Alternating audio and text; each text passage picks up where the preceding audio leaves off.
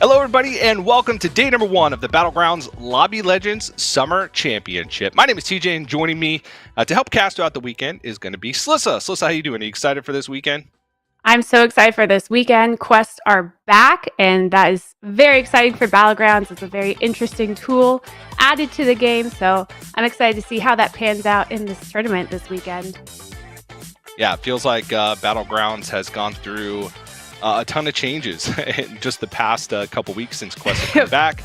It's a crazy meta game, very high tempo. Stats are insane right now, out of control. It feels because of the power of the quest. So I'm definitely looking forward to it. I think even though we've had some time with the metagame, right, it still feels fresh coming into this weekend. Yeah, I'm really excited to see how these top players play because the meta has evolved so much. So if you haven't played in a few weeks, today's going to be a great day to just see how the meta is shaking out because these players know their stuff and they are going to be playing some top tier games. Yeah, that's right. I feel like, in the past 2 weeks, I've learned a lot, but just watching this weekend is going to help me learn even more watching these players at this high level. But let's go ahead and talk about the format for this weekend, how the players got here, what we're going to be seeing.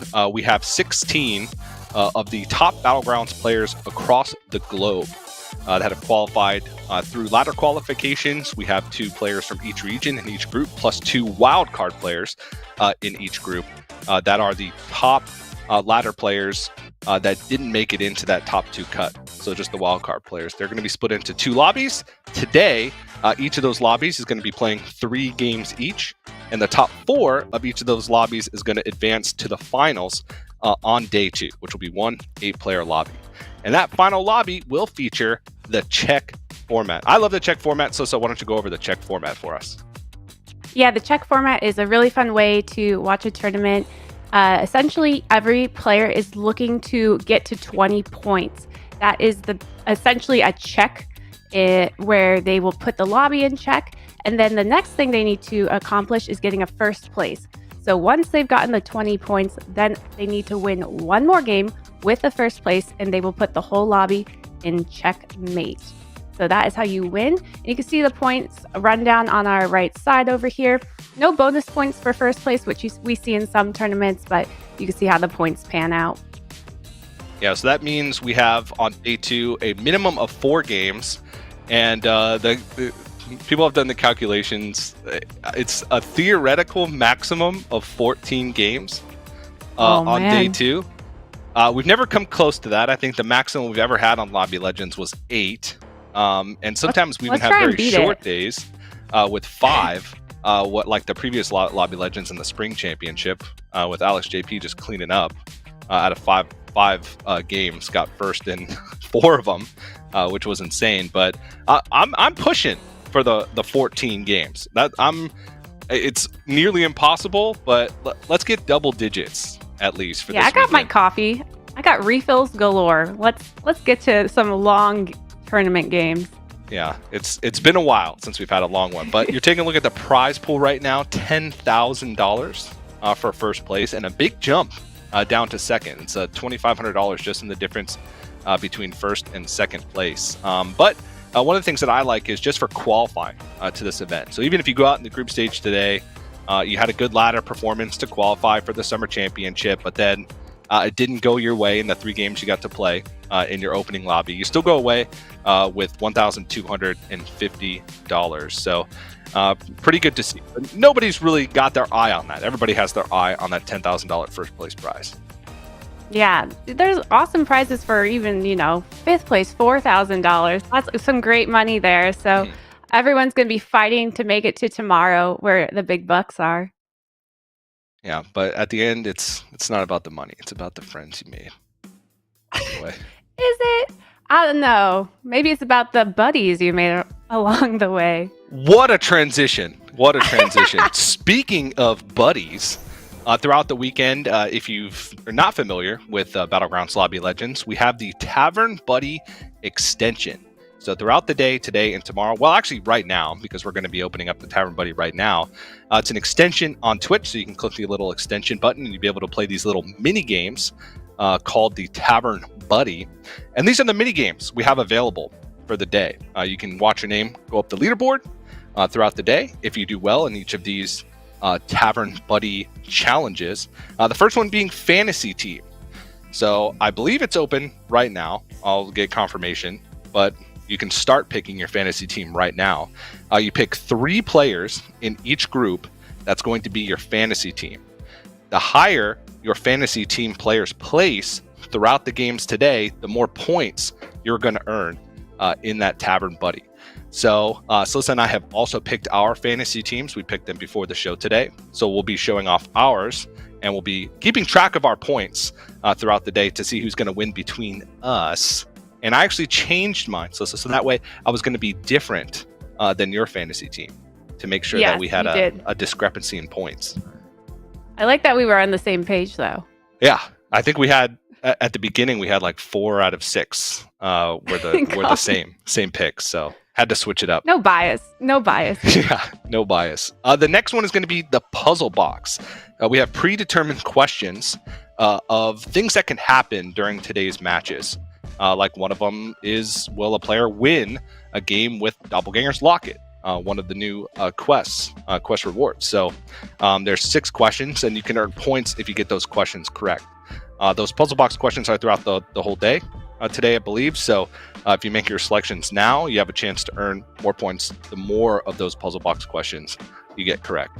And there's some good ones today. We'll show those in a few moments, but there are some good ones. And then next up, we have Bandwagon. And this one's interesting.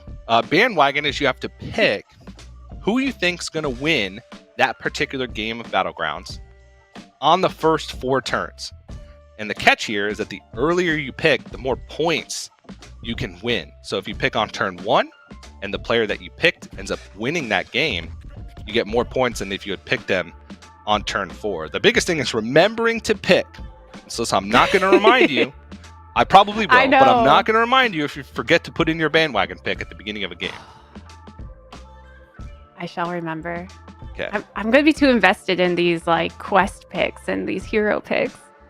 Well, you should be invested in earning Tavern Buddy points. That's true, because I have to beat you due to this bet we have going. Oh yeah, the bet that we'll get to in a few minutes. But the last one is Baroff's Blessing. Basically, we're going to show 2 players side by side during their buy phase, and you have to choose who you think is going to win based on their current boards. You have until the end of their buy phase to choose. Then once the combat phase starts, the selection ends, and you get points if you pick whoever wins. The one note for this one is if the players tie in that particular battle, then everybody earns points. No matter who you picked, you earns points. So we are all hoping for ties so that we can all get points. The more the merrier. Happy family. A rising tide raises all boats. Is that how I was saying? Is that even applicable? I don't know. I just love boats. Pirate King over here. All right, here we have our puzzle box where we have already made our selections. And let me say, TJ's all in on this wisdom ball here. A player winning a game with wisdom ball. I think I've cast 4 or 5 Lobby Legends up until this point. And the team that makes these questions gives me that question in every single Lobby Legends I cast. And in every single time, I've picked yes for will a player win a game with Wisdom Ball. And this was the only time in a long time that I even thought about it for more than a second, because it just feels like Wisdom Ball's offering rate is lower and people aren't picking it because the requirement for that quest is always really high. But so you have to have faith in the Wisdom Ball. So I'm a big I got faith in the Doppelganger's Locket. I mean, I have faith in other places, but I have faith in those who will win a game from 4 health or less. Yeah, that's where I have faith. Yeah, I picked yes too, so I have faith as well. I think there's, some of the very strong but low armor heroes like, Gallywix is a good example.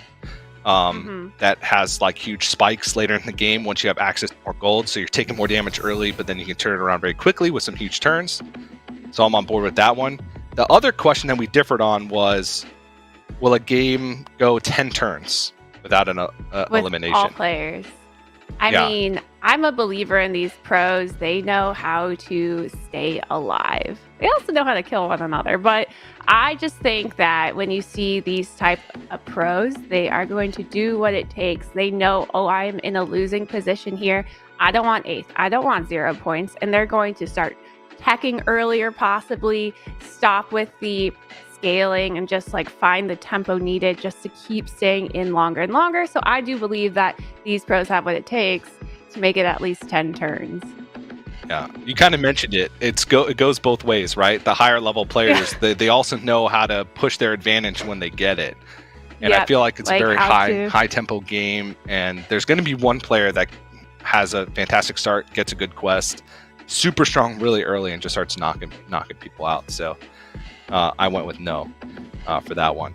But I'm a believer. You're a negative. You had more no's than I did, so. Yeah, but that's also a positive, right? I'm rooting for a specific player to knock people out. Oh, okay. Sure. Yeah. But we had mentioned earlier on that we have made a little barter on the Tavern Buddy this weekend. They did it for the last Lobby Legends with Raven and Soddle. And they bet that whoever lost in the Tavern Buddy on day 1 in points had to do a little something. I believe it was a poem in the last time where they had to reference their co-caster. And this time we've decided that whoever loses has to write a rap with 3 Hearthstone puns, morph into Octasari, the rap god, and create a rap song using 3 Hearthstone puns and perform it live on day 2 of Lobby Legends Summer Championship. I can't wait to hear your bars. Can't wait to hear you drop that mic. You know what? It'll be excellent. I can't wait for me to do it either. That's how much confidence I have in myself. I think out of all the Lobby Legends that I've cast since the Tavern Buddy has been added, I won one day, but lost overall on the weekend. But I think on that day, I did win day 1 and ended up losing in day 2 because there was more games to choose from. So that's not good for me. We'll see. But something to look forward to tomorrow for the viewers at least, because one of us will be rapping live on stream. At least we have tonight to prepare for whoever loses. But let's go ahead and start talking about the games today, or at least the players, and start looking at Group A, who's going to be up first. We have Alex JP, the reigning champion of Lobby Legends, who won in spring. Alutemu, Max, Tomb, Citro, Satellite, Waterloo, and Dog making the appearance in Battlegrounds Lobby Legends. Any players stand out to you in this Group A, Sosa? Yeah, so I know Waterloo is an amazing player.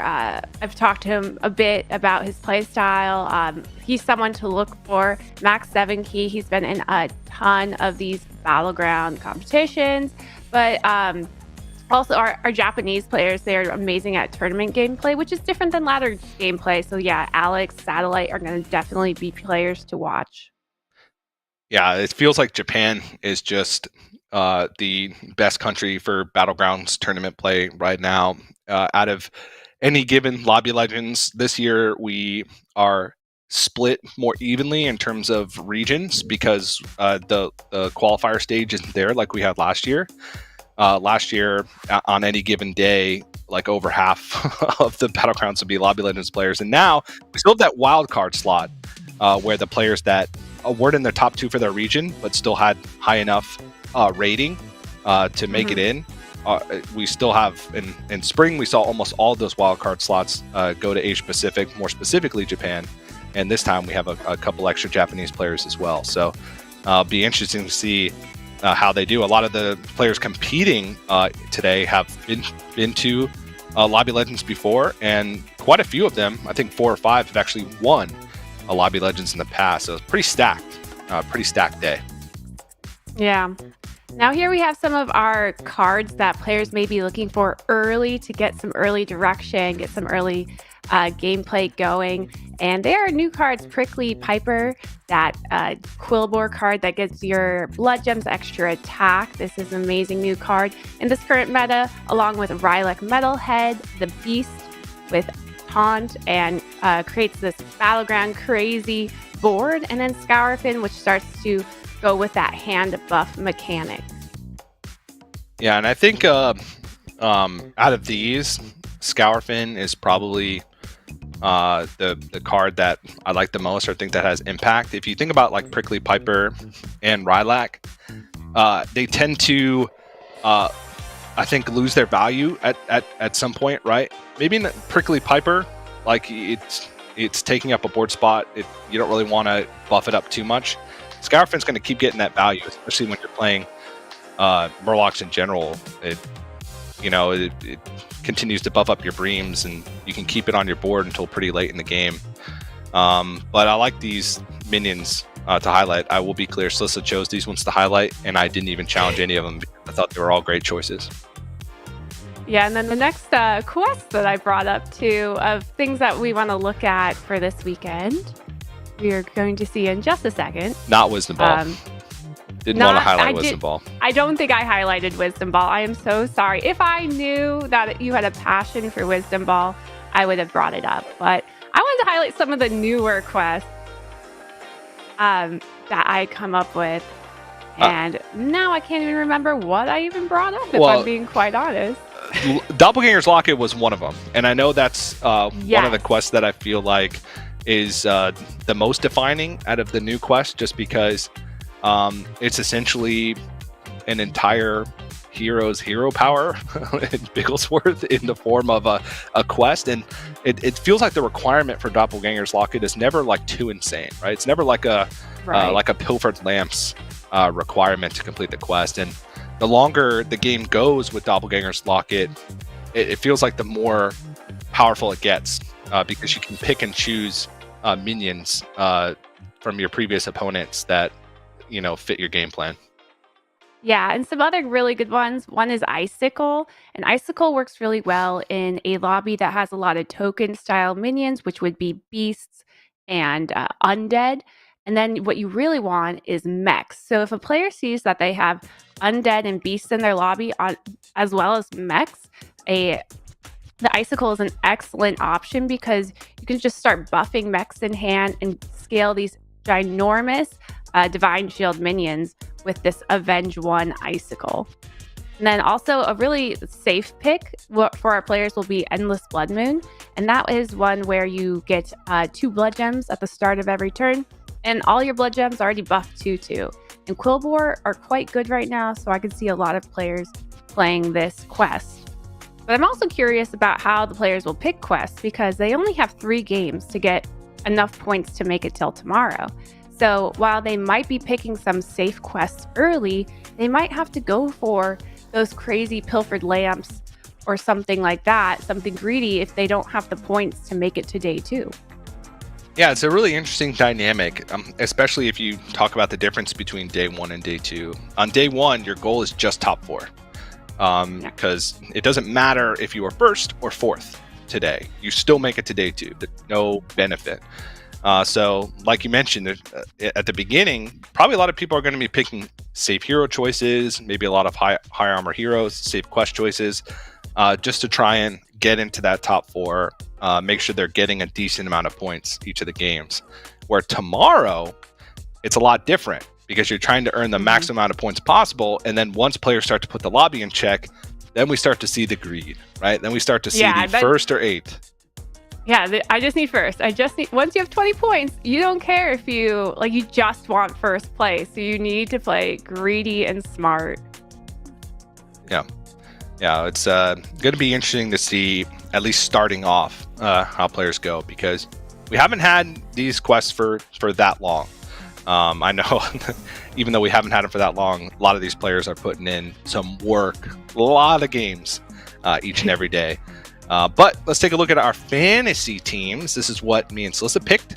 I picked Alex JP. I feel like you have him on your fantasy team as well. I feel like that's an obvious choice. He absolutely crushed it in the previous Lobby Legends. And then I went with Dog and Tomb. And I think Dog is like one of the most like naturally gifted, not even Battlegrounds players, but auto battler players in the game right now. It feels like even though he may not spend as much time on Battlegrounds specifically, when he does focus on it, he's hard to beat. Like his MMR gains on average on a daily basis are just insane. So that's my justification. Why I didn't pick him. I didn't pick him because I went and spoke with him last weekend, and he didn't seem very thrilled about this meta. And he just basically said he wasn't putting as much time into this meta as he has in the past with other metas. So I did not have faith in Dog this weekend. I know he's an amazing player no matter what. He is so talented at this game. But I'm not sure he put in the work ethic for this week. I wasn't going to pick him, but then I watched him yesterday, and I think over the course of like 4 hours, he had like plus 600 MMR. Oh my goodness! I talked to him a week ago. That was too long ago. Too long ago. Yeah. I didn't even talk to him. This was a big misplay by me. I just watched him, and like just seeing him play yesterday, I think he had like a hat trick. He had like 3 firsts in a row at like 13, 14K. Quite impressive in this meta. Yeah. It was nuts. So that's why I wasn't going to pick him originally, but I decided, you know what? After watching him, I'm gonna go with Dog. Put my faith in Dog. So I know many members of the audience, I'm sure, are going to pick Dog. So make sure you are putting in your fantasy teams right now. I believe they're open for you guys to start selecting your top 3. Yep. Fantasy teams and puzzle box. That's what you need to put in right now. Your fantasy team, your puzzle box questions. And then each game, make sure you put in your bandwagon in the first 4 turns. And then look out for Barov's Blessing throughout the game as well. Usually happens later on. We have good old faithful Neil Lorinda Bond, who's going to be guiding us through the action today from behind the scenes. He's in charge. A lot of pressure, Neil. Hi, Lorinda. He's in charge of picking our Barov's Blessings. So a lot of faith in him. And if he gives us bad ones, you know where to find him on Twitter. So we are going into game 1, and we can see Dog looking at his hero options now between Reno, Azumat, Nyxia, and Rafam. And this is interesting. So something that not all players may know is that the ease of quests is determined by how much armor your hero starts with. So higher armor heroes are going to have easier quests to complete than the lower armor. So if we look at Reno versus Nyxia, Nyxia can complete quests pretty fast because she's summoning so many minions. So a lot of pro players value her because there's certain quests that require minions to be summoned or minions to be killed. But she's going to have lower armor, so it's going to be a little bit more challenging to complete.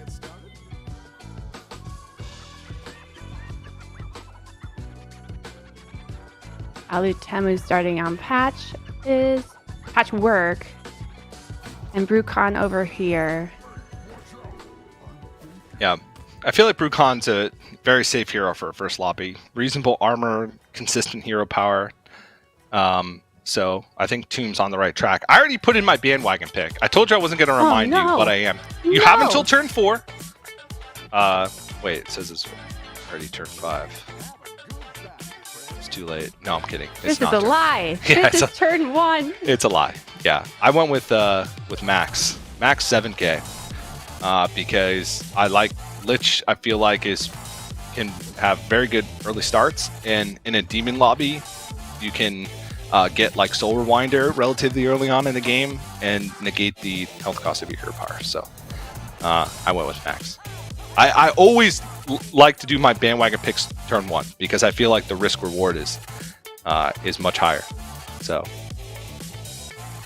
Alex is on Brucon, so I think it's showing up as Zephyrus. So the icons are different. Oh no, now I messed up. Yeah, I think it's a little bit tricky right now because it's showing Waterloo on Zephyrus. Okay. Who is Max? Because I thought it was Lich because I just looked at the icon. highlight on Jailer again, another hero. I was talking about where there's a lot of tokens that you could take advantage of there. Oh yeah, Max is He's on on Zyrella. No. Not a great hero this meta. Oh, no. I regret I'm very everything. proud of you for this selection.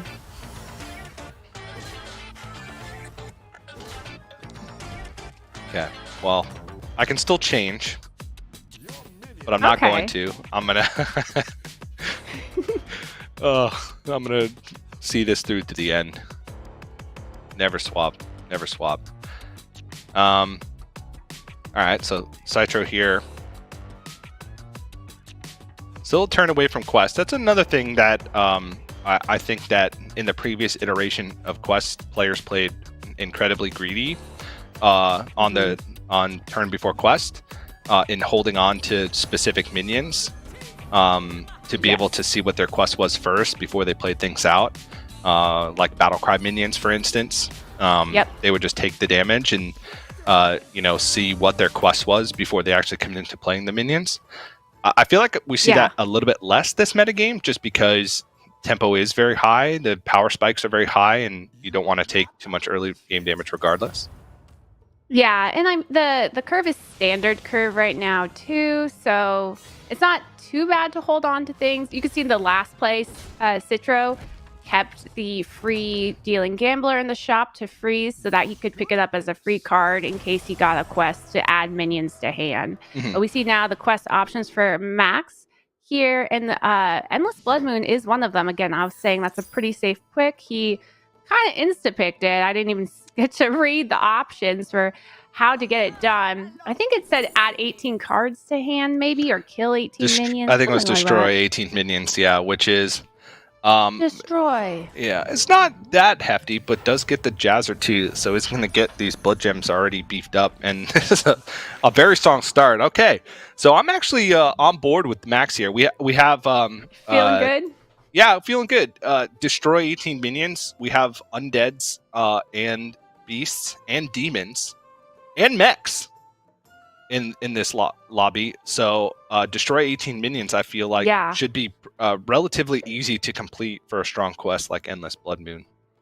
Yeah, lots of token units for Max to kill off, which is very important for him to get his quest online, especially because Zyrella just isn't that strong of a hero right now. She has been in the past because her hero power only costs 2 for minions, so she's an economy hero.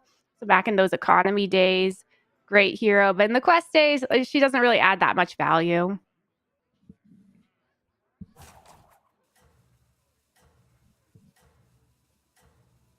I'll offer that more smooth early game, which is about the only thing you could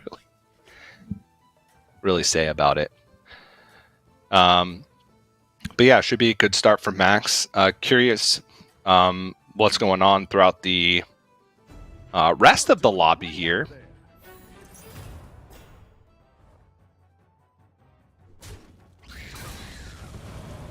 Oh, this is already like six minions to destroy. It's not bad for quest completion already.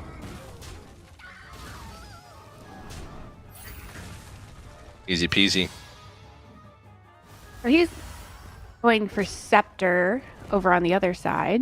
Yeah. I think it's quite see which one, but we'll have more details soon on the quest that each player has. Alex over here on Kurtrus, the new Kurtrus, who has changed, and it is a decent hero in a pirate lobby because it's important for Kurtrus to pick up money in order to take advantage of his new hero power, which is that after you buy 4 minions in one turn, you get to discover an extra minion of the 4. Yeah. A little tricky of a hero. Yeah, you still only get 3 options of the 4 you bought. So you can't specifically target, because it's a discover, so you can't specifically target like one minion. So it can be a little bit awkward sometimes if you're specifically buying 4 to target 1 for like a triple or just for a powerful card, and then that's the one you're not offered in your discover. But it is a cool hero power compared to what it was previously, which was just the the buff when you bought 345. Dog over here, he has the quest of reward of stolen gold, so nothing crazy for him. He's often okay start with some tokens, which is great for his hero power. Um, but nothing really concrete yet going on for him. He just needs to make 16 attacks to get his hero power online. Yeah, with a lot of tokens, or I guess a few of them, it shouldn't be too hard. And that's going Right. to scale pretty well once he gets that completed also. So Yeah, I figure he picked this hero or this quest because Onyxia makes so many attacks that it's just a really easy passive quest to get online. And while a lot of the times you want to get a quest that's really greedy, sometimes you just want something easy and passive to just get going.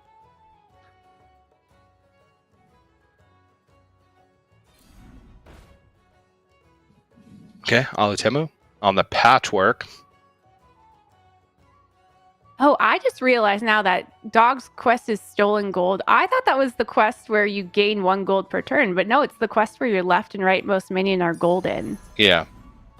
Oh, that's not that bad. That's a really good quest reward for a pretty easy quest for him. So that's really good news for Dog. I think he's in a good spot then. Yeah, and gives a couple options for direction as well. I think Yeah. in this lobby we have beasts, undead, pirates. Well, and there's Quillbore as well, which could also be quite good with stolen gold. A lot of times I always think Naga when I think stolen gold, but this is no Naga lobby. Dragons can be really good with stolen gold, but I like that he picked up this undead over on the left, Radio Star, because if Radio Star's golden, then you get 2 copies of a minion. If he could somehow triple into a Titus Rivendare, then he's going to have a golden Titus, a golden Radio Star, and could just get endless triples. Yeah, I don't know if he can pull that off in a lobby with this many pros, but if he could pull it off, if anyone could pull it off, it's Dog.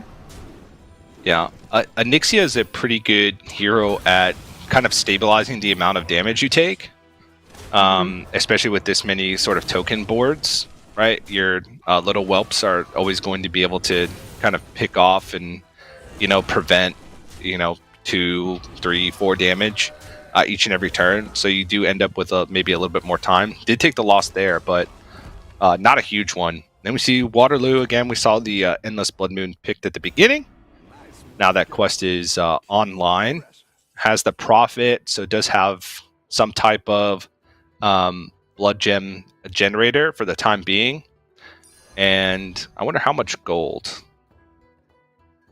is in that. I like that he's already really started to develop Quillbore and could get into a bristleback composition where you get that tier 6 bristleback. And once you have that going, every time a minion dies, you gain a blood gem for all your Quillbores. And then this Quillbore on his far left here will just get endless divine shields. And it's quite fun to watch. It's kind of like an old school mech roll build. And this lobby is a really good lobby to do it in because there's so many tokens that you put in the front of the board to kill off token minions and just get endless divine shields. But what I think he's really looking for is Prickly Piper to really start to get attack going on those gems. But over here, Satellite has gone to a Discover, and he has his Stolen Gold online. So his far left and far right minion will be golden during combat, not during this recruit phase. And a lot of those options that he was just given were minions that would only benefit being golden during recruit phase, not during combat. So they weren't great for that situation. But he was able to pick up this pirate here, which will give him another gold minion. So maybe he'll find something there. Yeah. Does need to find some type of pirate next turn that he wants gold, but should be easy enough. And one thing too, was it Waterloo? Yeah, Waterloo with Endless Blood Moon is also Zephyros. So trying to get that Bristleback shouldn't be too difficult. as long as he can sort of stabilize the board and level up safely, then it's going to have easy access to triples to try and hit a 6 relatively early on. And it does hit Bristleback, then this game could get out of control for Waterloo pretty quickly. It sounds like everyone has their quests online except for Citro. Citro's the only one without a quest online. Not quite sure what his quest is. Let me check real fast. Follow the money, and he'll get stolen gold as well. A lot of players playing with stolen gold here. But he needs to follow the money. Oh, there we go. Okay, Almost 44 there. to 45. There we go, 45. All right. So now he has a great card for his far right golden minion. This Witchwing Nest. Oh gosh, I'm gonna say it wrong. Is it Matron or Matron? Matron. Matron? Oh dang it! Matron sounds cooler though. I know. I feel like all right, triple in the shop. He can go for it now, but he needs to decide if he wants to get a 6 drop from it or not. Plenty of cards in hand to get it now. But where does he want to go? He has this Rylak and Battle Master, which can do a really fun synergy where every time Rylak dies, Battle Master scales. But he's only taken 7 damage from that 30 health, so it's not going to be really big right now. Yeah, and also no way to scale the Battle Master's attack right now either. There's not like a clear direction here on this board, I feel. And Saicho's not at a place where he can really afford to, like, I don't know if he could take a 6 in this instance. We'll see. That 427 is when it's going to gain attack each time it attacks, so it's going to be pretty good minion for combat. And the health this early in the game for the Battle Master, even though the attack is pretty low, could be beneficial. But we'll see. I think this is not going to be that great of a fight right now. Well, luckily with the new Orana hero power, if you haven't played with the new Orana, her first selection is a free card. Yeah. So she spends 0 gold. So that means next turn, Citro could level, purchase the minion for free, and then can get a roll and buy another 5 drop maybe. So he could potentially get a 6 and a 5 out of this. And it is important to notice that he stayed above 15 health with that hit, because there is a 15 health maximum damage that players can take. So he has at least 2 more turns. So I think it was great for him to greed this out. He's going for a 6, and he gets some undead or Mechadraxis, which you could put next to that Rylak and start going endless magnets on Mechadraxis. That actually is, I think, the scaling, because also you could start putting it on the Battle Master too. If the Battle Master starts scaling its health with the Rylak, then you can use Mechadraxis to start scaling its attack to make it more threatening. It could sort of split him with the Mechadraxis as well. But goes for Eternal Summoner. Interesting. I think the Eternal Summoner is a pick because of his Endless Gold quest. Because with Rylak, the far right, you could put a Brand there, and then Brand works really well, far right being golden, because then the Rylak's going to do triple. But he's already at 17 health, so he probably recognizes, like, I might be dying soon. I should just start scaling a ton of Eternal Knights, get that going. But if we look over here, we're down to 9 health. This is where we're in the scary zone, right? We could take 15 damage. We could die here. So this is where we need to get online. And we see we have a pretty big pirate in the middle there and going for a little fun menagerie taunt comp. Yeah. Fun menagerie taunt comp. Taunt comp and fun are words that have never been used together, I guess, but yeah. You get a walking fort, then maybe. Yeah, and then the end of a turn, Drakari, like then it is fun. Sure. Yeah. I feel like the scaling there is pretty good. But then you start to look at your board and you're like, okay, I have a Brand, a Drakari, a walking fort. and you don't have like space to do anything more powerful, and you could start to get outscaled pretty quickly. But the one thing is, Tomb is very powerful right now. So, the champion of Yasharaj is not, it's still permanent scaling, right? So even though maybe the maximum threshold for that build currently is not that high, still doing well right now. And again, as we talked about, it's just about getting top 4. You want to consistently get top 4 to move on to day 2 right now. So I feel like this build could definitely work. He's got a lot of power right now. Dog's already on tier 6 with his stolen gold and has a lovely Fell Stomper far right. So he's looking for as much token possibility to just keep summoning minions to get a ton of attack on them and just power tempo down people. So he's not really scaling. He could scale this Eternal Knight, but what this comp does well is just threatens people who have been greedy and destroys them early.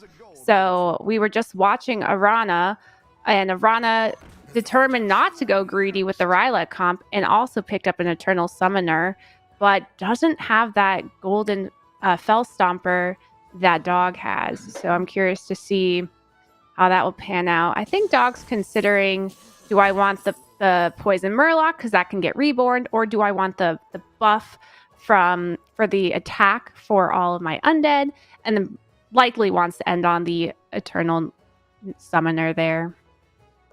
Yeah, does have the Anubarak, which has far left right now, so does have that method of scaling, right? In just terms of his Fell Stomper.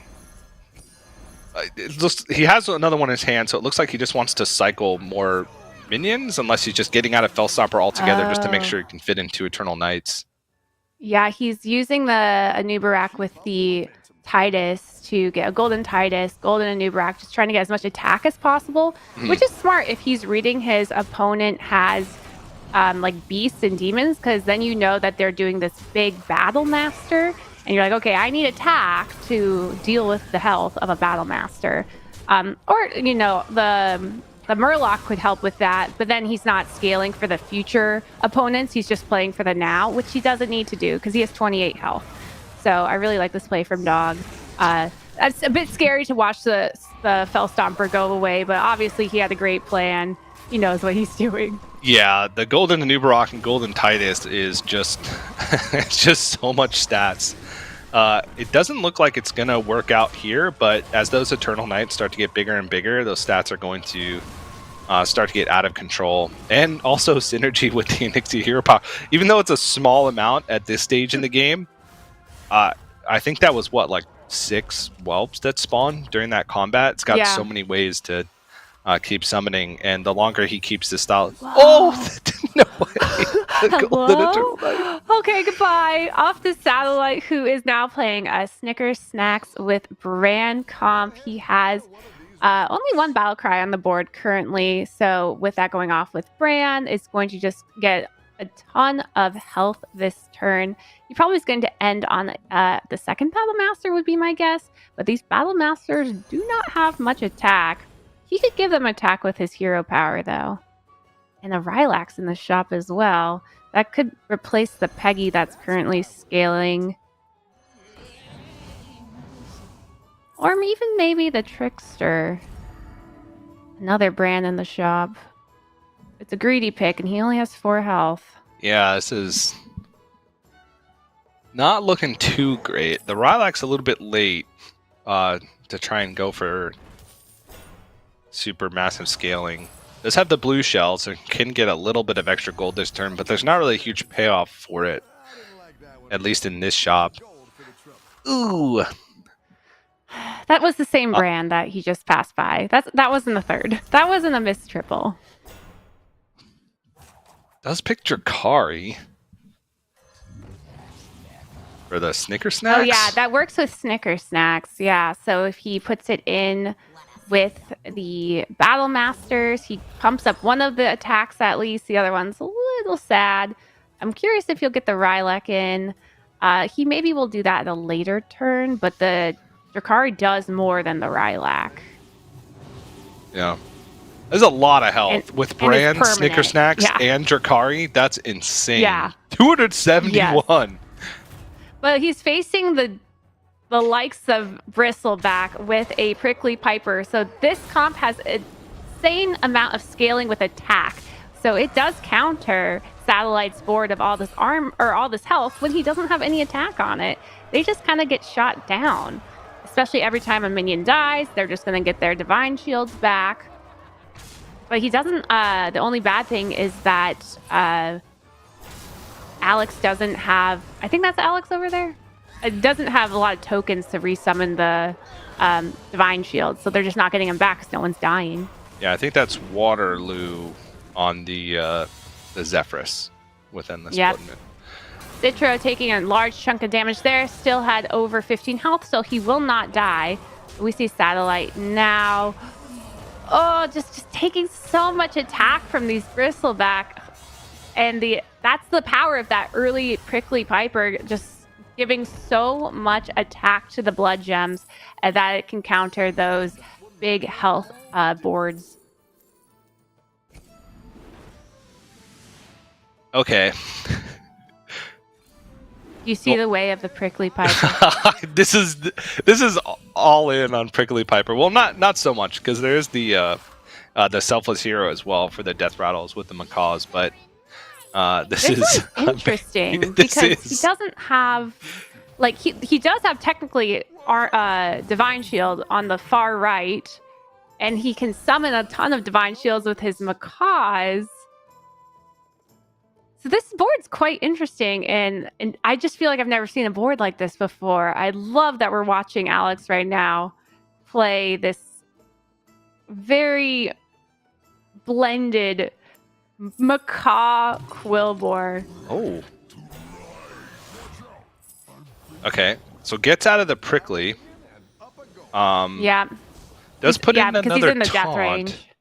But the one concern I have is, let's say Alex doesn't attack first, and then the Selfless gets taken out. Mm-hmm. Then what are the macaws doing?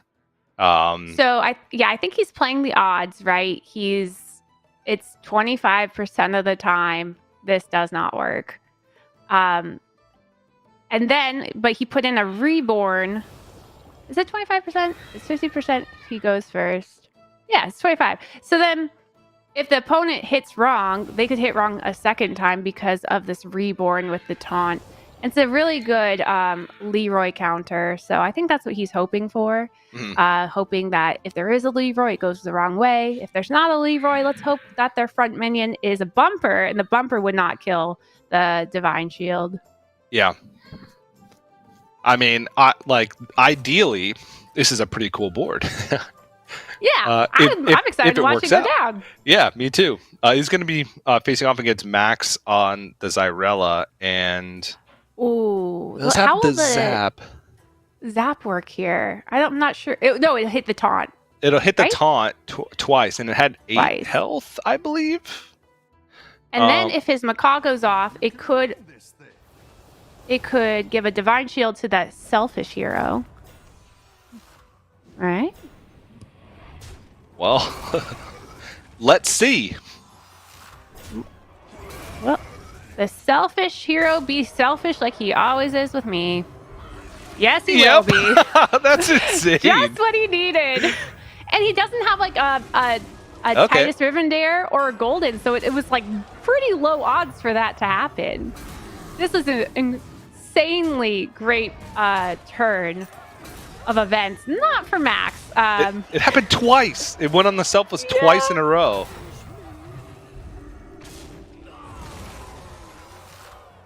It's not dead yet. That's a lot of damage. Yeah. Not enough. 6 health and a dream for Max. And Dog over here destroying with Undead. His Eternal Summoners actually haven't scaled much. They only have 5 health, so they've only scaled 4 times. They have 40 attack from Anuvarak. That is a bad sign in terms of scaling, but a good sign because it means that Dog is crushing everybody so much that the Eternal Summoners aren't even dying. Now, Dog's hyper rolling, so he has very something in mind that he wants. Whether it be a tech pieces, that he's looking for certain players. He's probably looking ahead, like, hey, what are people playing? What do I need to tech in here?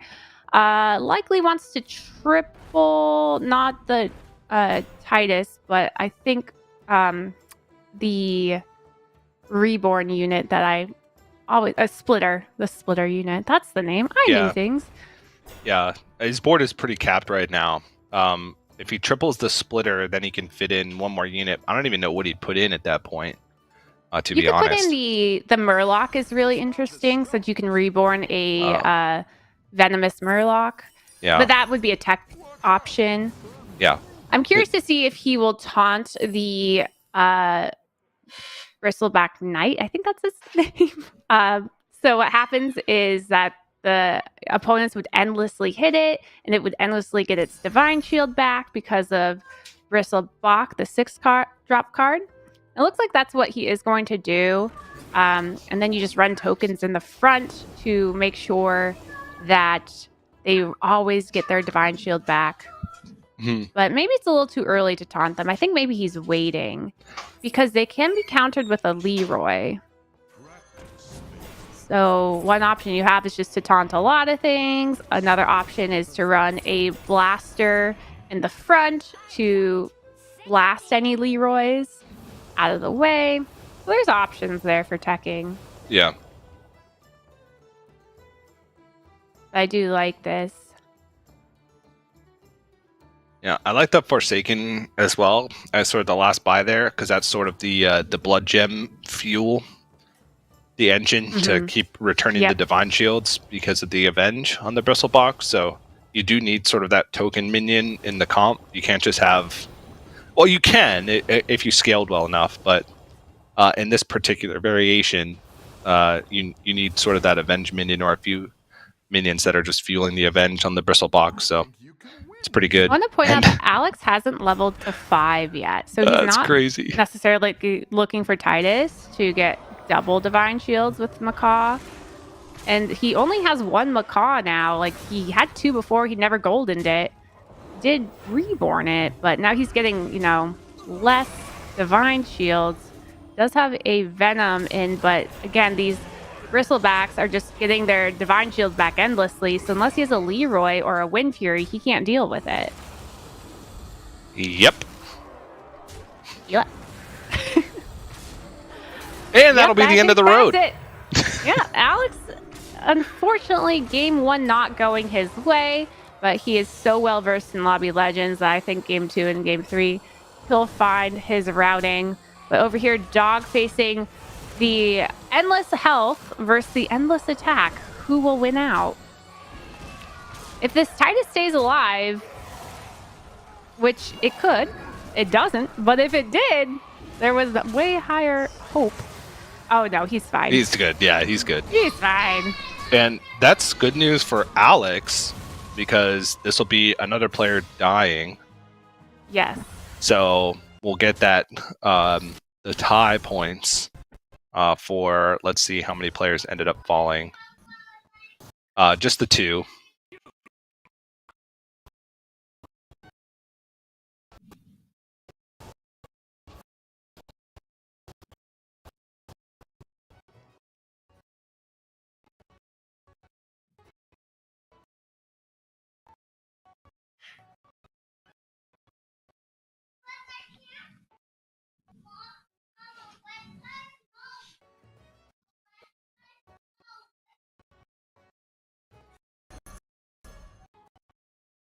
Trying to take a look at Waterloo here. Once again with the Bristleback comp, Bristleback is fighting the Ghost, but it's kind of hard to find like a good scaling opportunity here. It's rebuy the Forsaken and then look for more blood gems, basically. Yeah. So just kind of cycling through Quillbores. Yeah, you want to find blood gems every turn just to make sure that your knights start off with a blood gem so that they don't instantly die to something. Unless it's Leroy, then GG, you're dead. And then, finding tokens to kind of put in throughout so that they can regain their blood gems, hoping that they didn't die to a Leroy previously. Mhm. And then we see Dog over here with his comp. Now, I want to point out that earlier he had a Sister Death Whisper far right so that she was doing as much scaling as possible, but he's now switched it for the Eternal Knight. So I think he's going for just more tempo damage. And also, no, it wouldn't put it out of blaster range, which would be an issue. He used the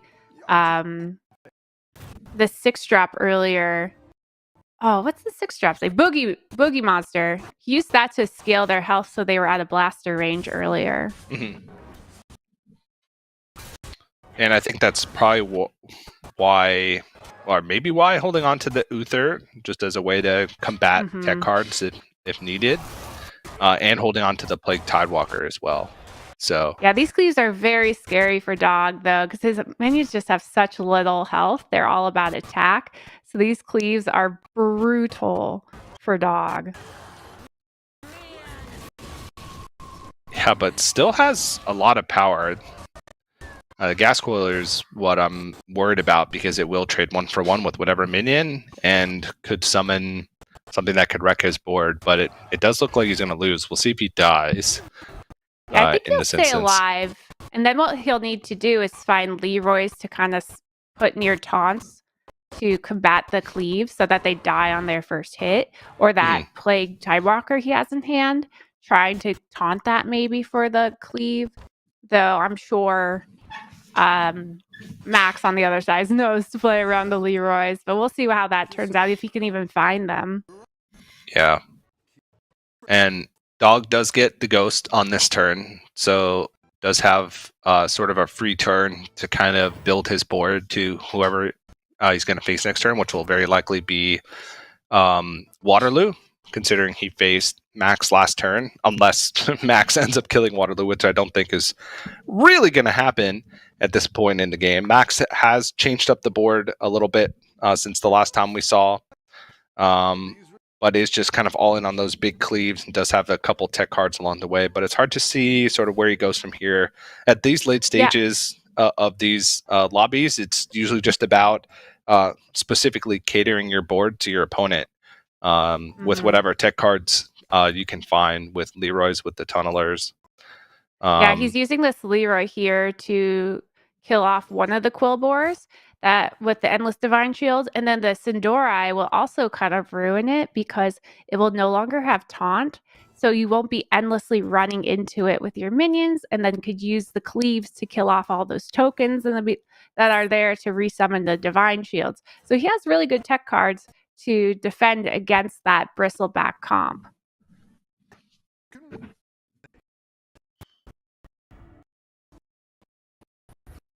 Now we see Dog facing off first the Ghost. And the Ghost has 2 Sindorai to try to kill off the reborns of Dog. No. So the Ghost has text for Dog. Yeah. I don't think it's that much, though, because, well, I guess there's 2 attacks, so this is a pretty big deal, but it still keeps the Death Rattles on board, and I don't think that this board is very strong. So it's just the Sindorais. It's just trying to cheese. And Dog used that turn to golden his Sister Death Whisper so that one minion could get above 3 health away from the blaster. So I'm sure he'll switch it back next turn when he's facing an alive person. But we see that one of our opponents has lost. It was Max who was teched to beat Waterloo, I thought. But Waterloo did prevail in that fight. Yeah. Well, I'm happy with my mistake pick. I thought that Max had the Lich because it showed the Lich on the left-hand icons, and it was a demon lobby, so I was like, okay, we can make this work. I have faith. It's pretty safe here. Find a Soul Rewinder. Yeah, you're cooking. Ended up with Zyrella, so I was a little bit distraught, but I've 3rd place. I'll take it. I will take those bandwagon points happily. I don't even know what I picked at this point. I think you picked Alex. I think I did too. Which is like a 4th, 5th tie. So tie for 4th. Okay. Yeah. Okay, so, not too bad. But let's look over here at Dog and Waterloo. Each one of them on our fantasy teams. I have Waterloo. You have Dog. Yep. And this was the Yep. contentious pick out of both fantasy teams as well. So a lot riding on this. I'm curious what dog's going to put in the last minion here. It's going to be Octosari. Oh yeah, I love that. Oh, Nope, it's not bye, going to be Octosari. Octosari. I hate it. It's awful. Now Uh, I feel like he needs some Leroys or something. But we saw on the other side that Max's Leroy didn't do the job. So what's it gonna be? Is he gonna put in the Murloc instead of Sister? Probably not, because he knows he's dealing with the Divine Shields. So at least Sister can like help scale. yeah. I mean, this is a very strong board, but Waterloo is on, I don't even know, 10, 9, 10 turn hot streak right now. Has not lost in a good long while since the very early turns of the game, and has just had pretty intense scaling as well. So I don't know if just the raw attack from the undeads, especially against like Divine Shields, they'll just keep attacking into nothing. We'll see. Has a lot of attacks though, because eventually you do run out of Avenges. If Waterloo's still playing the Bristlebach, I wonder if he Divine at Shield. all tried to look for Titus Rivendare. Like he'd have to high roll the Titus not dying, but it would give him more attacks, assuming the Titus, doesn't have taunt. Yeah. Well, we'll see.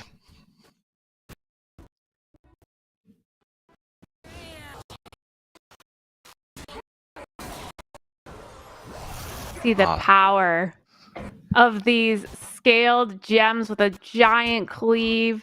2 knights that will get their Divine Shields back over and over again because Dog just doesn't have the attack to kill him in one shot.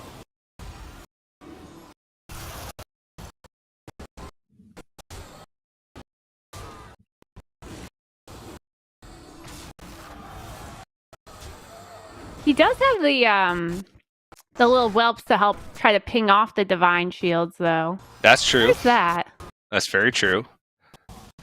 But Waterloo also has the gas coiler, which can be like even more. Yeah, ends up getting the Scallywag for even more Avengers. Again and again.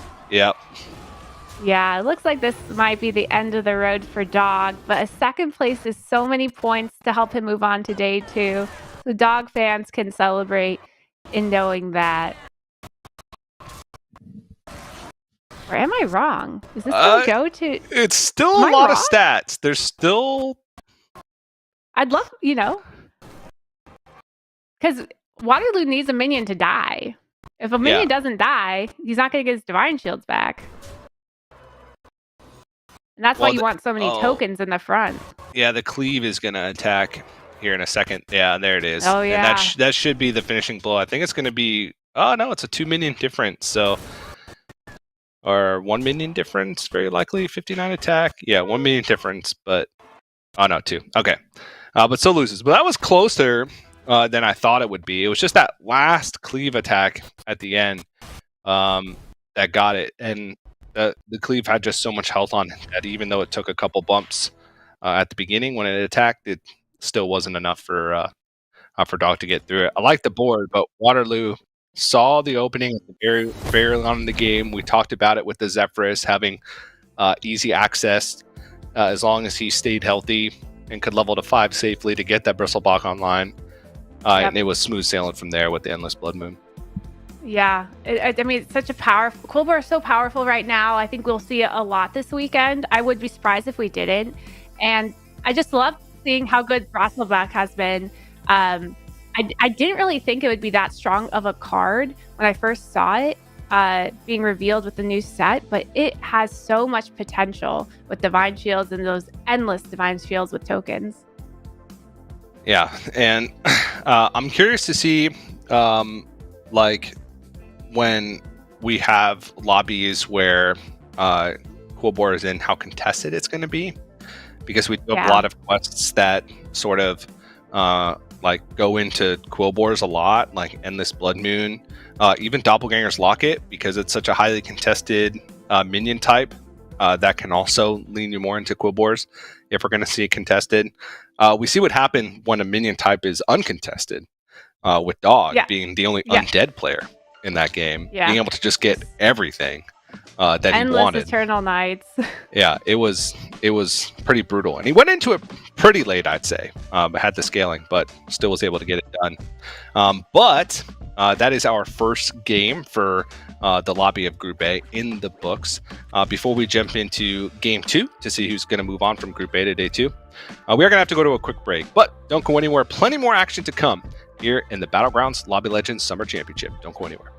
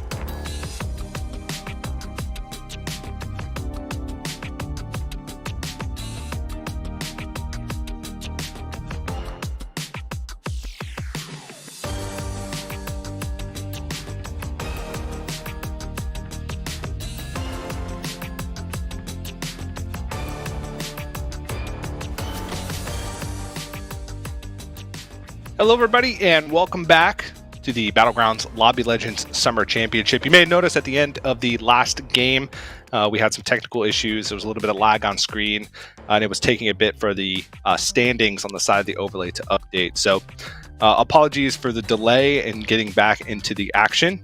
We're still trying to resolve it, so it's going to be just a little bit more time. But they are working on it, and they're doing everything they can to fix it. And then once it's done, we'll be right back in. So, Slissa, this is a rare opportunity. It's actually not that rare of an opportunity, but it's a somewhat rare opportunity for you to be able to talk about literally whatever you want to talk about that's Battlegrounds related. That's such a rare opportunity I can pick a subject. For me. Okay. Yeah, you give me a subject. Okay. Let's see here. I get to pick anything. So I'm going to pick a subject for you to talk about, and you have to actually, let's do like an explain like I'm 5. Okay. Okay. We're going to do an explain like I'm 5 segment. So you have to act like I'm 5 years old and I know nothing about Battlegrounds. It's probably actually not that difficult. To you already? Because, yeah. Yeah, exactly. Yeah. I basically have the mind of a 5-year-old, and some would say I know nothing about Battlegrounds. I'm going to give you a concept and you have to explain it to me like I'm 5 years old. Okay? Oh gosh. Okay. I'm ready. You ready? Are you ready? Do you have a topic? Yeah. I don't have a topic right now. Let me get one. Let's just say, because it's new, quests. Battlegrounds quests. That's very broad. Mm-hmm. You want me to talk about quests? That's purposeful. Okay.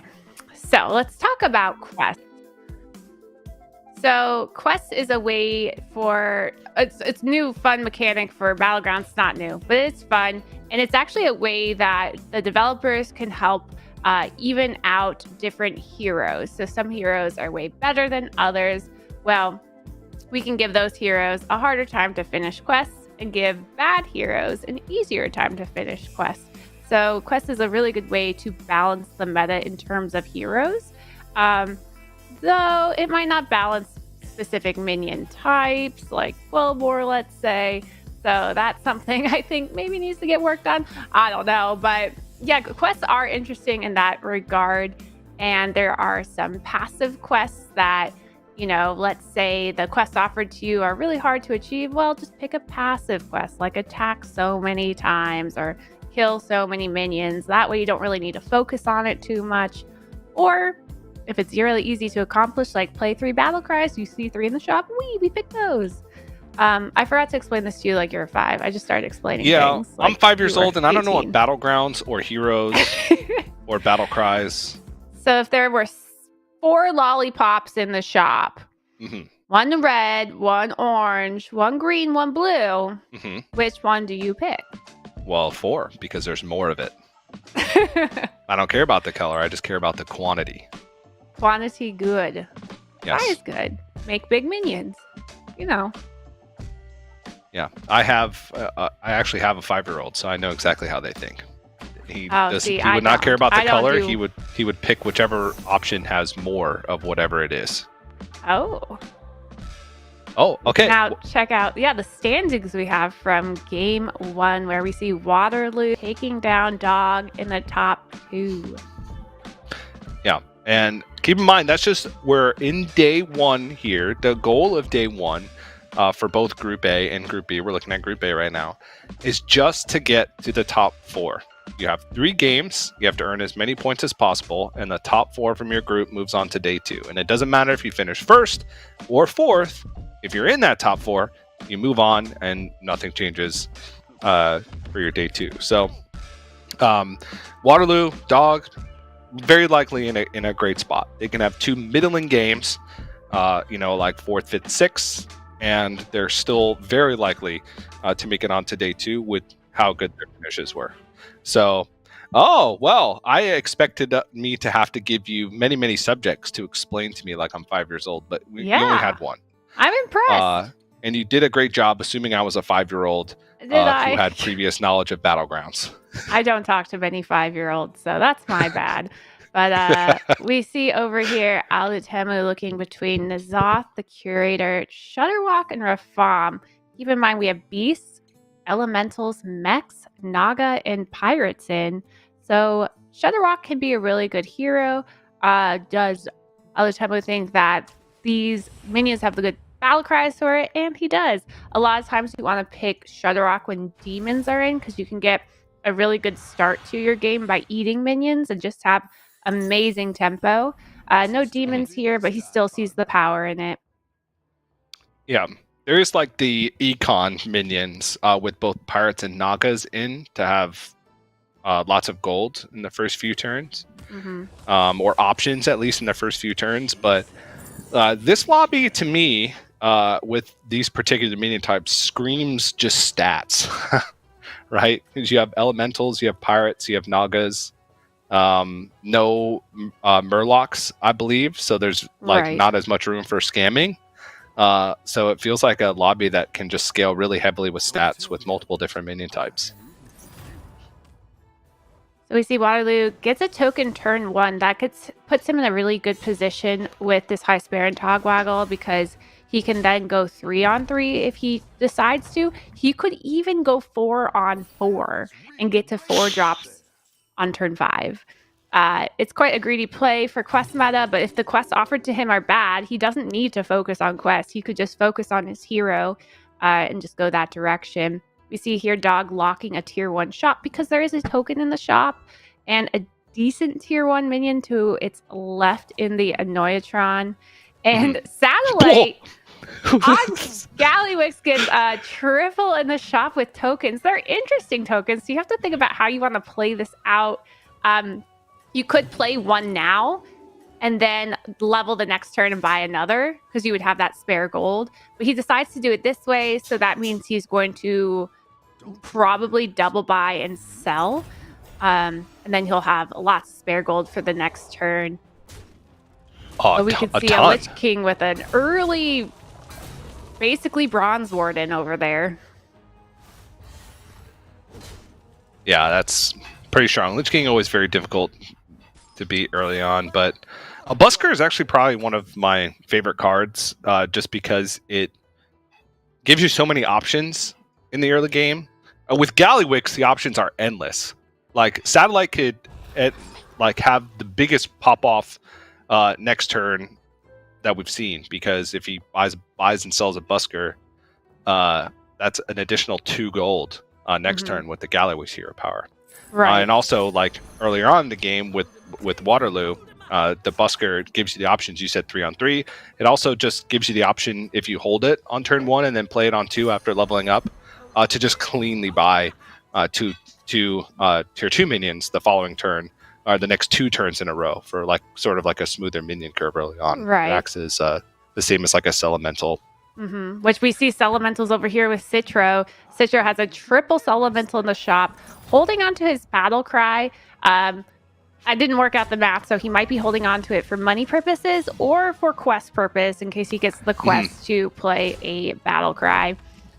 So that's what we're getting into next turn is our quest, and we are going to see what he's offered. Ooh, another Celemental in the shop. That's a double triple there. And he actually gets Sinfall Medallion, Devils in the Details, and Map of the Unknown. This is not pretty. This is gross. This is, yes, the definition of gross. This is, I think, one of those games that you focus on the fact that you have a double, triple. You focus on the fact that you're an economy hero, and maybe just kind of forget that it's a quest meta. You just like, hey, I got good stuff. I got a good hero for these tokens. Let's just lean into that and take something passive like Map the Unknown, add 20 cards to hand. He doesn't do it. He does the death rattle, but I mean, yeah, I wonder if he's just like, let's ignore the quest. Yeah, he could theoretically just like buy the 2 death rattles in the shop and then freeze the Celementals once again and just start going for that quest. Because Sinful Medallion, I don't think I've ever picked Map of the Unknown. I don't think I picked it a single time. It's very underwhelming of what you would think. It's kind of like a poor man's Tea Master that has been removed from the game. Or Lightfang, I guess, but it's the Tea Master is a better analogy because Tea Master you actually had to play the minions, the neutral minions. Menagerie is just not super popular right now if you have a quest for it. But I kind of liked what you said of just like kind of ignoring it and acting like it's not there. Because with this type of lobby with pirates, you can have like a little bit of like splash into Menagerie type of style play just by going with the cleave and then playing a different tribe altogether. Right. I don't know. Not fantastic either way. So I think Sinful Medallion's the right choice in that case.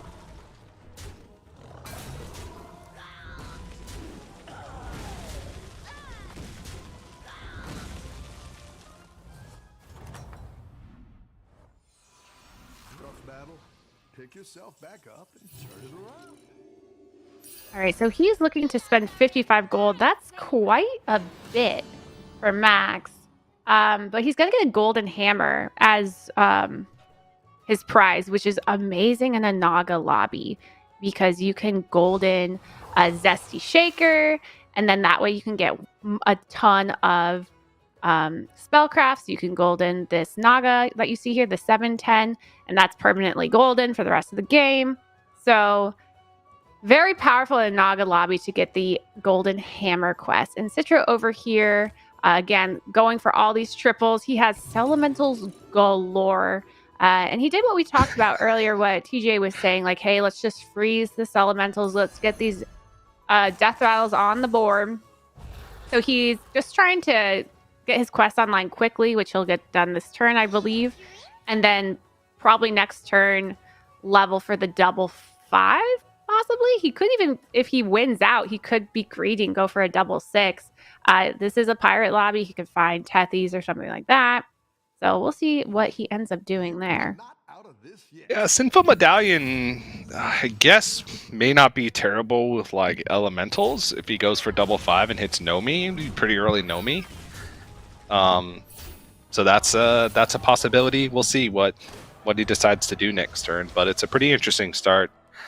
And Sinful Medallion's complete, so is some passive scaling there, though it's pretty inconsistent, especially compared to some of the other options that you have in the current quests. Like, was it Soul Pact? Oh, Soul Pact. I feel like that Soul Pact's so underwhelming unless you get very specific minion types where you could actually cycle. But it's really hard to pick early if you don't already have that like elemental direction or something. Or if you believe. You just believe. Believe in the heart of the cards. Yeah. We see Waterloo over here playing minion comp, as I like to call it. Just a bunch of minions. Don't really go together, but already has his quest online. This is that icicle that I talked about earlier, that you want beasts to be in your lobby because you can use the death rattles to scale up mechs in your hand and then eventually put a divine shield on them. Or scale up a magnetic so you can put them in a divine shield. So he's already got that going online. He's looking at a shop with 2 pairs, one being a token, and maybe considering, should I level or should I really bend into this death rattle situation? And now he has to decide, am I going to double sell or a card in hand, which definitely needs to for that power. We see Citro here has gotten the double triple. First triple was into a Noya troop, which is a tempo-oriented minion. But the second one, the Mama Bear, with already beasts in hand and a Banana Slammer across the board. So I think we know what he's going with this game. Yeah. Yeah. Banana slamming. I think that Banana Slammer is such a fun comp, and I'm glad they nerfed it. It was a bit overpowered at first, but I think it's in a good spot right now. Yeah, I wouldn't say the same thing about beasts like overall. Yeah. But beasts can have pretty early power spikes, which could let you get in lots of damage earlier on to players. Could help you knock out players. I think it's fine for this type of lobby on day 1 where you're trying to get top 4, because I think if you get a good beast start, you can get top 4 pretty easily. I think it's later on, once it's down to top 4, how do you win? How do you scale? Once you've reached sort of like your cap board, it's very hard with beasts, I feel. Yeah, and I noticed that Satellite over on Gallywix is now below 15 health, so he's he's in the danger zone of dying because he's below 15 health. And he's my pick for winning this game. When I saw his triple pirate in the shop, I picked him for our tavern buddy. And now I'm a little worried. Now, he does have Snicker Snacks online with this beautiful pirate that scales health. And we see the cleave in the shop. There's some direction, but is it too late? I mean, we've seen other boards look way more powerful than this already. And he's facing somebody who gets to attack first. Yeah. Okay, well, this isn't terrible. Too scary. Yeah. Yeah, it's not too scary, but as we saw, I don't think Satellite had much taunt to protect that cleave, and the cleave needs to go off for him to feel comfortable. So, I don't know.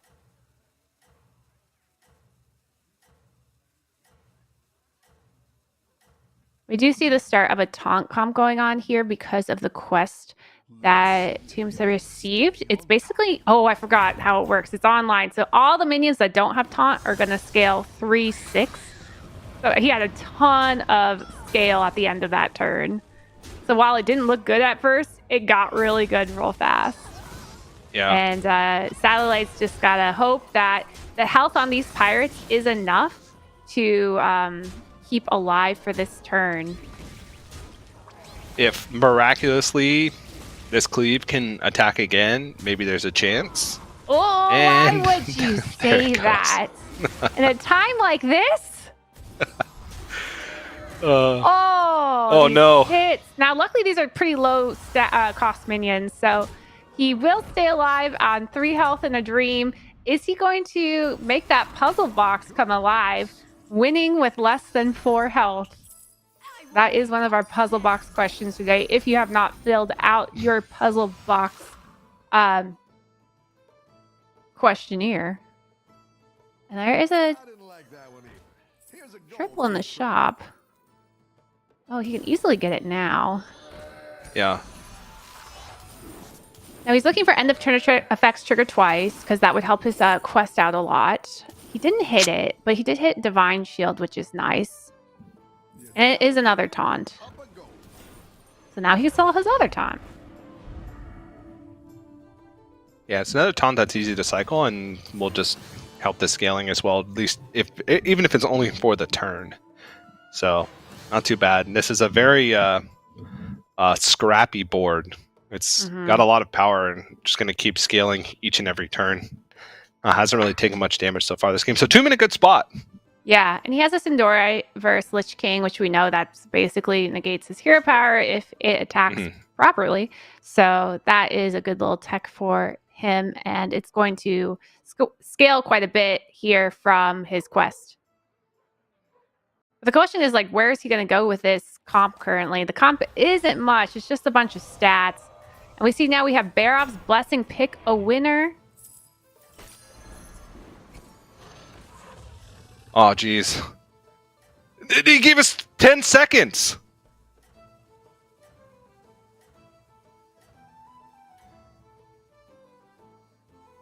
Oh, God. I don't even know if it's the first one or the second one. All right, Neil, I you picked slide Citro, dog, and you picked Alex, I picked Citro here. Yeah, I going with the panicked Banana and picked Slam the a first name that Dream. I watched. Yeah, I think you're right. I just panicked. I didn't even look at the boards. I just picked the first name so I could get a pick in so I'd get points. Yeah, this is not looking too good for Alex. Those are some pretty big banana slammers. Yeah, unless he had his cleave do some cleaving towards the Banana Slammers, I don't think he was in the position to win.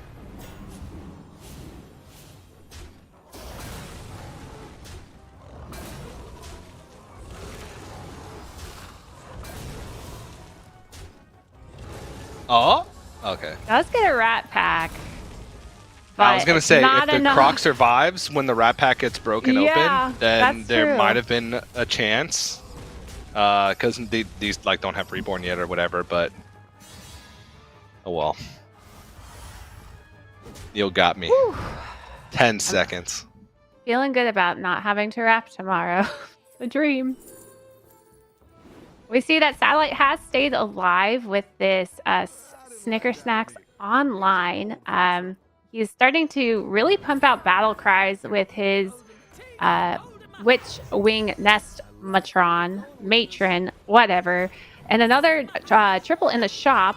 He does want to find a brand eventually because the brand does stack with that Snicker Snacks because it's works that way. Oh. That recently Jugs changed. and mugs.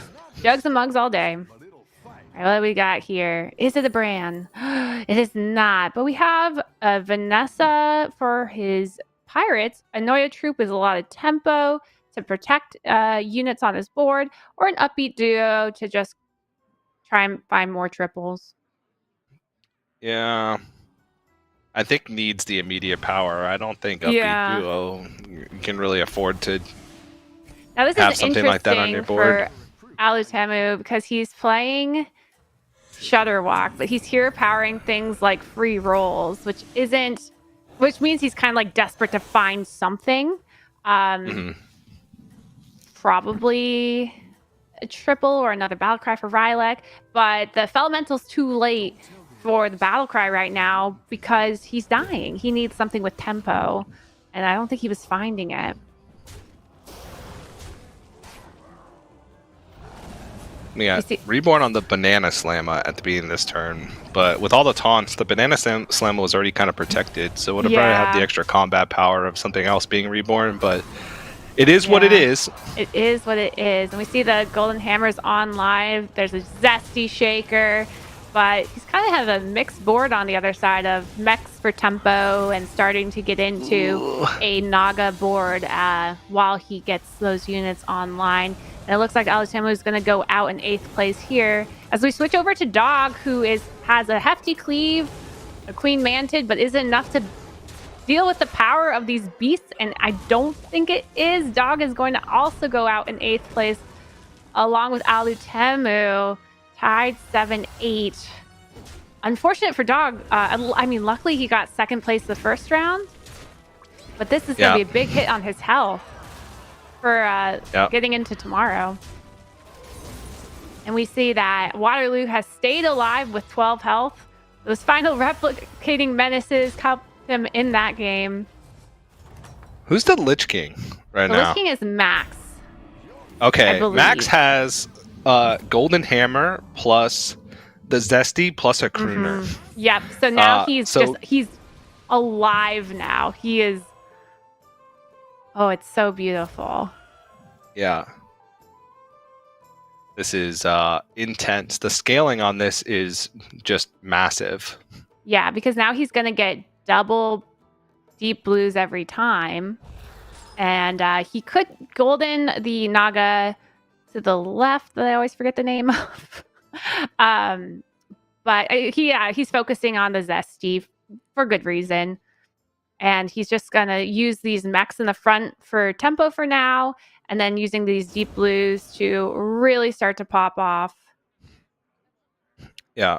And the synergy with the Quest 2, the Golden Hammer being a spellcraft, allows you a ton of crazy options. Yes.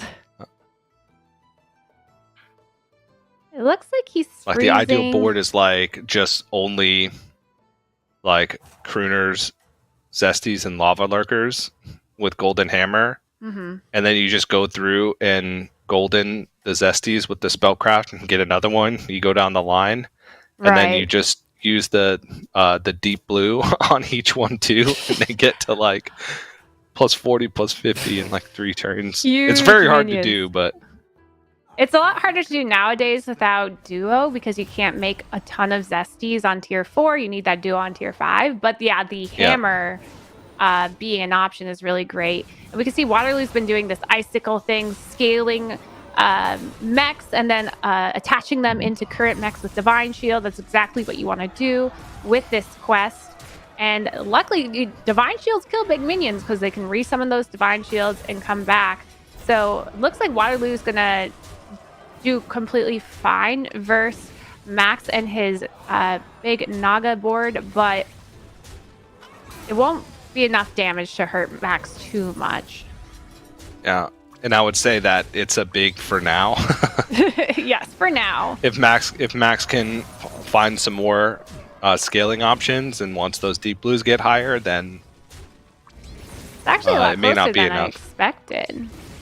But Waterloo Yeah. is really milking here this scale on his units. I'd love to see 30 and 37 attack from each of them. So he'll be able to magnetize the one.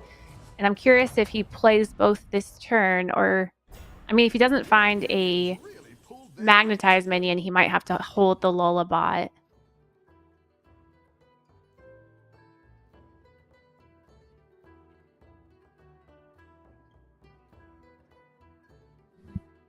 Mm, Looks like we had another death in the lobby. I believe that was Alex on Panda. yeah. Better hire a recruit while you can. All right, so 3 magnetizations in the shop. He could level and buy one and freeze. Oh, I forgot he could just hero power Hero too. power. Just like let's just take all of them. And a deflectobot in the shop, which is great because you could just start attaching your units onto him and you don't actually need to hold him. Just start attaching all the magnetizations. This is going to be some pretty insane stats each turn. Yeah, he really just needs to weigh out the pros and cons of being greedy versus being tempo oriented here. How can he do the best tempo to stay alive versus get as much power as possible so he can make it to the top 2?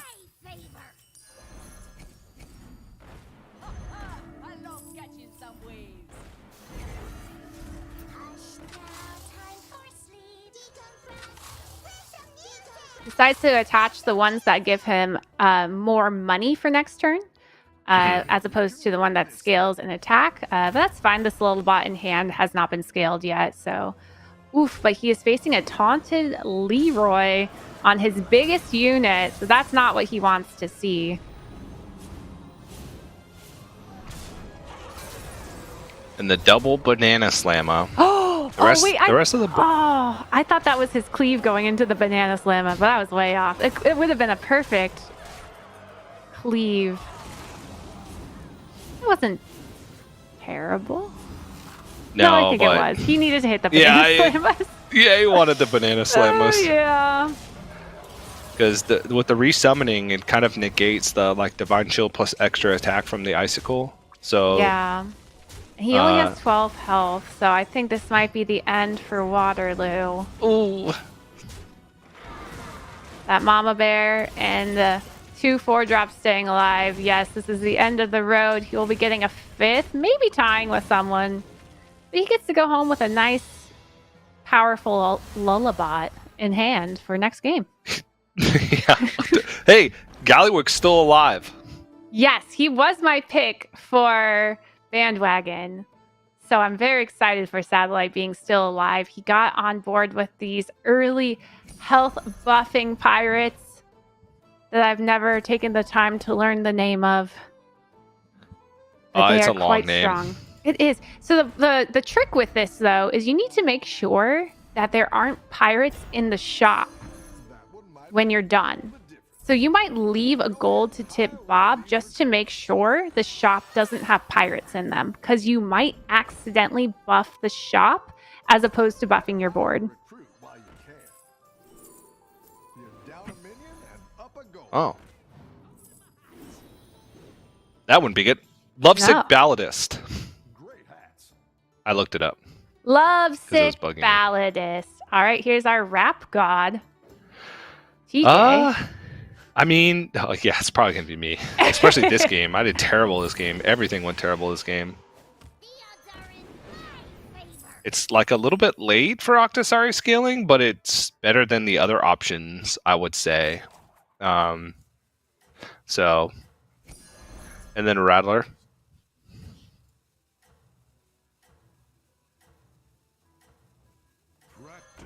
All right, so getting a taunt online. He's trying to position around a cleave pirate because he sees his opponent is playing pirates. So just trying to position a Leroy in case there is that early cleave next to a taunt.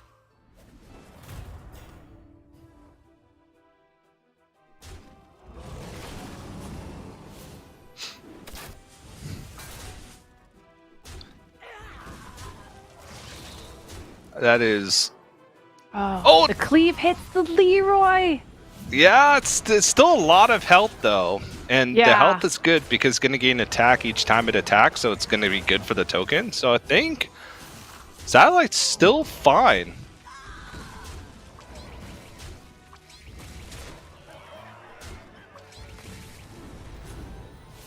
Unless...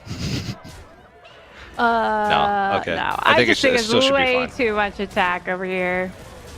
Yeah, Galliwick's holding the zone. Satellite staying in the game. Citro staying in the game still.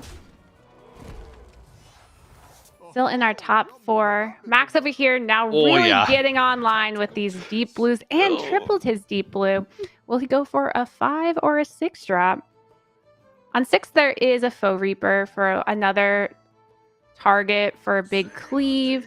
5, you can find Duo to get extra zesties, but it's kind of late for that. So he does opt for this Leroy, which is a tech piece that's really great late game to deal with large minions or mechs that he knows his opponents have.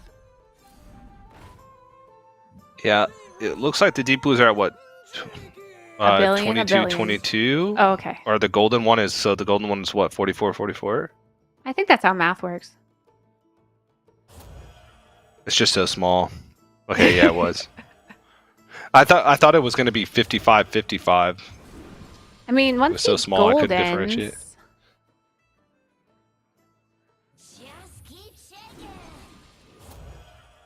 There she goes. Huge. Yep. See if it's enough, because Max actually hasn't been winning. Has been taking a lot of damage the past couple turns, but this is like exponential scaling. Now has the big cleave as well, a reborn Leroy. So should be in pretty good shape. We'll see what if Satellite added any text for this, but Satellite had a lot of health, but not a lot of attack. So I feel like these big, especially the big attack cleave is going to be and the pretty hard to Leroy. deal with. Yep. Sandora doesn't really do anything against this board. Oh, a bad hit.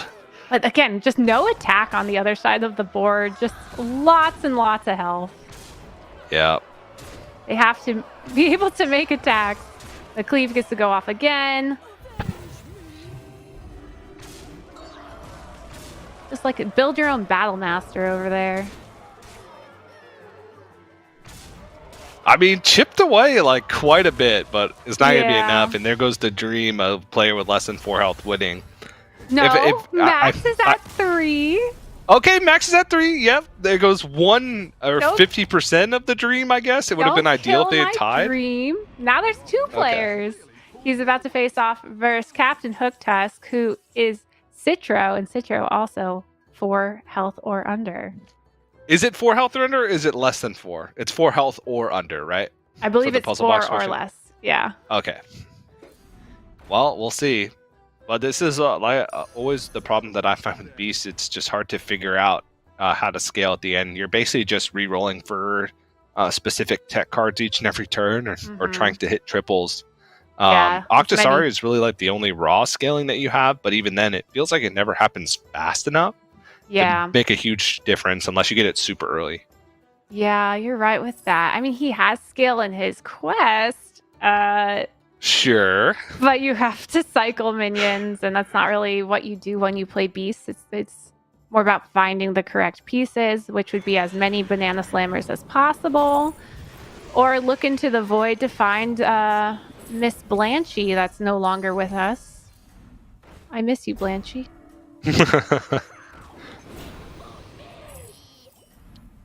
Goal scale's decent. Yeah, throw it on the banana slammer just to give you that extra layer of protection. Yeah, I didn't find an extra piece here. You could just play down a minion. I think you play down a minion here just to make sure you get space. Okay, yeah, that makes sense. The double cleave is very scary for Citro. Oh. No. This is where we say, rest easy, beasties. because this looks to be the end for Citro. Did a great job with what bad of a quest he got. You don't know how big the Octosari is? No, you do. It's a 6/6. I think I have a clue. Hey, it could have been a 300. You never know. May have had it earlier than we thought. Okay, Tomb. We haven't checked in with Tomb for a while. Don't know the full board yet, but I believe Tomb did have a cleave early on. We'll see, but it is going to be up to Tomb to try and stop the puzzle box completion. Well, I was wrong. It's less than 4 health. He needs 3. It is less than 4 health, so it has to be 3. He's at 3. Lich King's at 3. Oh, okay. Whew. Yeah.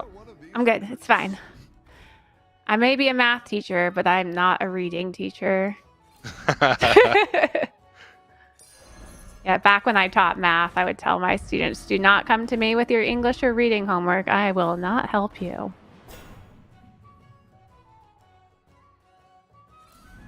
Well, I don't teach anything, so I'm going to tell my kids don't come to me with anything. Nothing. Not even for Battlegrounds help? Nope. As soon as they start playing, I'm sure they'll be better than me. Oh. That's... Because you're such it's a not good every parent's teacher. dream. Yeah. For their kids to beat them in video games once they're That's my older. dream. Yeah.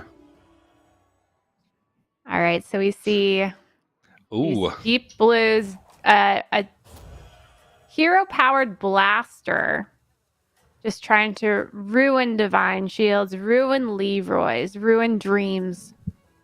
Yeah. Does have the Sindorai, though, on the side of Tomb. So it'll still be the blaster, but at least it won't be the Reborn. I don't even know if the Reborn blaster would do too much. Actually, I think it would, because Tomb's got a mix of mechs in there on the way. Rip Reborn. Gets rid of the Divine Shields. Leroy had enough health, too, to survive. Yes. And take out a cleave. Is it enough, though? That's quite a hefty Deflecto bot over there. But it's not going to be enough. Max scaling is just too round. insane. Yeah. How do you even get stronger right now as Tomb? Like, what's the More Drakari? Leroy's. Yeah, more Leroy's, more Mantids. He needs to find he's not scaling as fast. So he needs to stop trying to scale and start trying to tech. Yeah, it's +6, +12 a turn, right? For each of the non-taunted minions. Because of the Drakari plus the quest. Yeah, I just think at this point it's like, okay, how do I defeat the cleaves? How do I defeat...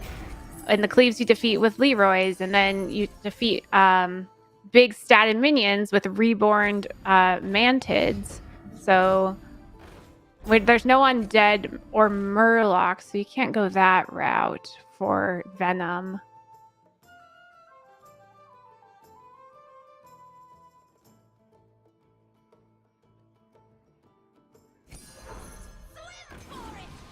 You're down a minion and up a goal. Curious if he's going to try and stealth the Leroy. Then he can determine where the first attack is going.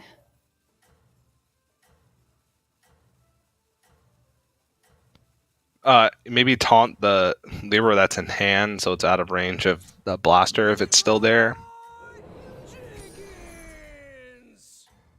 Yeah, it looks like he'll have to taunt it next turn. I think you can win this. We see another cleave coming from Max.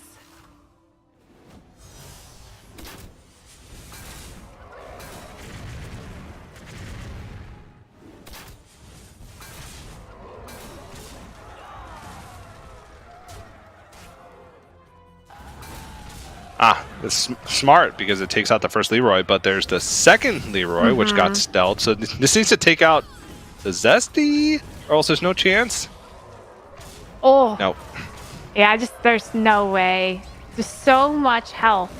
But again, we have plenty more turns to go because on the other side of the board, we still got 16 health. Now 8, Yeah. but... And Max is just getting even bigger. I want to see how big these deep blues are. yeah, They have to be massive. I mean, the golden ones are, what, almost 100? 92, Yeah, 92, 92. Yep. That's pretty gross. So you But can also... He's another Zesty, though? You could, like, if he just sees one in the shop, he can use it in the shop. Yeah. I'm wondering if he would consider the divine shields in the shop. Because if he thinks this is the last round, he could get out of the deep blue. But if he loses and doesn't have a deep blue, then that risk will not pay off.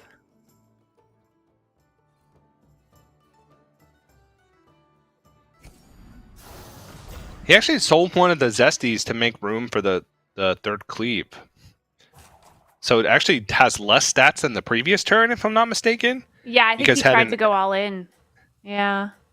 Yeah. No wonder then. So, I mean, if Tuum puts in a Ghast Coiler now to try and go for it, because the Zesty last turn was 300 something, and the Cleaves were about the same size. So this is less stats, but does put in the Reborn Selfless Hero. So we'll see how this pans out, but... Yeah, double Leroy on the other side is so scary for him. Okay. Gets to attack with one. Will he get to attack with the second? He will not get to attack with the second. It's still alive. Is that a tie? Oh. Oh, no, it's not, because he cleaved the small minion. Yes, Max takes this round. Had enough and stats to get it done. Win. We have our first player to win with less than 4 health. That's right. Did I pick yes for that question? I don't even know now. No, you did not. Okay, well, there you go. Plus 10 points for you, I guess. Thank you. Did somebody die before turn 10? I don't know. I was a little bit struggling to keep track of the turns.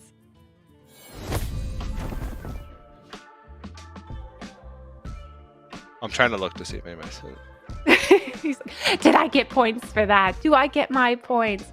Listen, just concede that you're going to have to rap tomorrow. Would it surprise you if I told you that I already wrote it? That's how much I would just be so excited if you did. I didn't. Dang.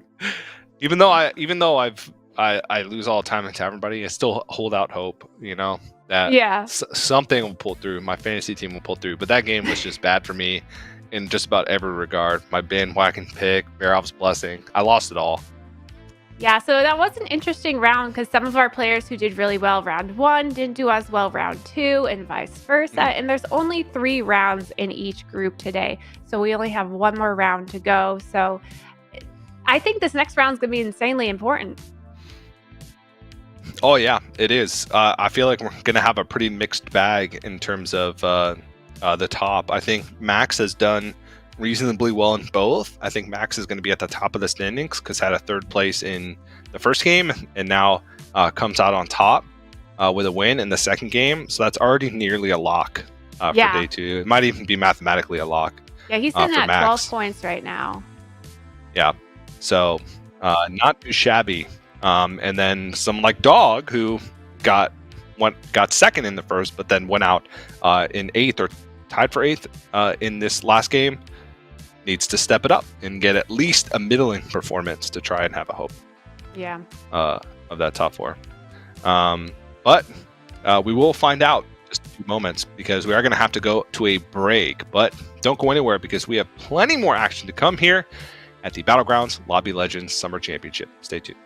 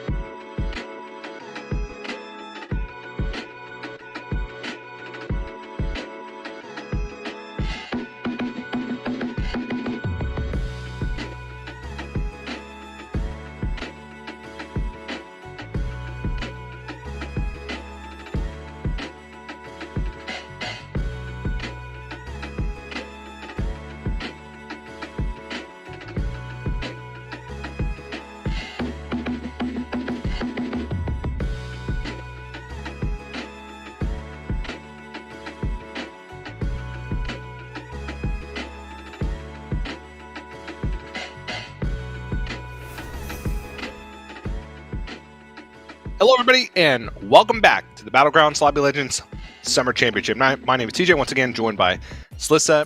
And Slissa, we've had some pretty action-packed 2 games so far, and 1 more to go for Group A. How are you feeling about the games today? Oh, they've been very exciting. I think it just shows these top-level gamers how well they know how to tech in the late game, position in the late game, what they need to do, how to scale versus like when to stop scaling. And I think they've just showed their impressive range. So I'm really excited to see this 3rd game go down, but we can look at the standings before we go into game 3, where everyone's sitting. Remember, only 1 game before we decide who's going to move on to tomorrow. So Dog on the edge there. Same with Tomb, Citro, and Alex. Alutemu's Satellite are a bit lower down. I don't know if they're quite out of contention, but Max and Waterloo sitting pretty with 12 and 10 points.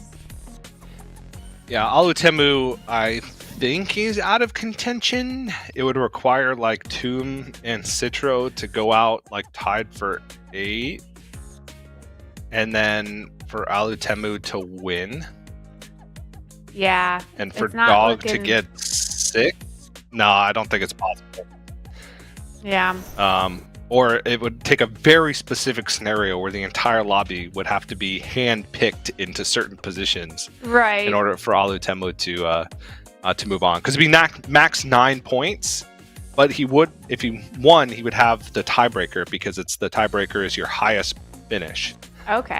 So it would have the tiebreaker over everybody else because he would be fighting against like Citro, Tomb, and Dog in terms of who would get one of those final spots. But we're into it, and we're gonna start things off on Max, who is all but locked for that top 4. So now can have a little fun. Just trying to avoid 8th, basically, is all Max needs to do.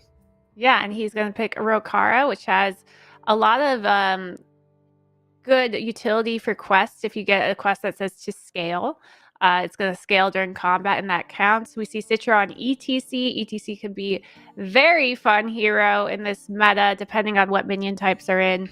So that will be exciting to watch as well. Where Alex over here is deciding between a few and decides on the Tess. Tess has 18 armor, so Tess can get the job done quickly with quests, and then just steal all your stuff in the meantime. Yeah. And I feel like Tess is one of those, you know, like in certain cases, high risk, high reward. Because for some portions of the game, your hero power doesn't really do that much. But you have high armor, so it gives you option to stabilize. But then your late games can be insane because you can pick and choose tech cards from your opponents if they have them, and you can't find them. It lets you hit things very easily. And I think Alex needs a big game here because it's currently at 5.5 points. Needs to break into that top 4. So needs to have that go big or go home kind of style. Waterloo chilling AFK. He's just chilling, you know. He has 10 points already for tomorrow. He's just relaxing. The battle is really raging out there. Okay, what's in for AFK in terms of 3? So demons are in, so you can scale the shops early. And undead are in. Dragons. I'm not sure on the rest, but I do know that those 3 are in. Because that's what we see. Are there any that's what I've minion-specific heroes? No. I think all the shops I've seen so far, those are all that we've seen. Maybe that's it. Maybe it's bugged and there's only 3. It's just 3 minion types in this game. Yeah.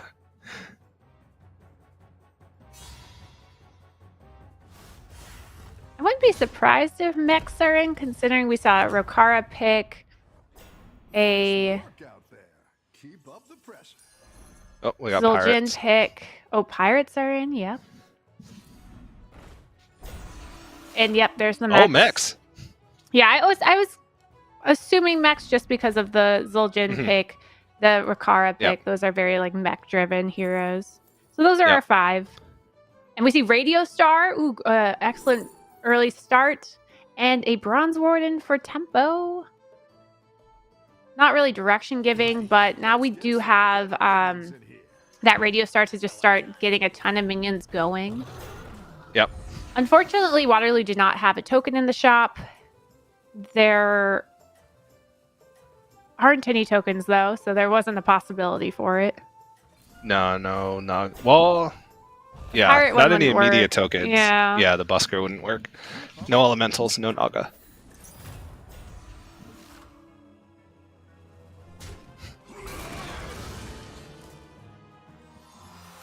Yeah, Risen Rider. It's not the best minion, but it's a minion. Waterloo will take it. And still gets a win in the combat too with just a bronze warden and a radio star. It's not too shabby. Welcome back. How's it going? ETC already got a quest, but let's see what their real quest is. Volatile Venom, Snicker Snacks, or Scepter of Guidance, which refreshes for 2 demons in the shop. Ooh. Now, the Volatile Venom is really good with a beast or undeads, but only one of the 2 are in being undead, so I don't see him going that direction. Spending 35 gold isn't too much for this battle cry, and there's a lot of interesting battle cries within the buddies. There's the Dragon battle cry that gives you a Dragon of your Tavern tier, and so you can get up to tier 6 and just get endless Caligos. That's pretty fun. So I think Snicker Snacks is the pick. Yeah. Because both Scepter and the Volatile Venom pigeonhole you into basically one specific comp. Right. And the Scepter, the quest reward and the prerequisite are like at odds with each other, right? Because the Scepter was demons, but the requirement was undead and mechs. So if you're going to get the extra demons in your shop, you probably don't want to be playing undeads and mechs to get there, especially 7. Okay, and has the other 2 quests for the gold pouch. So much gold, and those gold pouches are just contributing to him spending 35. And then the Snicker Snacks quest would just summon new quests to give him 8 more gold every turn. He's like rolling in cash right now once he gets this online.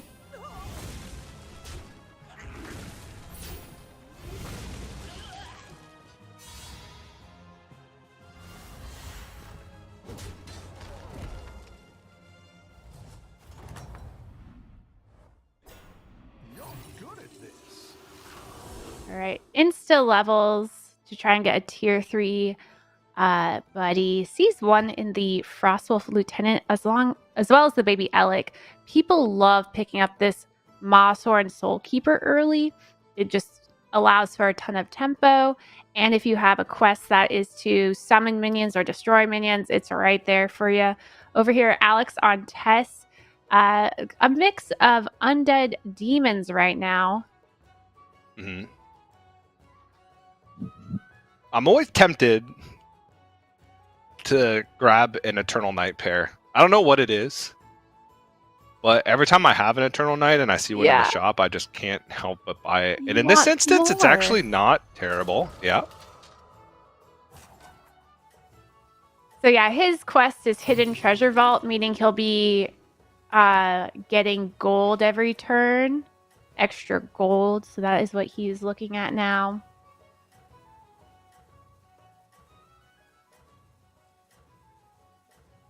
He does not have the Soul Rewinder, so he is taking 1 damage per turn. He is starting with a lot of armor, but... Yeah, 18 armor on the test. It's fine. It's fine. You always say it's fine until it's not fine, and you die, and you're like, well, I think I hurt myself a little too much there.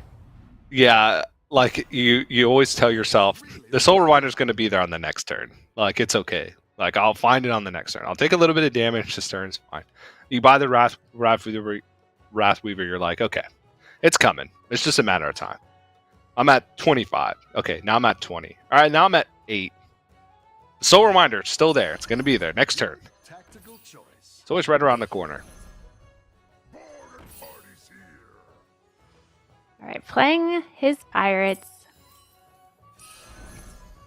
Gets the triple. Is he going to hold for a 5? Goes for it now. It gets the quest online. Now he has Sinfall Medallion, so he can start scaling a lot. And now the question is he going to scale a Blade Collector? Is he going to use a Nubarak to scale other minions to help him in the future? Or look for battle cries from the Witch Wing? Does have the, gunpowder guy. Yeah, he is or Blade leaning Collector. pirates right now already because of the quest. And when he cycles 4 drops, it would scale his Blade Collector. Yeah. But there's a lot of milk opportunity in the Witch Wing. So this is a good spot to get it. Yeah, he does go with the Witch Wing, trying to start collect money. Yeah. All right, fine. And it also scales with the Sinfall too, because you just have more minions. Right, exactly. To play down. Yeah. Milk for money and for stats. Yeah. And we're going to get to see Shutterwalk here, too, which is Alutemu. Yeah, he has found a good... So I was talking about that earlier when Shutterwalk was picked without demons, but now demons are online. And they have their quest online. The quest will put stats in the shop. 7/7 stats, so that would be good for eating minions. You could try to eat those big statted minions. Mm-hmm.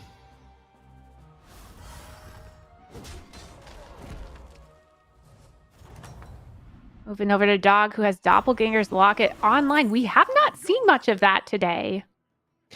No, we have Right? not.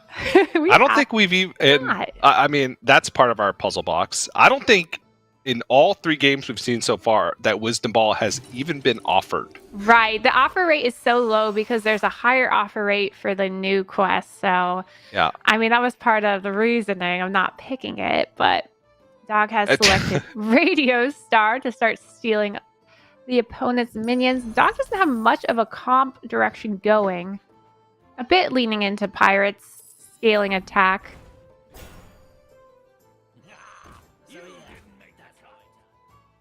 Yeah, it's not the best. Another pouch? Yeah, I think. Oh wait, no, this is Tess. This is Tess. Okay.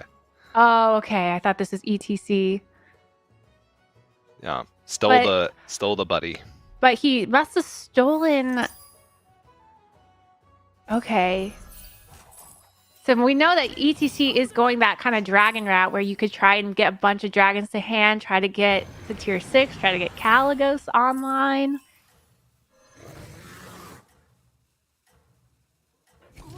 Let's get some better minions in here. It's quite spicy. Now we might have 2 people go in that direction. Yeah. There's always 2 people doing something the same when there's a Tess.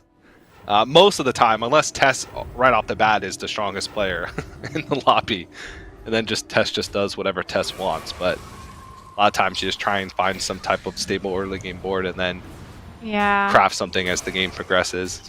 She's not looking too good to this Rokara, who's scaled a ton with armor.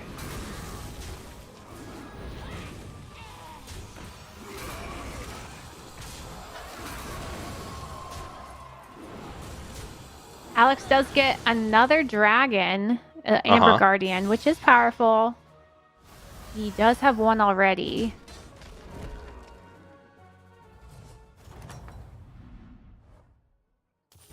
I've got some fresh recruits for you. Moving over to Citro, who had, again, the Snickersnack quests, the dragons, the quests. All right. Money. We got to be close to some pouches here. Like, I don't remember all of them, but it's got to be close. Yeah, I think so. I mean, I feel like the Snickersnacks is summoning more every turn. So the question is, does he add a new battle cry to this shop? But then it would reduce the chance of getting a dragon from the buddy for the battle cry. You could get out of the quest. Hero powers. Oh, there is a ticket collector. Oh, okay. We're on turn 8, so it is an upgraded ticket. He could get a tier 6. Yeah. And there's the Caligos.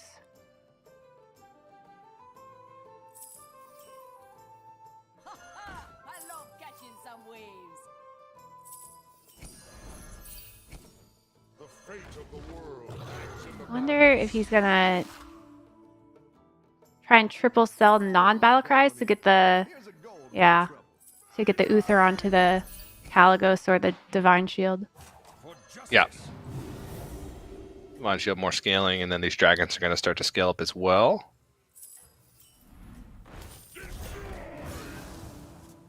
Oh, can he cycle through to the blue shell? Yep. Okay, gotta go. Gotta go. Couple more Battlecry dragons in the shop as well. Oh, the quest. Oh no, the quest completions. Just gotta play them and freeze. Yeah, at least freeze for the dragon, because that's another dragon you can get online to start getting triples. But it's all about leaving this one Alex Straza battle cry online, buddy, because it only gives you dragons of your tavern tier, and the only dragon on tier 6 is Caligos. So he's gonna have endless Caligos and endless money. Yeah, the coin pouches are discounted. This is insane. If you're saying who's going to scale the most this game, I think it's GG coming out of Citro here. Everyone else needs to start to think about teching to survive.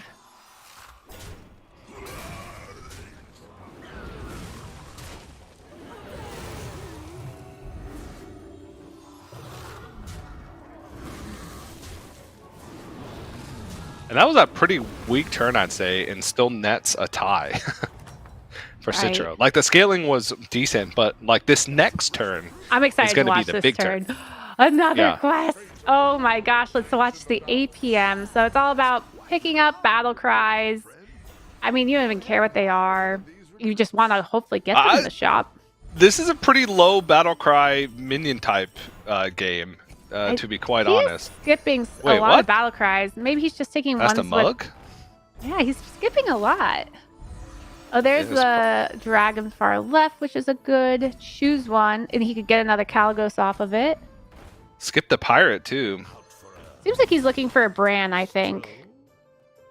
Okay. It seemed like he was looking for something specific, and my guess would be Bran, just so he could really start to pop off with all the Caligos. The fate of the world hangs in the balance.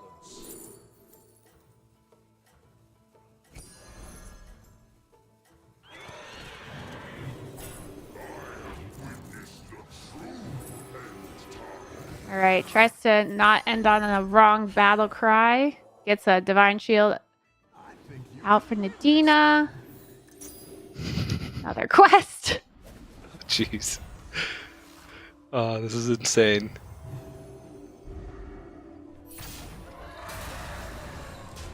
And still, like, this is just a small taste of the possibilities of scaling, especially once, like, 2 Golden Caligos come online. Then it gets really insane. Then you could... I don't even know how much longer... Well, I guess it's also scaling. What's it called? Balestraz? Is it Balestraza? Balestraz? Is that his name? Balestraz? Yeah, I think that is his name. Yeah, okay. Oh, no! We have 2 deaths already. Dog and Alex are out. And that is bad news for Dog, as he was on the edge of making it to day 2. Yeah, it looks like Dog won't make it to day 2.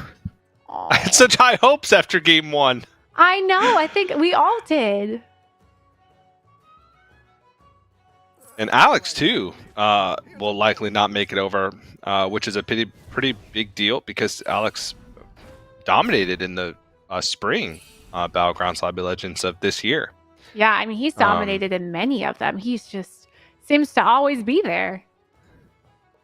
It's hard to get an invite to these tournaments, so the fact that he's been so consistent. Yeah. The only player that's played in more Lobby Legends than Alex is Satellite. That's in this tournament. Satellite, yeah. Both from Japan, I believe. Yeah. And Max is technically tied. All right, yeah. All right, lots of battle cries going in. Now, he did sell his quest battle cry minion. That's okay. I don't think he needs any more. I don't know, man. Also, the animation can slow him down. That's true. So are you saying he has slow APM?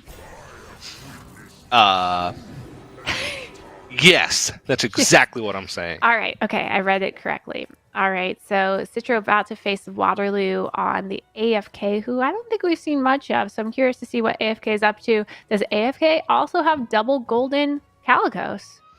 Probably not. I highly doubt it. Yeah. Safe to say, I think. Probably not. Oh. Citro, that's like the first time we've seen emotion. Just smiles at the end of the turn. He's like, yep, this is the game. This is the one. Yeah, well, AFK, which is Waterloo, does have a non-golden Peggy. Is that as good? It has 2 Calicos. If your APM is high enough, yeah. It's all about the APM.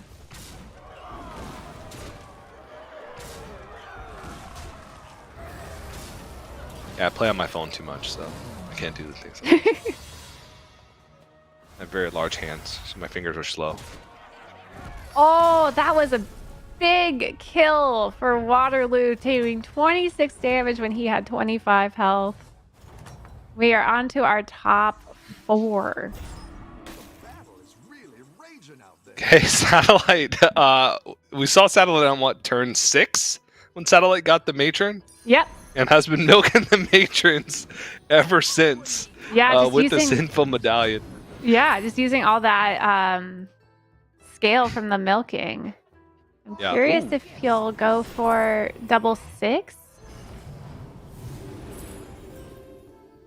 Keep off these eggs.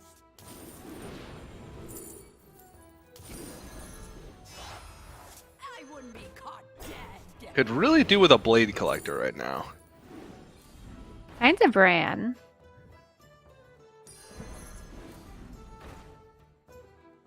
All right, finds a second Plague Tidewalker. If he's able to triple the Undead Splitter, then he can have double Reborn Poison, which does quite well versus big minions that we saw our ETC building. Better hire a recruit while you can. You're down a minion and up a goal. Better hire a recruit while you can. Right, Wait, sold the Blade Collector? I thought you would at least like hold it to swap for next turn or something. To make it big. I wonder if he's just really trying. Like, he saw that ETC did 26 damage last turn. So And he you'd knew rather have, Waterloo like, the was not poisons? weak. So he's probably doing everything he can to stay alive here. Yeah. So throwing the Murlocs in the back to make sure Divine Shields have been removed properly. Getting the Replicating Menace onto the taunts to make sure, we can make sure all those Divine Shields are knocked off. That way we can hopefully survive this. Of course, it doesn't work out. The Divine Shield minion goes directly, and Satellite saw that hit after we did, realizing that the Venom would not hit where it needed to go. And yet again, will it kill the Caligos? We see over here Alutemu with the big Battle Master defeating Rokara, staying alive with 2 health. I don't think it's going to be enough to beat Citro, though. Citro Oh, 27! Yep. Everything on the line if you have to face Citro. It's just going to be basically an insta-death. He has 7 Caligos. Oh, is that the plural? Is it? I assume so. Again, not an English teacher here. Well, I don't think that Caligos is an English word, so... It is derived from the Latin. Caligoose. So yes. Meaning dragon goose.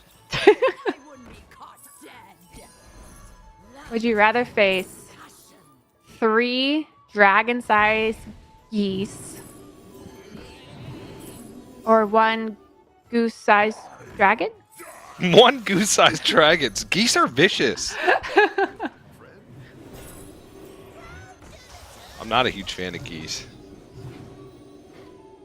They will bite you. They're not afraid.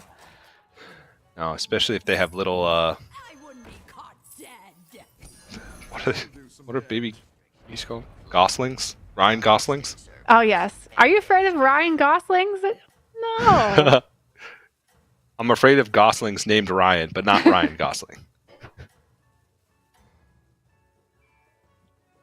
Citro just relaxing at this point. He's like, at 8 p.m., I am crushing it. No one can stop me. Not even this jeez. mega cleave. This board is tiny. That's a mega cleave. Mega Oh cleave. jeez. It will hit something and deal Take some damage. 66. 72. It's trying his best, okay?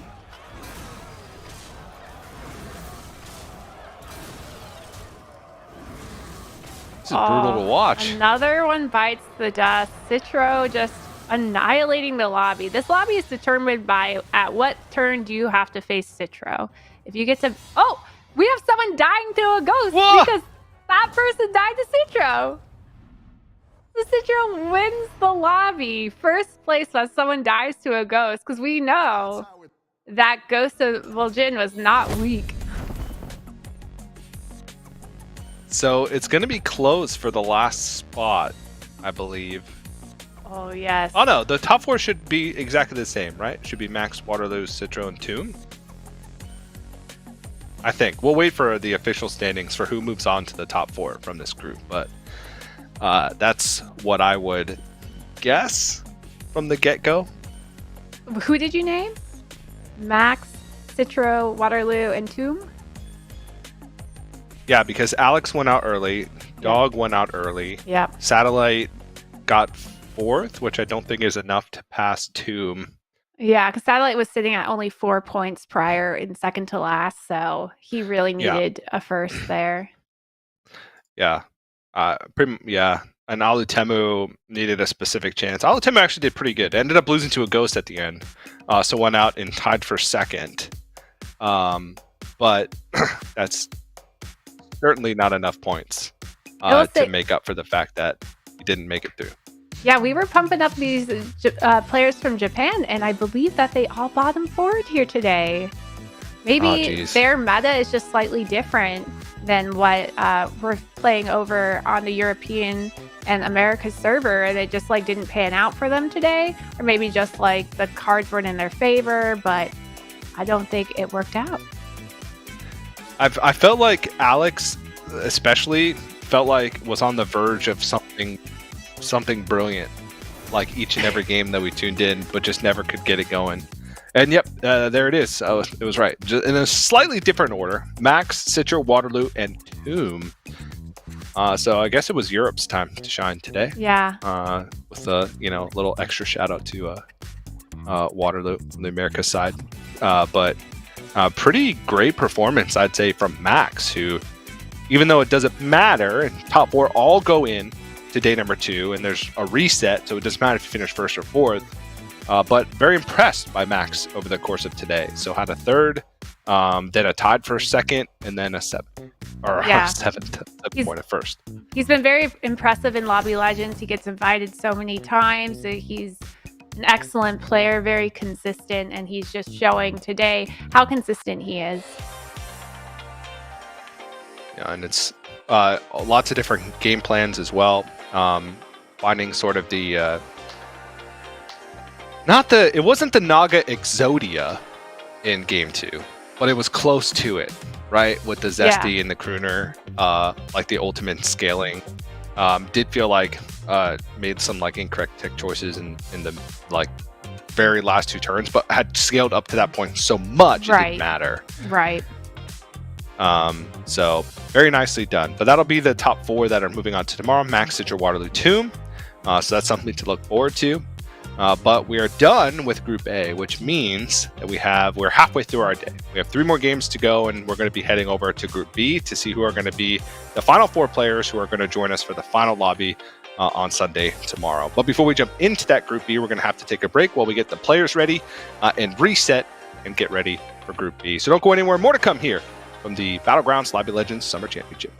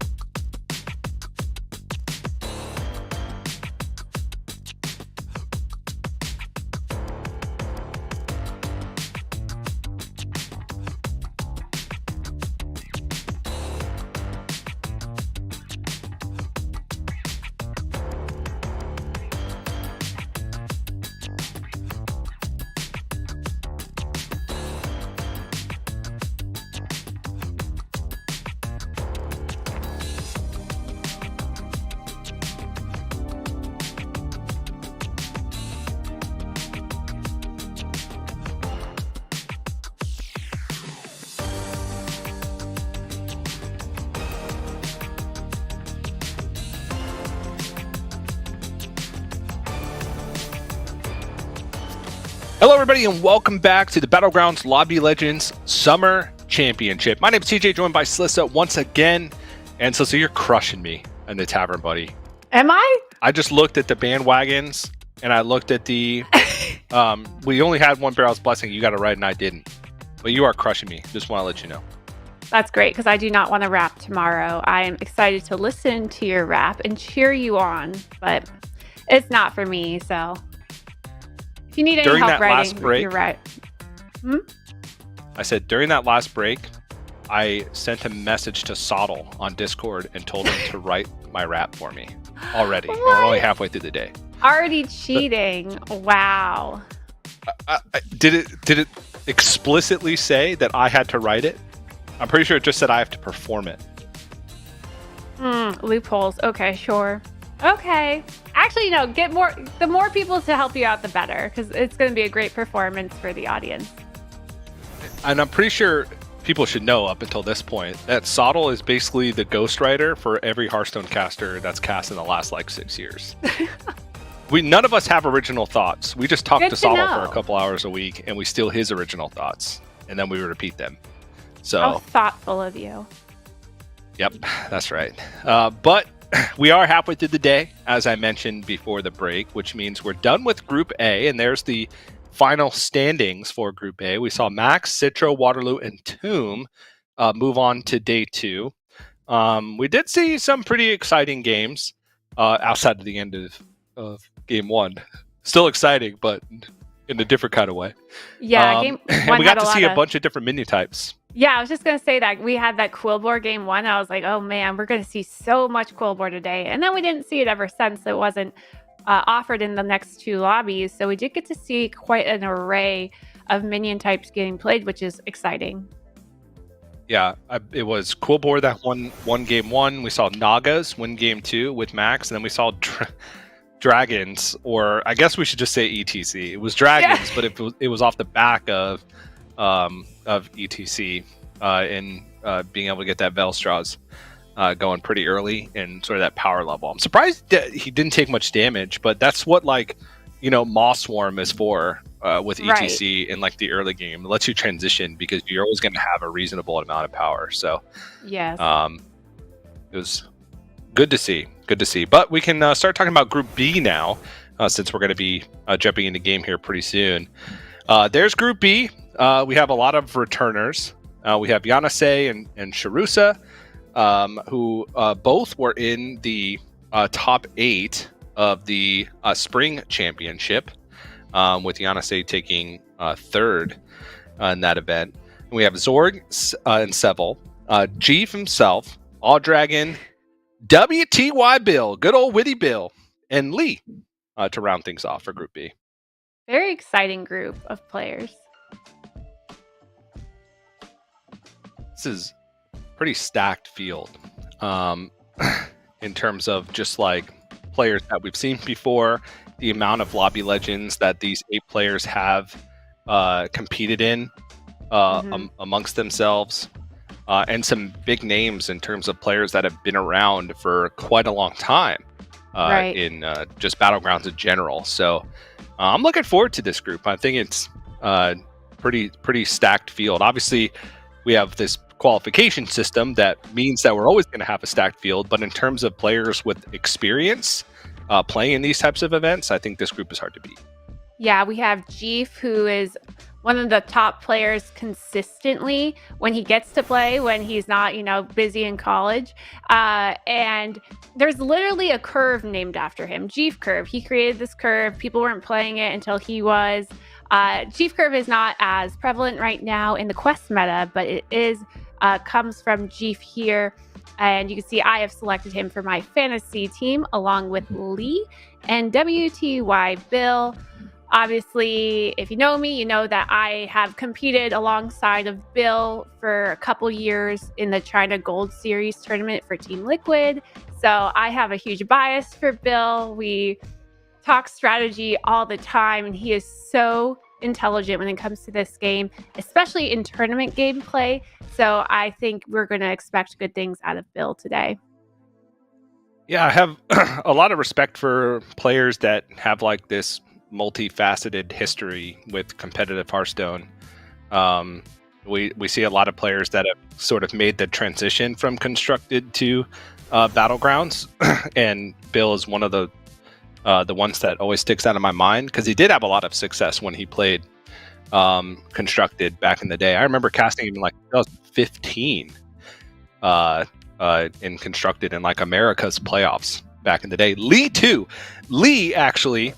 His name used to be Limujux, something like that. It was like an anagram of his name, which is Jim Liu, with an X thrown in there. He was the very first game that was on a live stream that I cast of Hearthstone was Lee. Of Lee? Wow. That's incredible. It was the ESL Legendary Series Season 1 that I cast with Frodan. I think it was like 2014 that I cast that. Back in the day. It was pretty much right after the beta ended. It was the only expansion. It was the only expansion that had been released. It was just Naxxramas back then, and Naxxramas was like the first adventure mini set, whatever you want to call it. So that's a fun fact. Very first game I ever cast was Lee. So I didn't even know it was him for a while after he changed his name to Lee, but he was on my friends list on Battle.net. And I was like, who's Lee? I keep seeing him show up. And he's high rated in like everything. And then I realized that it was him. So he actually came to the land too. So long history. I can't not pick Lee when he pops up in these lobby legends. So, oh, geez, we really have to check in on the puzzle box.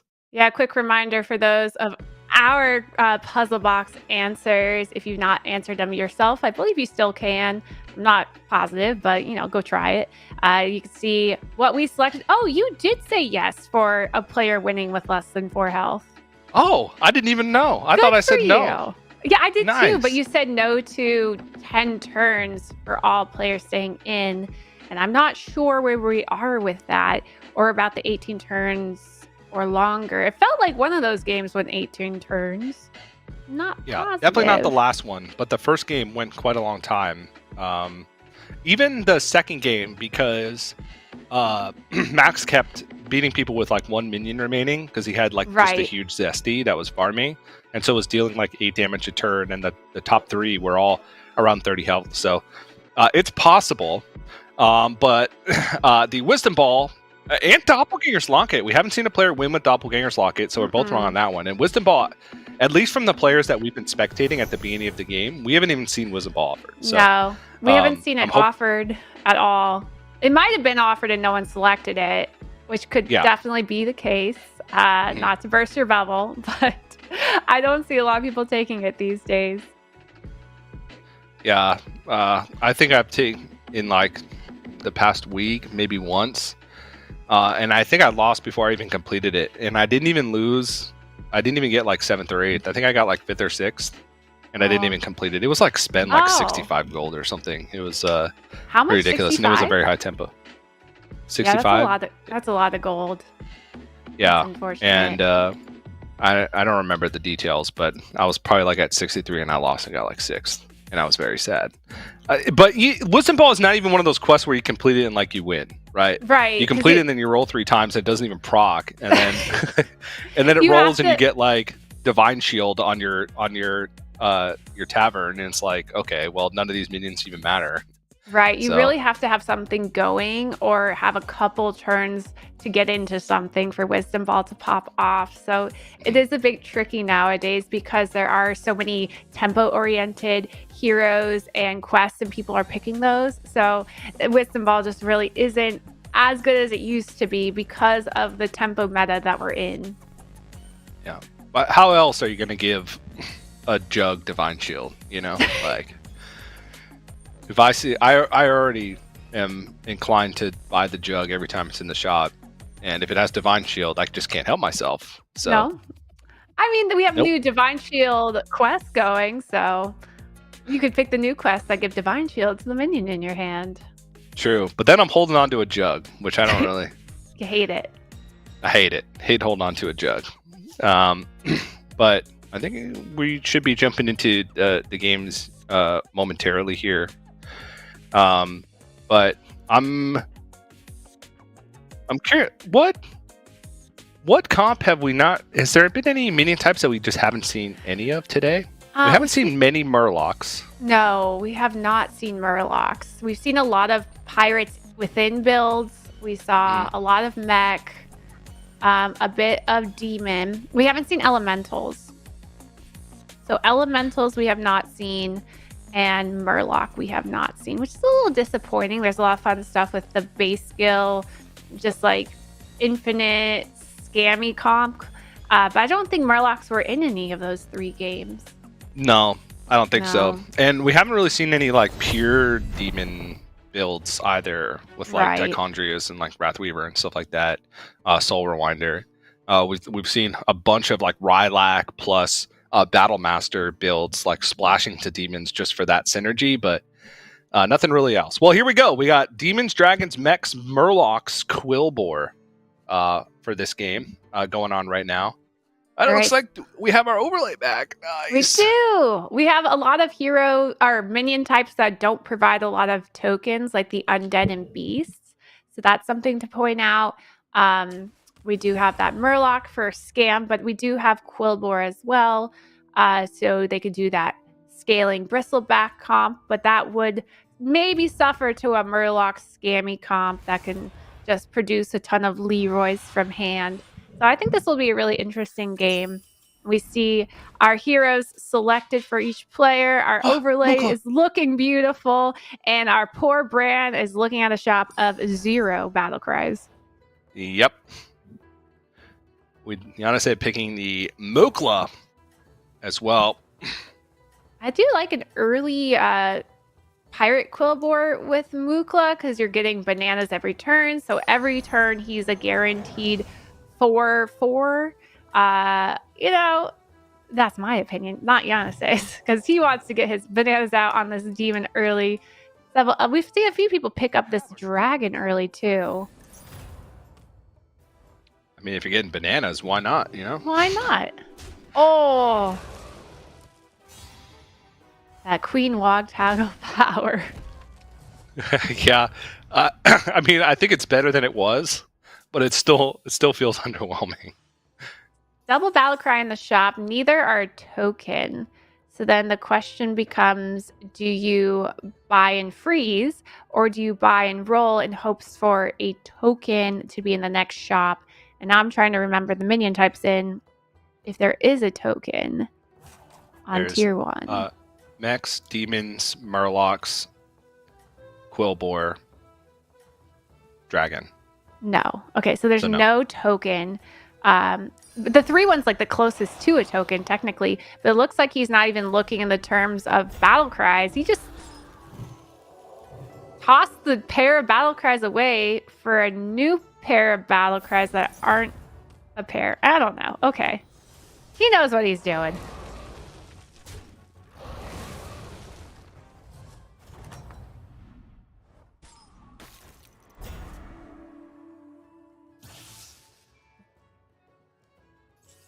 Now, if he buys, sells levels here, the dragons could give him new battle cries, but those will not count towards the brand counter. Unfortunately, because it does specify buy.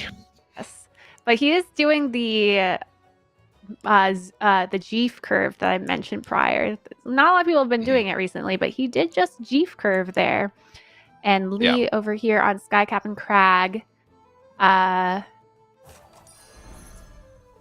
I do love the 2/3 taunt in the shop. He opts to end on it so that he can keep that token demon. That does help a lot of the quests progress if it has to do with summoning minions or killing minions. So he opts to forgo that 1 blood gem. Yeah.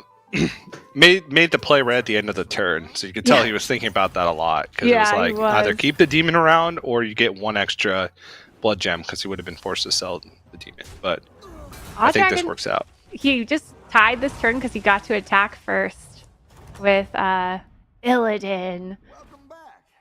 All right, and we're going to see quests come online now. Illidan has a lot of armor, so usually he can get a quest that solves quickly, add 9 cards to hand for Essence of Xeris, or a Ghastly Mask for play 6 battle cries. he has been holding cards. They are not battle cries. Adding 9 cards to hand's interesting because Quillbore are a minion type in this lobby, and there's bananas. So it's not terribly hard, but if he doesn't have a ton of Quillbore in the shop, it could be a bit trickier. Yeah, I think it is probably between those two because Sinful Medallion, there's not a lot of summon minions. He did hold on to the minions before, so already would have True. like 3 right off the bat. But Shifter Xeris has some insane high roll potential, and 9 cards is not that much, so you can get those shifters rolling early, and maybe even find some early Tavern Tier 6 minions off of it. I love when it offers if you feel like rolling early, the dice. When it offers an early Drakari, then you get 2 Xeris every turn. That's insane. Because Or it's an end of turn effect. But he does offer in dragons, Yeah. if you get an early Calicos, it's like game over. He opts for the Bongo Bopper playing battle cries. There is 1 battle cry in the shop, plus he has 2 minions potentially that can scale with battle cries. So this is just kind of the best for the current board in the current shop. So I understand just wanting that instant tempo. And then the quest kind of resolves itself easily because he's looking for battle cries to buff those 2 dragons.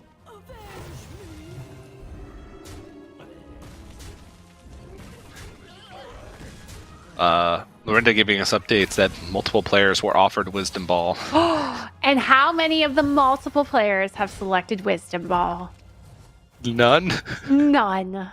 They are all out to spite TJ. They said, no. He's not sure if Lee took it yet. I don't think Lee so. did. Yeah.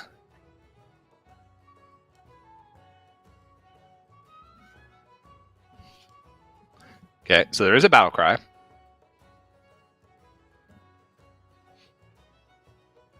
Yeah, 1 battle cry. I mean, so I wonder if he's considering staying down for the Dragon Whelp lady. But it is a pretty easy just level battle cry here. It's turn 7 gold.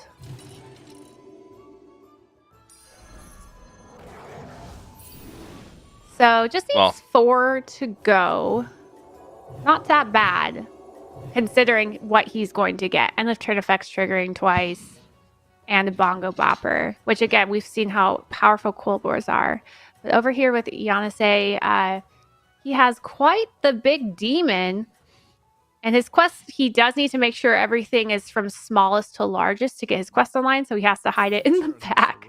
And for 4 turns, he has to do this. So in 2 turns, he will get his quest online. It's not terrible since the early minions are spawns and usually want those first anyway to get the most value out of them. So right. Having that picky eater at the end, it's not the worst thing in the world, but no. This will allow the Uriels.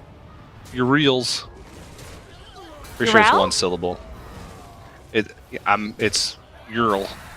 It's 1 syllable. Uriel? I honestly have no idea. Oh my god, TJ. But I am all the British casters always make fun of the Americans because we cut syllables out of every word. Oh, they drop their R's everywhere. It's fine. We drop syllables, they drop letters. Like, Sod always makes fun of me for how Americans pronounce squirrel. Squirrel's 1 syllable. Squirrel. Because it's a squirrel. Squirrel. I think I say it with 2 syllables. Squirrel. Well, then you're not saying it the American way. It's a squirrel. Oh, I am now British. Just like it's Ural.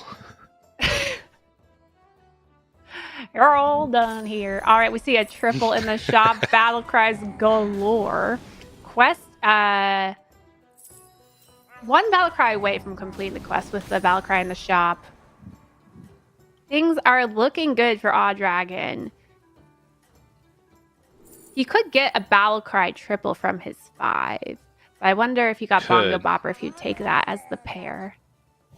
Yeah, if he levels up and goes to 4 and gets like a Murazond on for 5.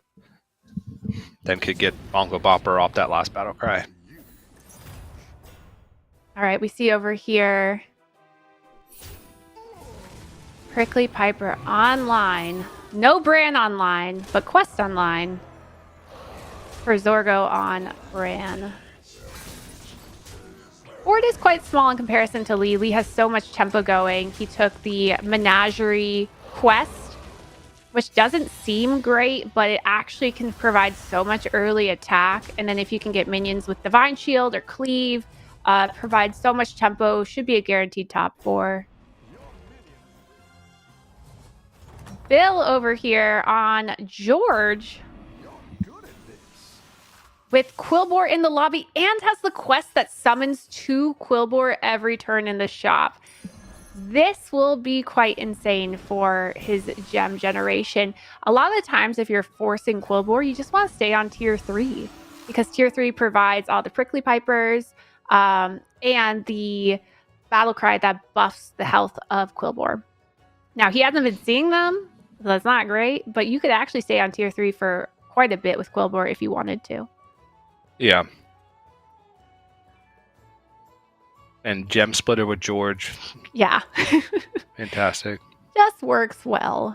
It's a lot of gems.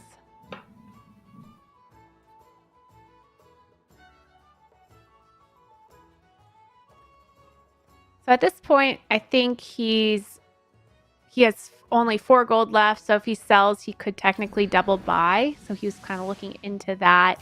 Finds the gem giver for taunts. Has 2 taunts. Works out. Has enough money to give a divine shield. Yeah, this is a double gem generation with Yeah. a couple taunts as well. So looking pretty good with the Scrapsmith. Scaling options galore.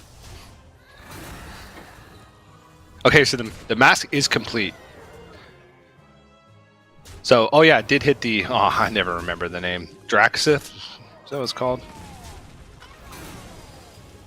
The Battlecry Dragon that gives you a 2/1 Yeah. Battlecry Dragon. Drakaseth. Yeah, General Drakaseth. Drakaseth. Yeah, so you got Yeah. online because you got a battle cry on 5, which was what I was curious about. Okay. Yeah. And I hope everyone Okay. out there picked their heroes for bandwagon. I did not. All right, so Lee has discovered Sinstone. So he gets... Oh, no, he doesn't. He has the Panda of quests. So every turn he gets to discover one of the 2.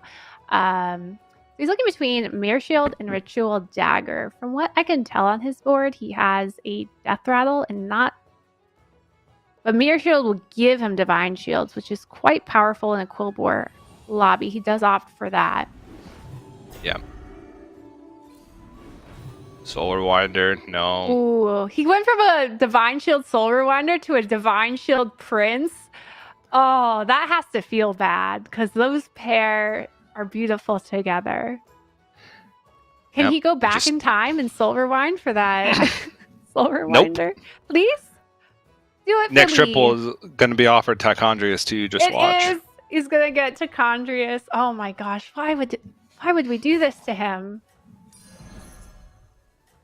Still takes it because it's the best tempo at the moment, and Lee's still high health, so can Yeah. afford to take a little bit of damage if wants to get these rerolls in. I wonder if he'll just buy and hold. Yeah. He's like, I'm gonna save every point of health possible instead of window shopping. You can see on the other side, Bill has found Prickly Piper, so he's going to start scaling his gems for attack, which is what you want to do if you're playing Divine Shield Quillbore, as opposed to scaling for health for the gems. Not as important. Unfortunately, he just doesn't have the size right now to compete with some of these players like Lee, who has the Golden Urel. Yeah, this is going to be close to max. And it is max. It Oosh. is Bill is in the danger zone here now, and so is Zorgo on Brand, both below 15 health or below, meaning they could be out any turn here. And Lee looking at some options, but Zorgo, yeah, 2 health, but with a Battle Master in hand. That's good news, because that's almost the biggest Battle Master you can make with one Brand. But is it enough? Well, he does is the question. It looks like he picked it back up because his quest is kidnap sack, so he could have like played it, picked it back up. I can't tell right now, but that would be my guess. He has Prickly Piper going on as well, so he's kind of trying to force Quillbore, which I get. Quillbore is very good right now.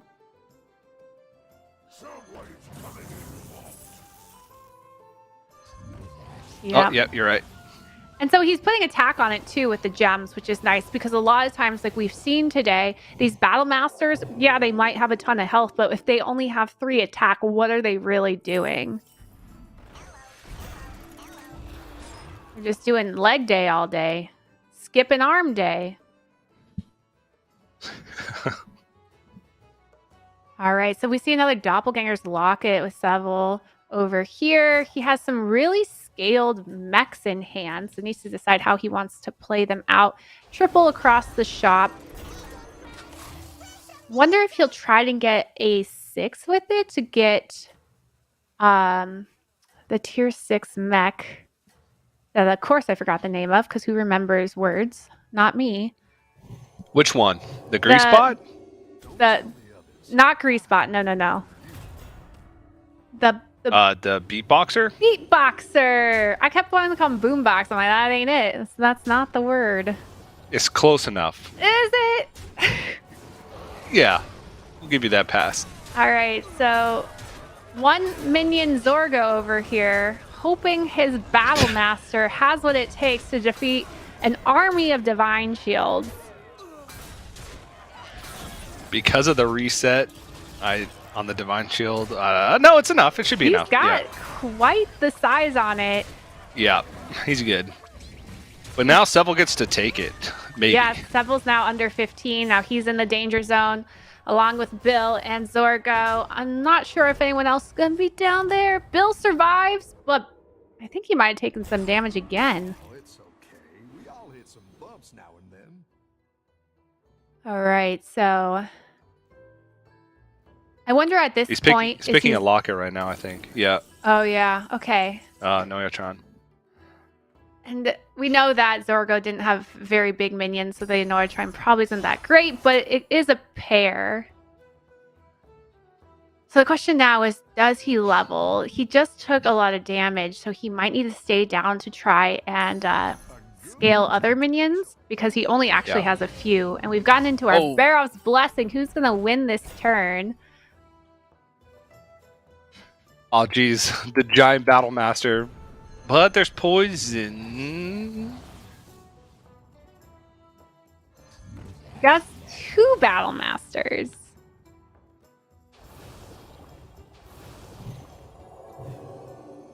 Bill's sitting on 5 gold.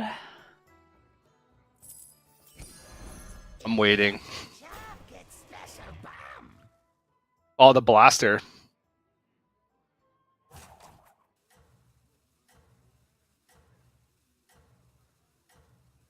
I think I'm going to go Zorg. Man. I see how much attack this gives him.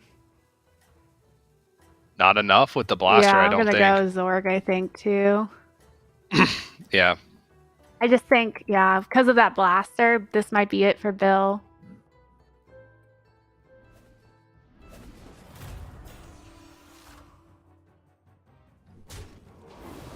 Oh, it won't die right away, though. Because the Noyotron is going to be one off. That's true. The Noyotron does hurt him a bit. So he does get to keep 2 Divine Shields, basically. But he loses his wasted Venom. blood gems. Oh, no. Yeah, and that's going to be Zorg for sure. 32, 317 with no Venomous anymore is not going to be enough. So you'll have to save those pretty beefed up blood gems for next game. There's so many in here. This hand is full of blood gems.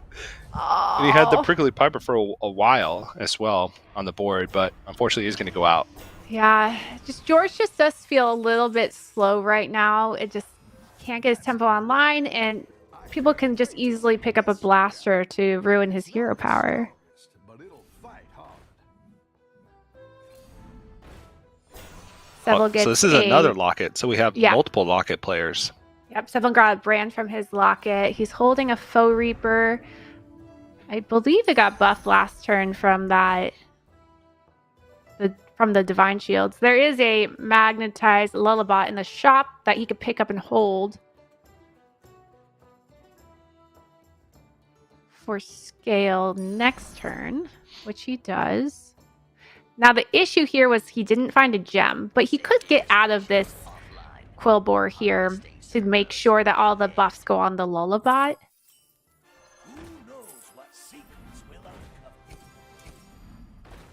Yeah, so he opts to sell brand so that he could just keep maximum opportunity for these Deflectobots to resummon their Divine Shields. He does have his Harvest Golem a bit late, so I am worried about it. But if he knows his opponent isn't that strong, it might be fine. Yeah. Okay. So this is interesting. And he's going with basically just Scam Murloc scam, but with Oh. okay. There's a lot of Divine Shield here, though, so I don't know how this Venomous is going to work too well with Right. many of the players sort of at the top having mechs or Quillbores with a lot of Divine Shields going on. Yeah. I Maybe think not as much as we've seen, but it could work out well against Orc. He did lose one Venom here with the Blaster. But with the Reborn on Ooh. the Mantid, Okay. this is an easy He's good. win for Lee. Yep. As in the paper, rock, scissor game of Battlegrounds, Poison, Venom beats big minions. Yep. But like we said, it struggles to Divine Shield, which we know a lot of other people are going. So are they going to suffer? Is he going to suffer in this next round? And Jeef is online with Xeris and his polarizing beatboxer, which I remember the name of. Your minions really pulled their weight. And a walking fort? Did that fort come from Azaris? Probably. I guess it's Yeah, He's or he could Tavern have tripled 2-5. for it. yeah, Unsure. but it has 2 base skills in hand as well, which is not doing too much at the moment, but Yeah, I does have synergy with his board. If he's able to find some like tech cards, I guess it could be like Leroy.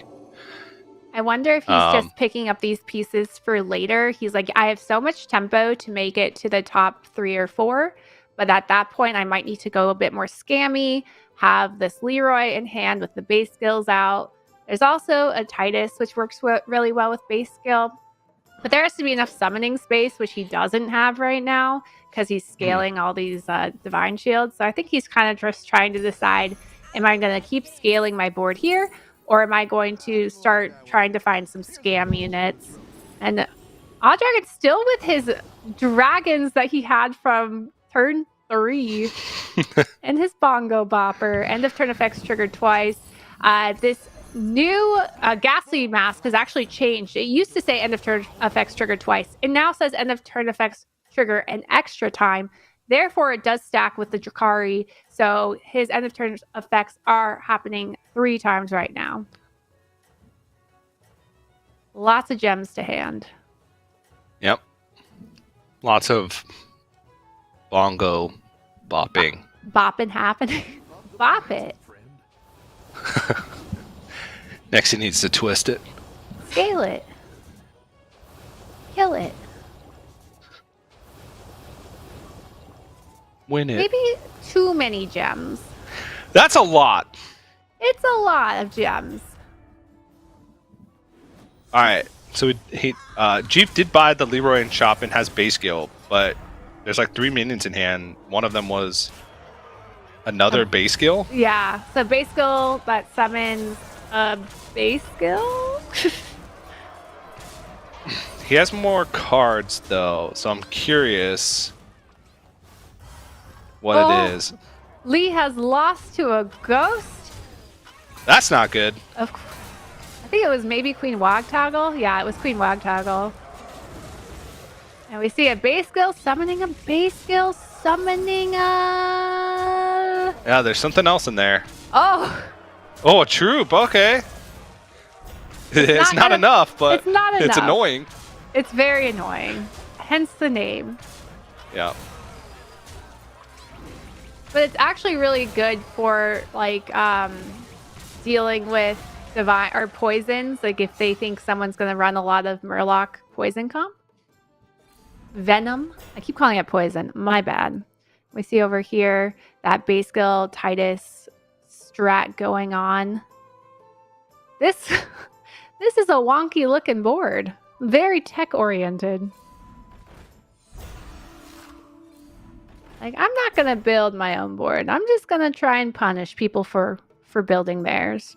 We see a Venomous Murloc in the shop. That could be good. The only issue is the Blaster, so we'd have to scale it quite a lot or get out of Blaster, because Blaster with Golden Titus is 9 damage. Yeah, it does have big banana, and a blood gem in hand, but I still don't think that's enough unless... I mean, the base skill will Truce summon has scaled it. the blood gems. Yes, I feel like he just keeps it in hand but the problem is you want it to poison.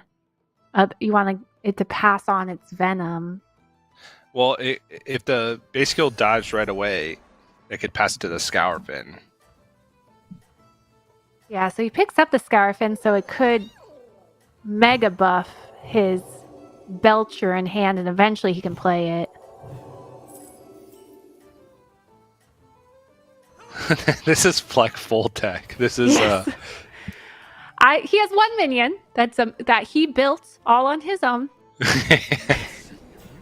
Truce is a self-made BG player. Yes, I made this minion. It's big and strong, but we see a lot of the opponents. A Wisdom Ball player. Oh wait, no, he's not playing Wisdom Ball. He's playing the Panda. It might count though. Does it count? I don't know, man. It's gotta count. It counts. All the Leroys summoning down from Lee's side.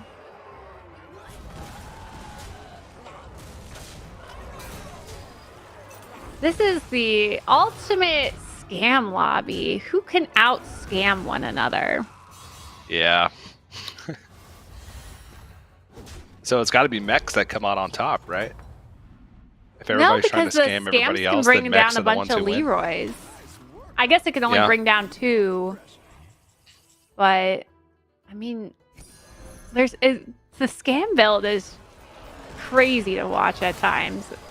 And there is no beast in this lobby, so you can't scam extra with a gas coiler. That would summon 2 more Leroys.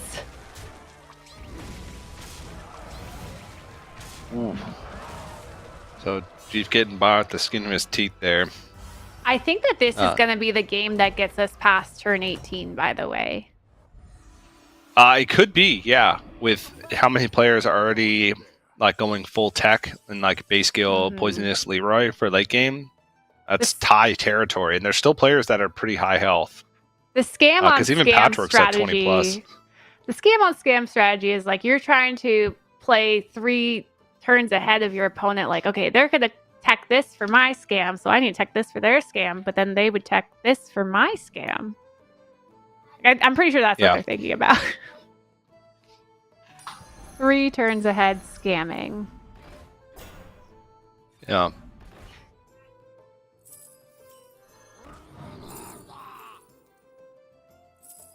Nobody has a Bream, though. No, because Bream dies to poison and Leroy, so it's just like Bream can be really good early, but if you don't get it early, then you're just doing the other types of scams. So I feel like what happened was a lot of players just couldn't find comps. They couldn't find the mech pieces or whatever. So they just started picking up these pieces over here that we see. And undead aren't in. You could No. reborn the Murlocs with undead, but that is not the case in this lobby. His board looks so sad, but we know how powerful it's been. I thought Lee died. Nope. Guess not. He's alive and well. Yeah.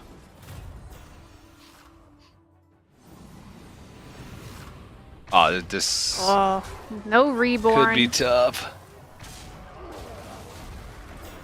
Yeah, he had the ghost, but he lost the ghost, but he didn't die to the ghost. He just survived. I don't think he's surviving to this one here. He just doesn't have enough summons, unfortunately. And it's going to take a 5th.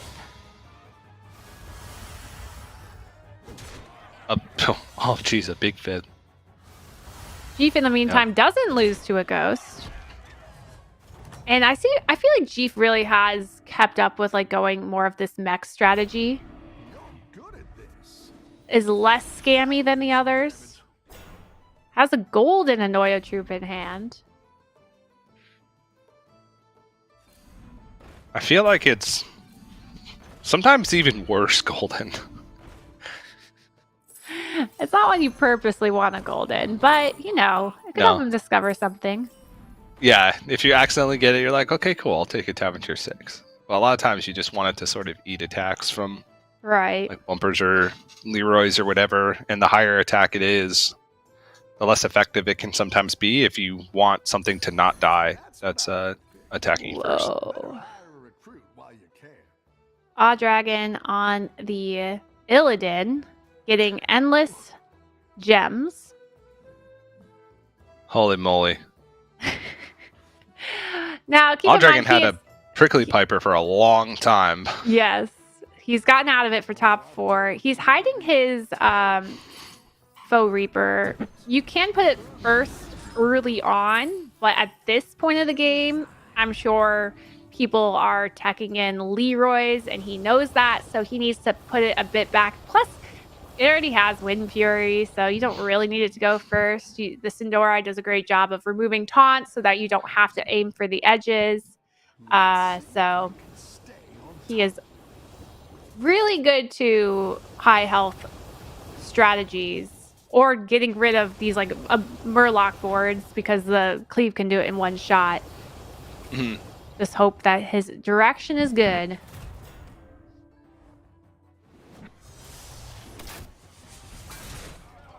Is able to get rid of the Leroy, which is important for his Foe Reaper. Oh, but Foe Reaper aims for the side. Feels terrible. It's good hits from the Synthra in the beginning. Correct order, I guess. Right. But Foe Reaper still attacked the minion that would have been taunted anyway, so I guess not.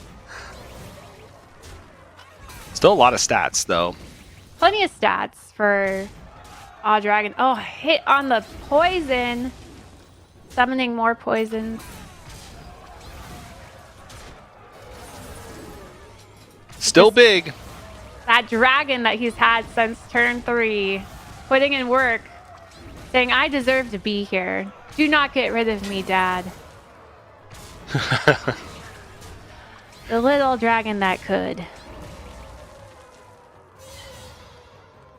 He's not. Led him to victory. Are you proud of me now, Dad? I belong with the Quillboar. And we have our top 2 with Patchwork and Illidan. 2 heroes you don't see often at the top. This was a weird hero lobby. If you look down the line of the heroes that were selected, Yeah. it was interesting. It's very bizarre. Very bizarre. There's like 0 like tier 1 heroes, basically. No. I feel like people were like either just like, oh, I'm going to rely on the high armor here, or I'm going to rely on the health with Patchwork, just like relying on something else. Yeah, and there's a ton of like 15 plus armor heroes as well. So you can tell where everybody's head was at. Right. I think Illidan is better than like the game thinks he is, I guess, like better than the armor count is. Because I feel like Illidan gets through early game like really easily. Like even Aldrag in this game was super greedy, like held 3 cards in hand going into the quest turn, and was still like tying Right. in early fights. And you get reasonably easy quests to complete most of the time, high armor. So I feel like Illidan is actually quite a good hero.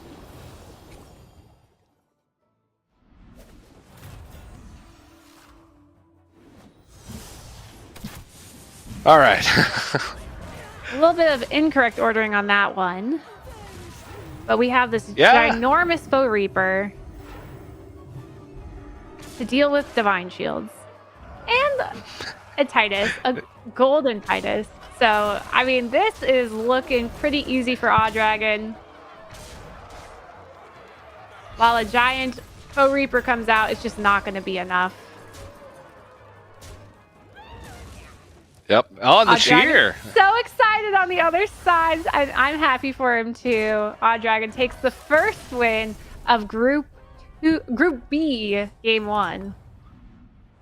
Yeah, very nicely done. We watched Dragon quite a bit, even from the early games, and we saw sort of the progression. I mentioned was greedy with the quest. It didn't actually pay off because ended up getting the Battle Cry quest for the requirement, and then the 3 minions that Dragon held in hand. None of them were Battle Cries, but was able to complete it pretty quickly. And from there, the boppers were just bopping. And I thought the blood gems were even bigger because of the discrepancy between attack and health on a lot of the minions, but they were +8, +3. So had a couple jazzers, and then Prickly Piper was there for a good amount of time. Yeah. To get those blood gems to 8 +3, but just like raw stats, and the Sindora at the end to try and like pick off Leroy's and get rid of like the Annoyatron taunt ended up working out really well. I think his quest selection was an excellent visual of seeing a quest that maybe doesn't look too easy right away of 6 Battle Cries when you don't see Battle Cries in shop. But you have those 2 dragons that scale with Battle Cries, so you know, hey, I can pick them up as I go and be scaling my board, so I'm still getting the tempo I need. So I think he saw that, like, okay, this will be not necessarily easy, but I'm not losing advantage when picking up the cards that I need to complete the quest. So that was a really good example of picking an optimal quest line for what you have and what you can see.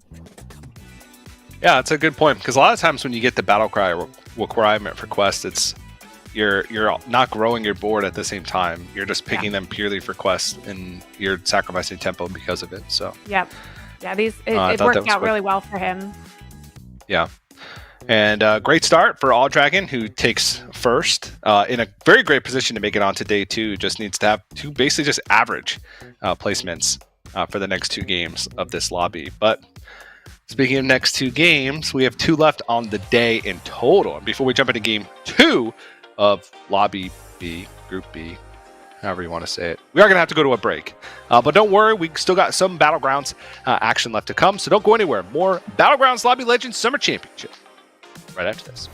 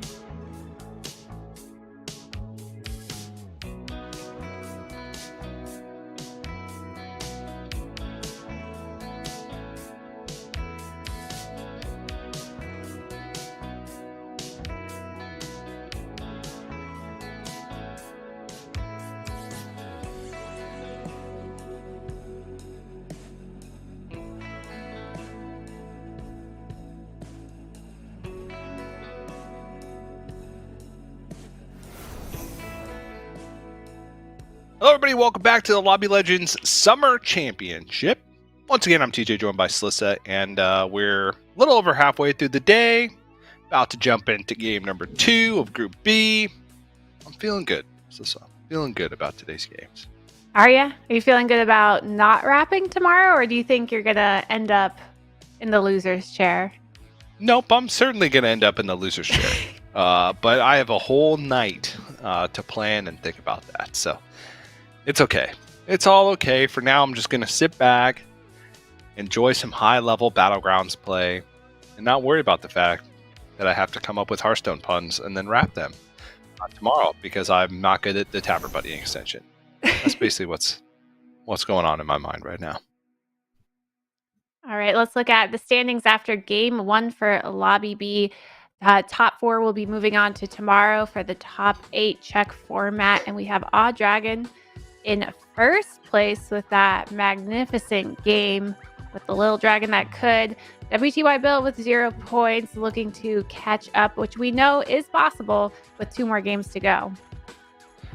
Yeah, certainly possible. Now, if Bill has a poor game in this next one, then it's not really going to be possible. No. Needs to have, well, let's say at least top 3 moving into this this second lobby. So to put himself in a position to try and close things out strong.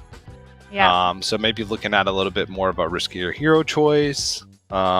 Maybe trying to play a little bit more greedy to go for the big swing.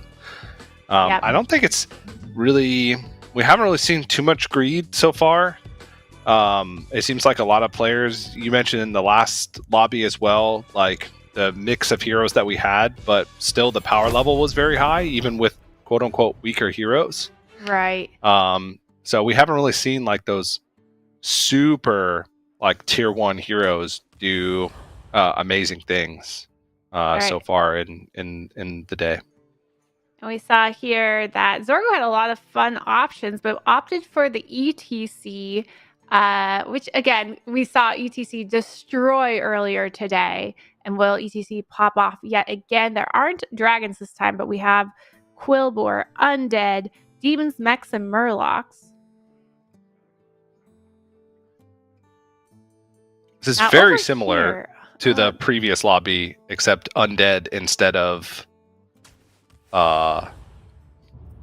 something else. But 4 of the mini types are exactly the same from last lobby. Right. Which one's different? The Undead? Yeah, Undead weren't in the last one. What was in the last one instead of Undead? Dragons. Dragons. Of course. Yeah. We have a Pyramid player. That's exciting. Jandis we haven't seen a ton of in the last few metas, but Jandis was queen for a very long time. Not so much anymore. I'm really surprised to see you mentioned Zorg picking the ETC. It's been a long time since I've seen a player in Lobby Legends turn down a Gallywix. I'll just say that. Yeah. I mean, Gallywix is players so seem to interesting love right Gallywix. now. Because Gallywix loses early game, doesn't have a ton of tempo, doesn't have a lot of armor. Yeah, Gallywix is in a weird position. But has skill expression. And that's what every high-level Battlegrounds player wants to do. They want to flex. Maybe since it's a tournament, that changes things. And ETC actually is also one of the... can be one of the tougher heroes to play. Just because you sort of have to make... There's no like linear game plan. There's never really a linear game plan at all in Battlegrounds, but sometimes you just hit the right minions and then your game plan sort of makes itself. Right. Whereas with ETC, because your hero power is so specialized, there's not really anything like it in the game. There's a couple different paths you can take, but it's all dependent on what buddies you're offered. And how often you opt to get a buddy, which is a lot of the times until you do find yourself direction.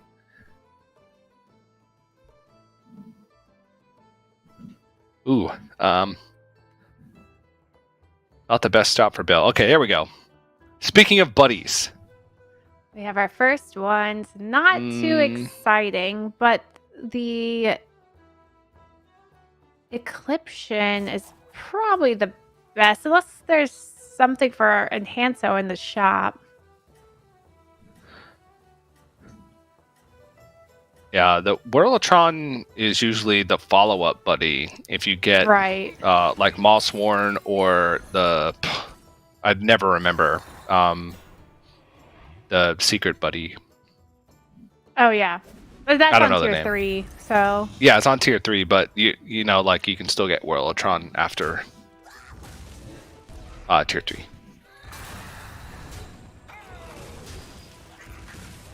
we're about to enter quest turn. I've got some fresh recruits for you. We get to watch Awe Dragon yet again pick a quest. He has Yet again offered Ghastly 6 battle Mastergun. cries. This time with Oh, the utility drone's interesting because he has to play mechs to get it. yeah. And then he gets a mech. That's very rare that you actually get something that coincides with the reward. Though he does opt for the cooked book, which is a great fun. He has to play 6 battle cries. He has 2 in the shop. Not powerful with his board currently, and that's kind of what I was talking about last game. The battle cries were powerful because he had the dragons. We don't have that in this shop, so Yeah, there's like no synergy. I would not have hated the ghastly mask with utility drone there, but yeah. what was it, 9 or 8? It was 8, and it It's was still a mechs, lot. but it's like it would give you a mech. Yeah. It gave you the direction you were going, which I just feel like that doesn't happen often. It's always like Yeah, but plague or quillbores and demons, and then you'll get a mech. yeah, maybe he doesn't want to be pigeonholed into a certain direction. Right. You know, maybe he wants the ability to choose his own path in life. The cooking the book's interesting too with Cariel because Cariel buffs her own board, and if you're cooking the book, you're cycling. So, are you using your hero power often to buff minions you're just going to end up selling? It is giving you the tempo you need to survive and not take damage. But with Mexen, at least you can start to magnetize. Yeah. Well, then why wouldn't you have gone utility drone? Exactly. I don't know. Yeah, there were 2 battle cries in that shop for him too. So, again, not really much synergy on those battle cries. But hey, it was at least battle cries. Ooh, there. All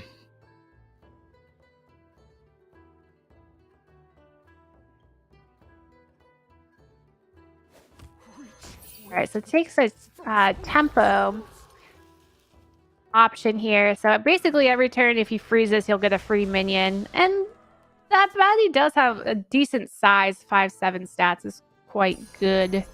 Arana is on Lime. Yanase with the medallion, so can just kind of cycle cards to get some early tempo. Mm.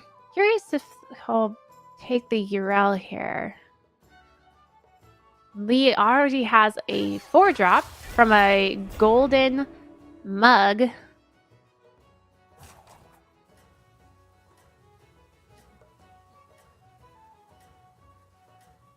You can pick fire here and just have the biggest Lillibot ever. Nope. No, it decides to do some damage. You never pick fire. It's a little early for fire. Yeah. I think you can win this thing. Just play for tempo.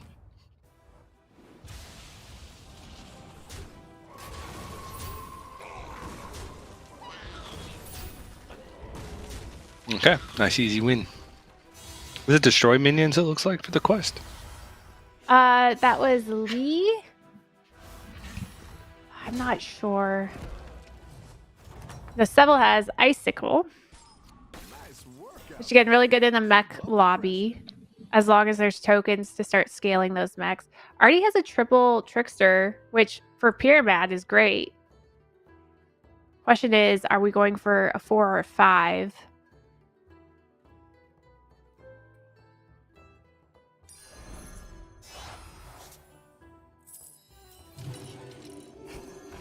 I did hear that in that last shop. He did opt to take the Urel. He sold two units for it. Okay. Good to know. Oh. All right, triple into upbeat duo bongo bopper. Interesting. Quillbore It's is a like very such early duo. right. Like, Early Bongo Bopper, early duo.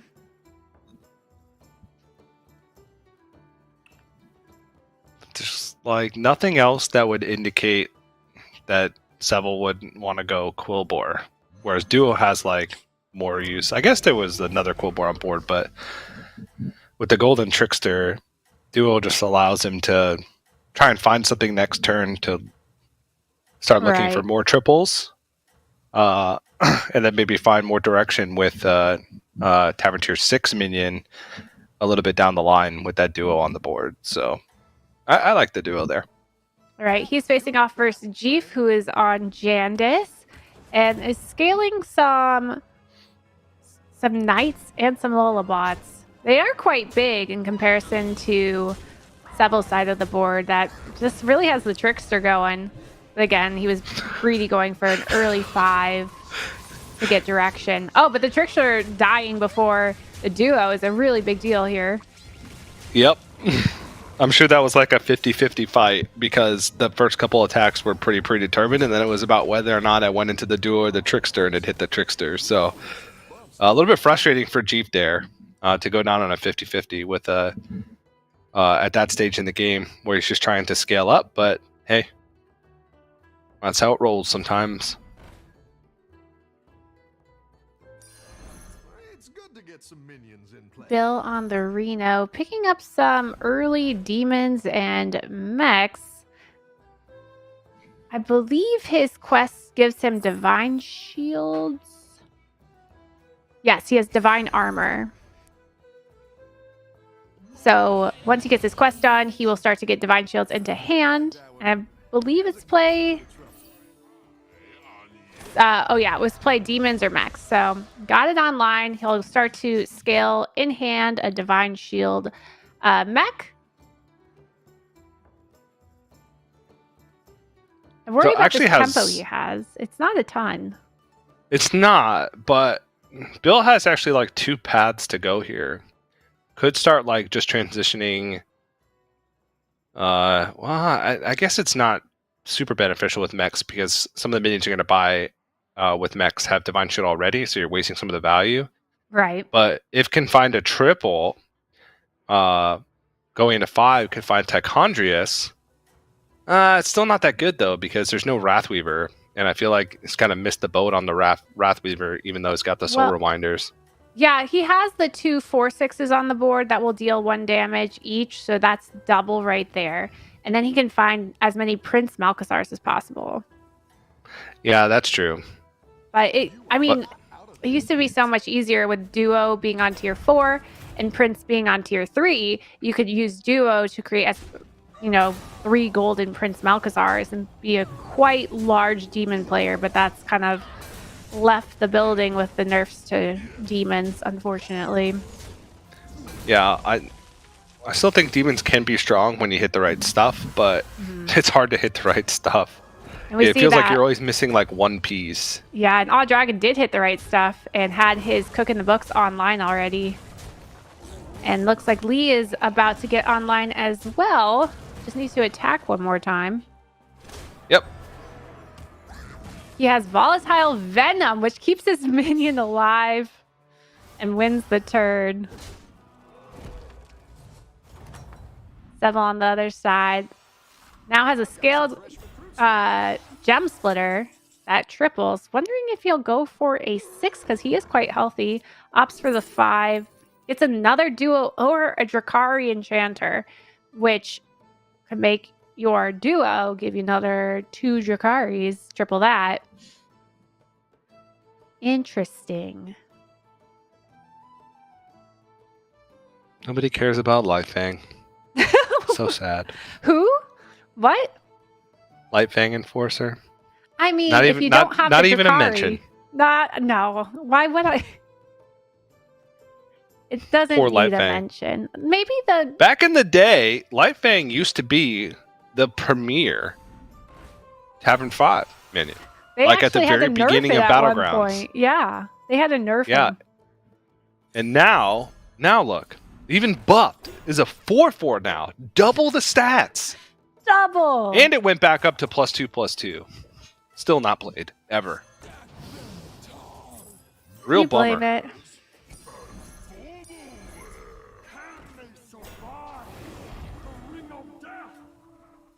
Very, very interesting board. I'll say that.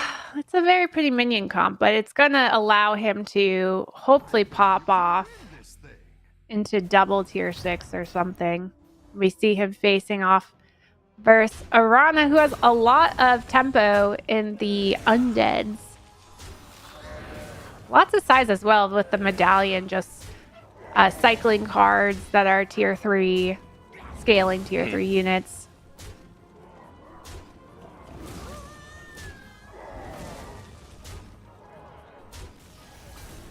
The poor trickster. He needs to taunt the trickster. Oh We've seen no! so many times the trickster being the last minion to die. Bill is out yet again on Reno, 8th place. Oh no. Took a The big question hit is, did he there. use his hero power before he died? I don't know. I didn't see it get used. He just didn't have anything for it when we last saw him. Yeah. Oh no. Luna said he doesn't think he used it. I mean, That's he the worst feeling ever. just had such small stuff going on. We see Yonsei has gone for a 6-drop here, looking between Fellback Greasebot and Young Murkai. Opts for the Greasebot has double Deflectobot. Just saw a third in the shop. Usually not one you triple, so he might be just rolling on past that. G finds a triple in Lullabot.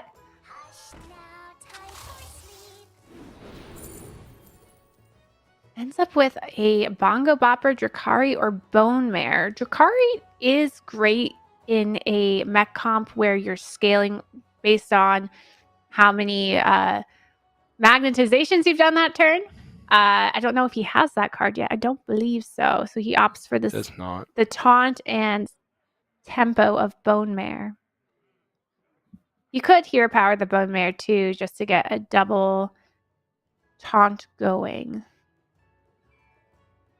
Yeah, but then if you get Blaster, you're stranding your Leroy. But he could Bone Mare. He could then rebuy the Bone Mare and Yeah. then Bone Mare the Leroy to get out of range of the Blaster. There's a lot of options here. Ooh, the Piper. Okay. Oh, All right, that worked out. so took the Piper just to scale his tier 3s for the quest. Yeah. True. Ah, that's a good point, actually. Yeah. So I believe we're looking at Lee on the other side. He's utilizing his hero power with the Volatile Venom. So he is selecting to give 4 of his units a 1/1, but those will turn into 8/8s. And then milking it with the Witchwing Nest Matron, which it looks like he just doubled this turn since it was to the left of the duo. Mhm. So while he doesn't have the same size as Jeef, he's got a lot in this Ball of Volatile Venom's just Venom. huge. Yeah. And he's milking at the same time, which is what you want. You want to scale and you want to create new opportunity to scale. Yep. Not too shabby. Now Jeef down to just 10. Cariel also out. Cariel was Awe Dragon with the cooked books, which I thought was a little bit wonky. And it looks like it just didn't work out for him as well. All right, we have our Barov's Blessing pick. You have till the end of the 78 seconds here to select who you think will win this turn. There's still so much turn left for Sharusa. I know. But we have an. I guess there's a lot of turn left for both.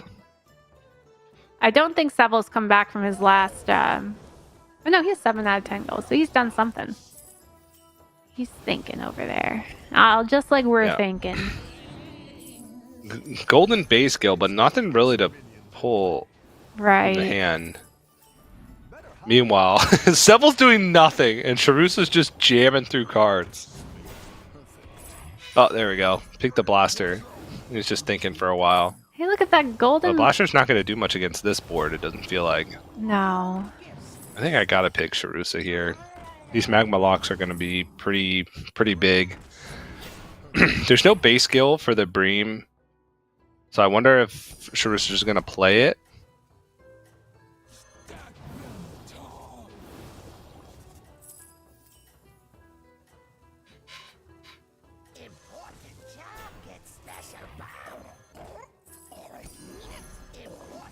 Oh, it's actually going to go double blasters. There's going to be 3 blasters on this board. I mean, so when you think of these Murloc scam boards, a lot of them have 3, 2 health, so blasters can really deal with it. And then they summon something with 3 or 2 health, like the Leroy. So you're just trying to deal with all the little scammy stuff. But in reality, these players aren't playing scam builds, really. They're playing more of this elemental Murloc build. But what they're reading, what they're expecting out of their opponent's different because they just see on the board, oh, opponent 3 Murlocs or whatever. So what they expect versus what they see are very different. Yeah. The Titus went down before the Trickster was killed. Which, I don't know if it would have been enough health anyways. Well, I don't know. It would have been obviously much closer since it was a golden Trickster. But, alright, Sharusa. Both got it right. Oh no, Jeeve! Wait, what? Holy ETC with the Golden Stomper, and then that was another Golden Stomper? And a Golden Abomination? What happened? What is happening on this side of... Where... Oh, okay, so we have the Golden Reno, which is... The Golden Reno buddy's making the far 2 right minions golden, which is the 2 Bell Stompers. So they're not really golden. And now we see here Zephyrus's buddy far right, where you can discover a plain copy of a minion you have exactly one of. So that could be just, it's money. So easy pick for Zorgo. He has a triple if he wants it. What he can do is play that minion he just got to guarantee he triples with the shop splitter. Oh, never mind. Now he can't get it.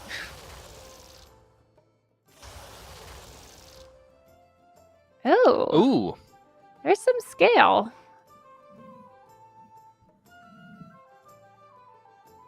Time to say goodbye to the Mossworn. At some point, he tripled it. Yeah, do you get rid of the Fell Stomper?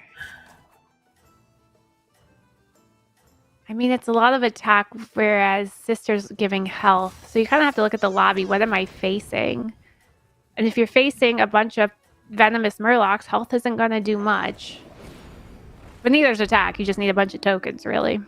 Yeah. You want to say on the... We were kind of seeing this last game, too. The double Deflecto, double base skill. I believe that's what Jeef was running. Mm-hmm.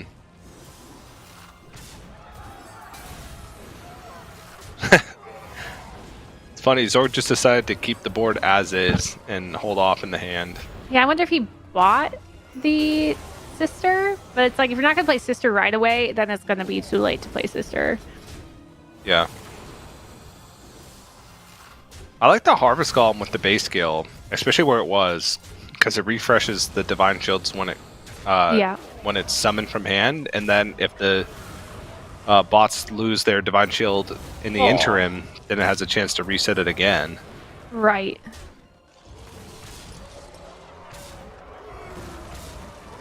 Oh, this actually worked out well for Yanase. Yeah. And killing ETC, which is great for the lobby because ETC was looking quite scary.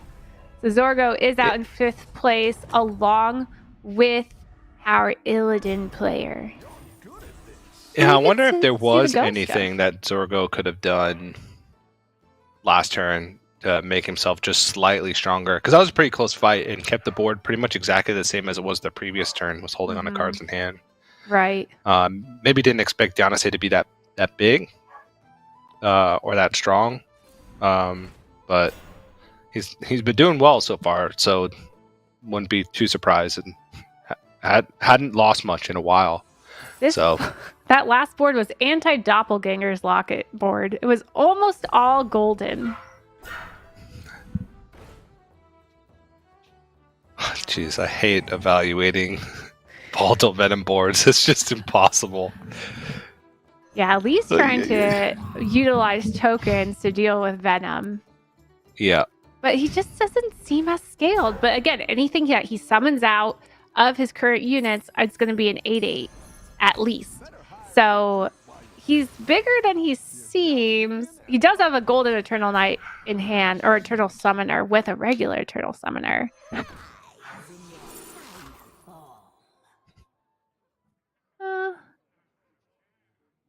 You could, yeah, I like Boogie here because he has 1, 2, 3, 4, 5, 6 drop in hand. If he could get it out now. But... Oh no, sold the 2. It's hard to find a board space. There's nothing to really sell. Right. I guess you could sell them. Yeah, I think you would sell matron? you wait to play it until you're ready to sell out of something and end on something. So like, let's say you find a new foe or a new Leroy or something, or you're ready to get out of the milk of Duo and Witchwing. So yeah, I think he's just waiting to get out of the milk and then he'll pop off with it.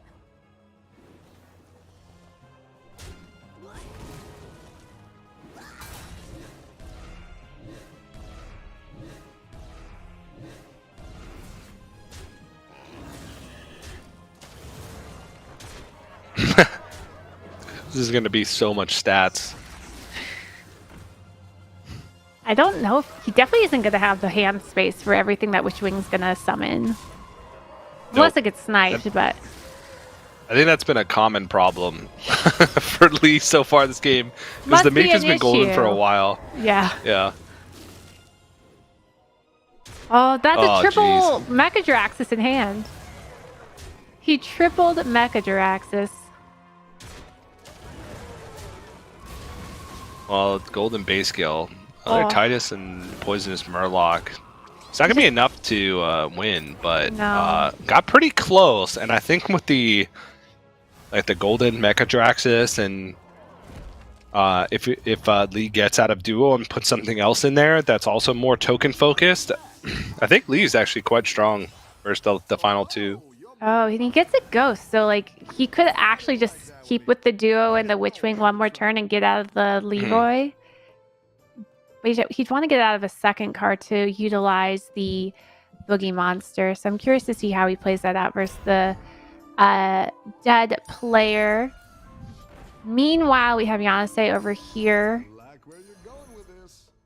utilizing Grease Spot, which we don't see a lot of. You're down a minion and up a goal.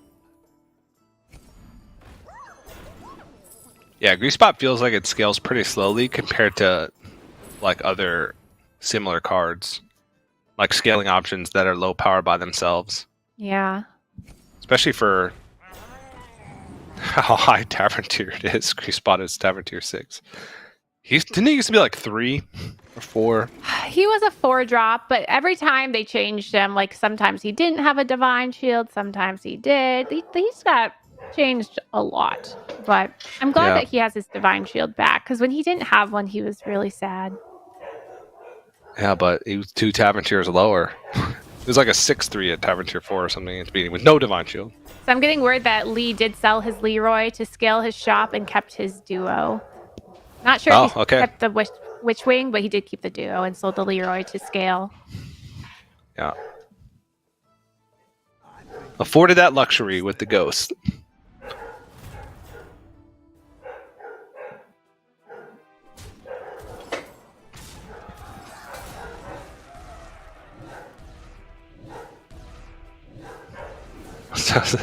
So much health. Doesn't matter what the venom is, but Yeah, he needs to make sure the Titus stays alive, which he does, so he's going to get 4 summons here. Whew. Oh, great snipe. Yeah, because of that snipe. Oh, but there is a refresh for that. Oh, gets out of the venom to keep the Titus alive. Devil's got to be happy with that hit.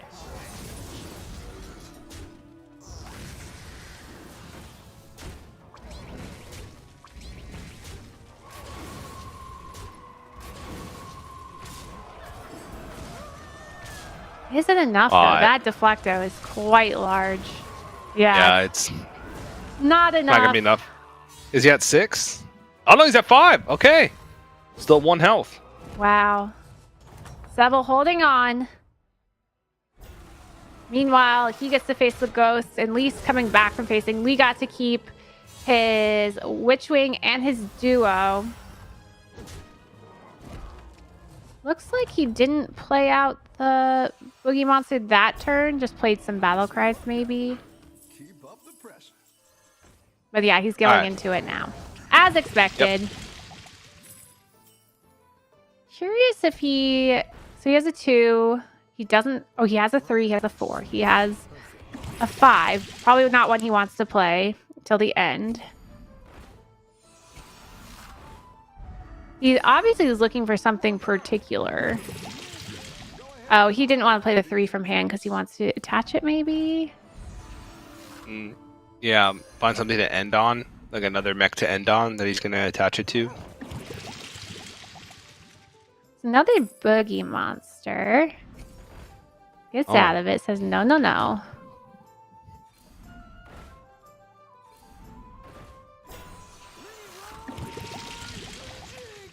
He's definitely looking for something specific.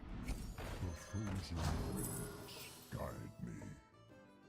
The frozen winds guide me. Protocols engaged.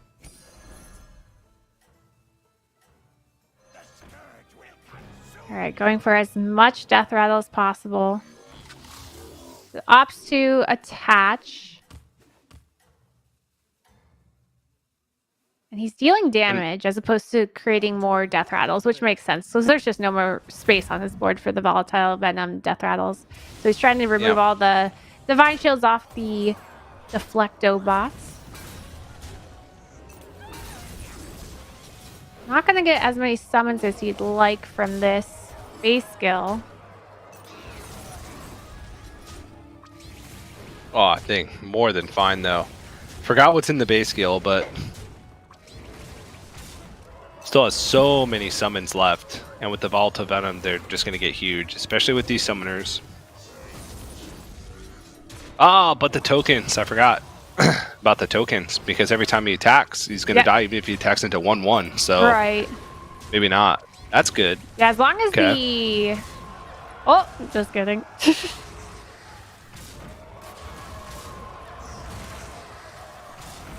Oh, yeah. Definitely enough, but not enough to kill him. We're going to go into turn 15 with possibly still 3 players. Uh-oh. Oh. It's fine. Okay. When we first swapped, that I thought that was going to be a lot closer. But Yeah, the ghost of Zor goes fast.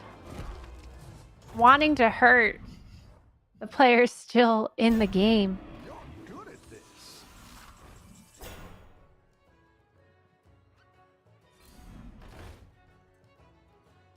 And at this point, I wonder how powerful, like he has these 2 Quillbores, right? But he's not really a Quillbore comp, so he's just getting 2 gems every turn?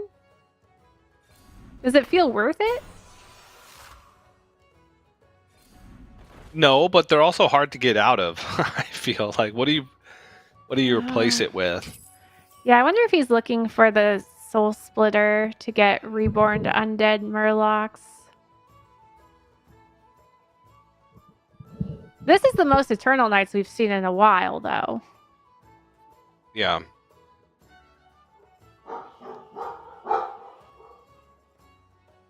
Yeah, like ideally, this base go with the Titus, it will summon all these minions from hand. There's nothing for Seville to really replace that gem splitter with. So, kind of a conundrum going on there. Meanwhile, Lee just volatile venoming it up. Not much else to do on his board now that he's got out of the duo and the main. Seville did get out of Seville got out of the Quillbore. One of them. He left the one up. Got out of Gem Splitter. Yeah, I was curious about that because it just didn't seem to be doing much for him. Mm-hmm.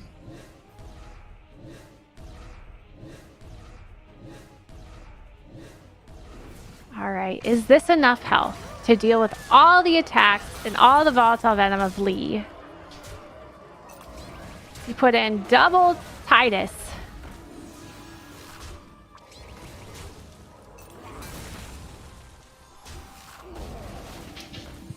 Oh.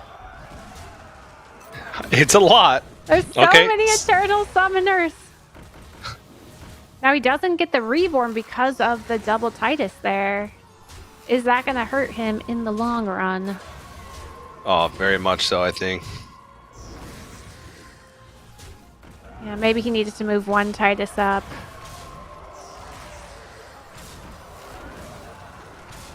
Hanging on by a thread, but it looks like Lee's going to win out with his endless summoning of knights.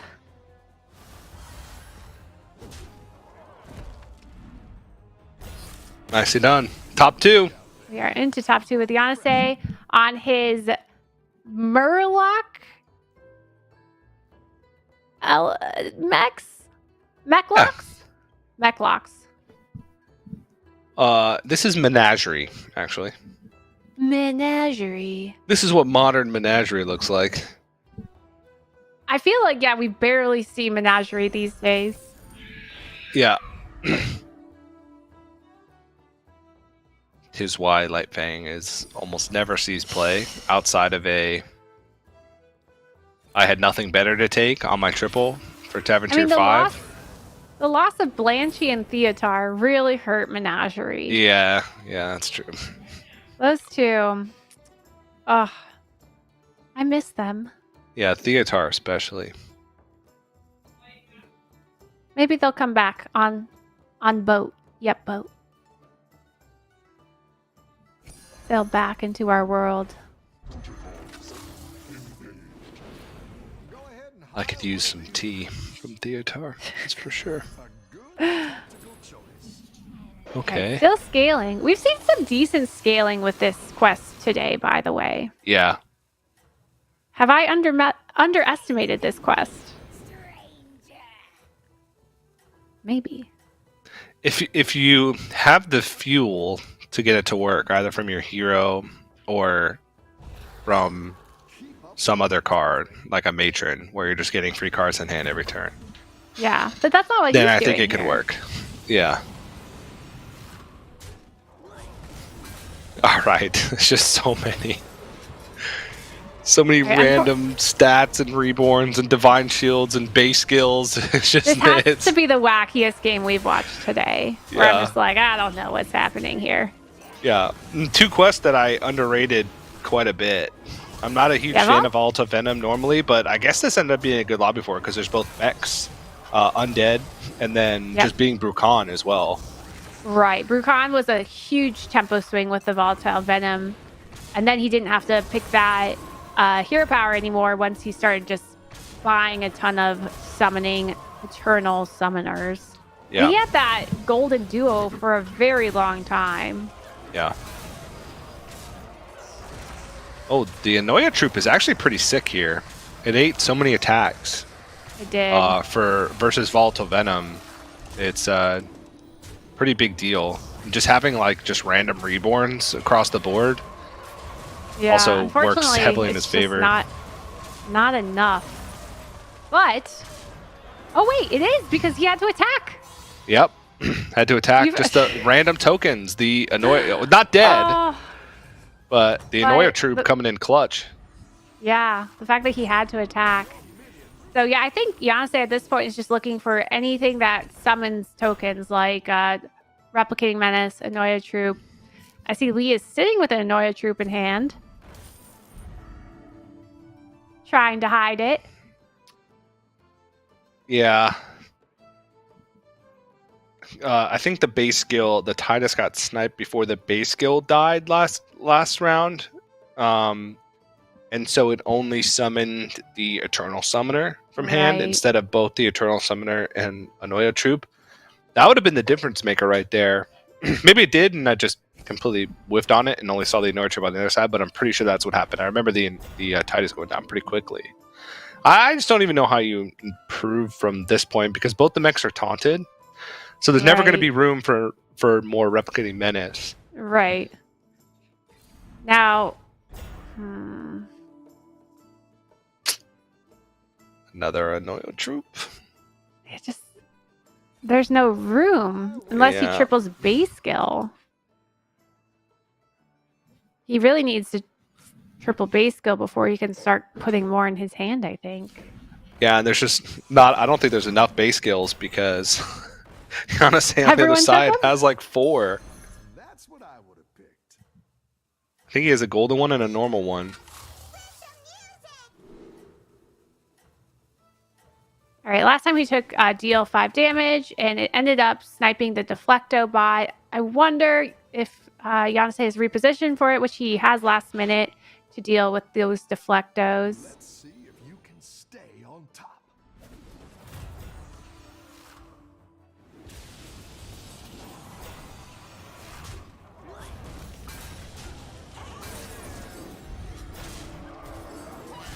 Uh-oh. Not getting full Anoyo troop value may not be the best thing. Okay. Lee is able to summon 2 units. I think this is going much better for Lee than the previous combat. Right. As way more space, the Titus is still alive, so as board space gets to be made, then these Eternal Summoners are gonna summon even more. But the Annoying Troop's Troop still gonna hasn't start died. eating them. I don't know. I have no idea how to evaluate any of this. I think he honestly has it. I don't know. Because the Noise troops are eating 48 attack minions. Yeah. But the Titus is still alive. So there's going to be 2 more nights. No, they both have replicating menaces, so they're both going to Yeah. respawn tokens. Yeah, this would be honestly. Whew. And this, oh my goodness gracious. A well-fought game by Yonsei, and you can see the excitement on his face for taking that long win to turn 17. Oh, Not so turn close. 18. So close. Volatile Not what- Venom is so hard to break down because like all the tokens are just an entire minion basically, because every Right. time you attack into him you die. So they have like every minion has infinite attack basically. Every minion's a Leroy, and so just the more minions you can spawn the better. But the Internal Knights were just scaling so much that I thought it'd be enough attack. It was probably like 15 being spawned a turn. Even Right. more if the Titus lived until the end, which it did there. It was the very last minute to attack. Just nuts. Yeah, that game was crazy. And Volatile Venom's one of those quests that is so good at getting you into top 3, top 4. But yeah, at the end, people can play around it a bit, like we saw there. And even though and in the end, it's like he didn't want the Volatile Venom. He wanted to get out of it so his Eternal Knights could shine, but they didn't get to shine because they just kept dying. Yeah. Honestly, like, I don't even know if they would have shined. There wouldn't have been space for them unless the other ones kept dying. That's They had true, like what, that's true. 3 Eternal Summoners because one was being summoned from the base skill from hand. So at a certain point, there was like just 6 Eternal Knights on board. If none of them were dying, none of them would be able to come. But still a fun game, like you said. Yes. During that lobby, probably the nuttiest game we've seen thus far today. So a To the nice point where change we of didn't pace. even need to cast it. Just watch it.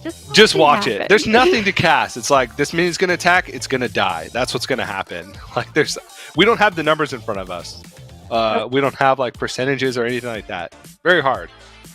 Very hard to analyze. But a nice change of pace. A lot of different variations of minion types we've seen come out on top at the end of the day and in the top 2. And we've come to our last break of the show. So that means we only have one game left to determine who in this Group B is going to be moving on to the final day tomorrow into that final lobby to play in the check format. Should be a good one. But before we get into that, we are going to have to go to a quick break. But don't go anywhere. The conclusion to day number 1 here at Lobby Legends Summer Championship right after this.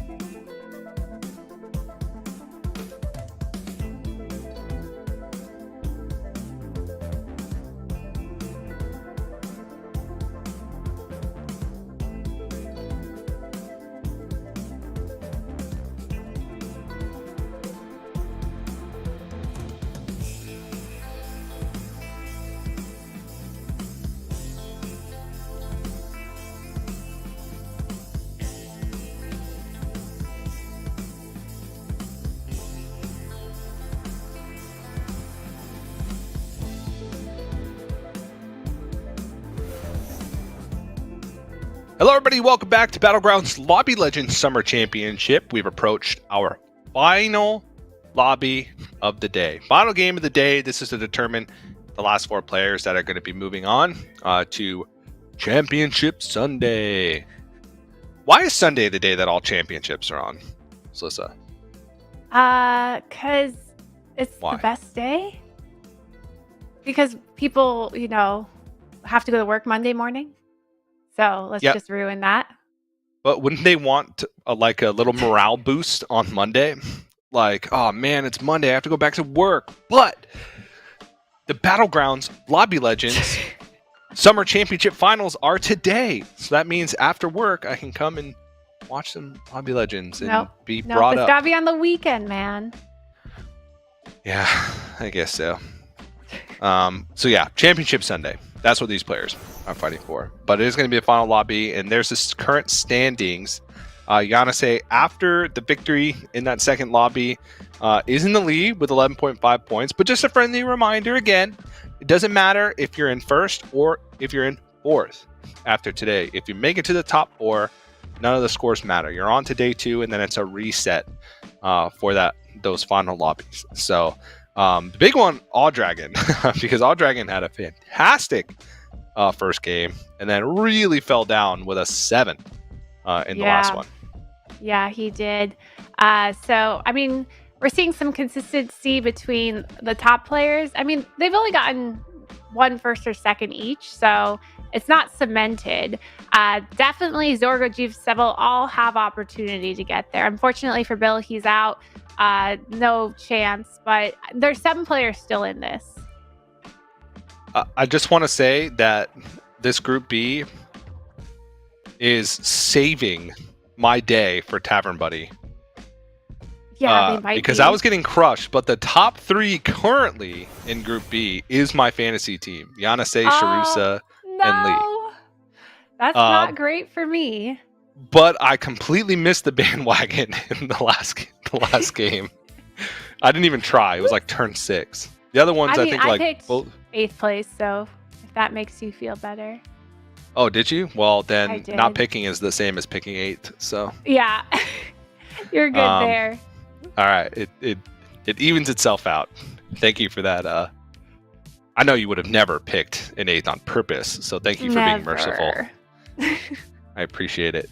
Well, we'll see. I'm curious to see what it's going to be at the end of the day. If that top 3 stays how it is, if Yanase, Sharusa, and Lee continue to perform well, then I could be looking good.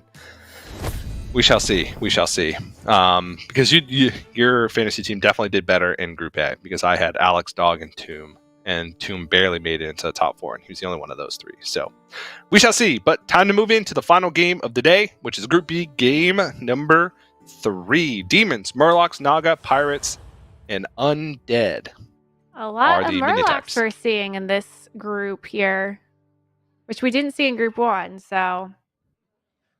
Are we going to have a crazy Murloc game again with base skills galore? Yeah. Zorgo. Yeah? Well, I do think that like undead boards can do quite well against kind of those Murloc scam boards, like the super late game undead boards, because you have a lot of tokens with high attack. So we'll see. I don't think this is full scam, but this is no mechs, right? I don't think so. But what I do notice is people picked very high armor heroes in this lobby. Kurtrus, AFK, I think they have 18 armor. Sneed has 17. Charge has 17. And Illidan has 17. Like, the first 5 people have 17 or more armor. Yeah, there's a Putricide here, which is one of my favorite heroes, but one of the heroes that I do the worst on. He's so fun to lose with. I never know when to craft, what to craft. I just can't envision like how the crafts like fit into my game plan. Or like I'm like, okay, I'm gonna be greedy with my crafts this game. But then I get to a point where I'm like, I'm dying. I need to craft right now. And then I get a terrible one. I'm just like, okay. Yeah. I mean, there's a route where you craft on turn 2. And you can make a minion that's every time you summon an undead, it scales. And you could just get a lot of tempo from that. And it's a very safe route that a lot of pro players will do. But in this situation, Seville needs to do well to get into top 4. Because I believe he's in 5th right now or something. So he might be going a more greedier route. WTY Bill on the Murloc Holmes. About to face a AFK who has sat around and done nothing but eat a muffin. Which I get. I want a muffin. Or is it a cupcake? That's my bad. That's a cupcake. Even better. I mean, they're the same. A muffin. Are they? A muffin is just a cupcake without icing. No! A cupcake has way more sugar in it. You're eating the wrong muffins. Oh, awful options here for Aw Dragon. Takes the Puffer Quill. Gets the Legion Overseer for the second option at least. And there is a token in the shop. So he can either buy level or double buy technically. I doubt he will, but he could just to get a lot of tempo early. He's probably opting to hold on to Puffer Quill. He might not, but if he does, it's because it's 2 minion types. Mhm. So if it's like play Quillbore or Naga Quest, that could be a consideration. Lots of money in the tavern for Jeef. Whoa. Yes, lots of summons, lots of attacks. Those pirates attack twice, so that's really good for the quest if you get the attack quest. So curious to see what Jeef gets for his quest options. Ooh, and more Oh. money. He's That's- loaded. That's insane. That's quite a good start. Yeah. And that's a good reminder for Money bandwagon. good. I'm actually gonna pick Oh. Jeep here for my bandwagon pick. Made it in just on turn 3, and that's a double whammy bandwagon pick because I'm hedging my bets because Jeep's on your fantasy team. Yeah. So if you that means if I pick G for my bandwagon, it means if you get points for your fantasy team, I get points for my bandwagon. That's not cool. So he gets offered play 3 Naga or Murlocs, order them from lowest to highest, or destroy minions. Destroying minions is interesting because obviously we have a lot of tokens in this lobby. He's seen a lot of tokens himself. But Yogg-tastic can be quite a bully. It can actually ruin your board sometimes. And I think the pros know that. I mean, I pick it all the time because it's fun, but fun doesn't mean good necessarily. He can mix up your stats and give your giant cleave nothing. He could really destroy what you're working towards. Yeah. This is a tough choice, actually, because Scepter for Demons is not necessarily the best, especially with this start. It's a pretty easy... Actually, it's not that easy of a requirement because he wants to get the money from the corpse refiner. And so if his plan was to buy like this... Oh, what do they call it? Are they scallywags? Or scallywags? Yes. Yeah, scallywags. Then he'd have to put the scallywags at the back, which would completely ruin the plan. What did he pick? I was looking at my other monitor. I didn't see him pick. I was looking at the other monitor too. I was typing in my pick, so I missed what quest he picked, and now I'm very sad. Okay, it looks like it's the highest, the demons, the scepter, because he changed to. No, it's not. Pirates in the back. Yeah. So icicle. Oh, you did pick Yogg-tastic. Okay. Oh, he picked the Yogg-tastic destroy. Yeah. I mean, the other options just weren't great. Yeah. This one made the most sense. It just could really mess with him. It could really help him out too, but it could really mess with him. So we'll see. He might be yelling at the clouds soon. Zorgo looking at a triple.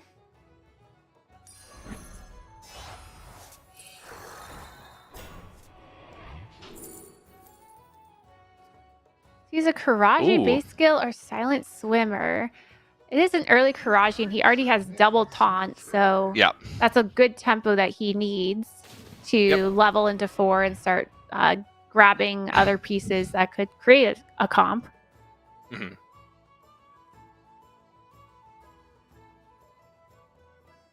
And over here, Seville has created something.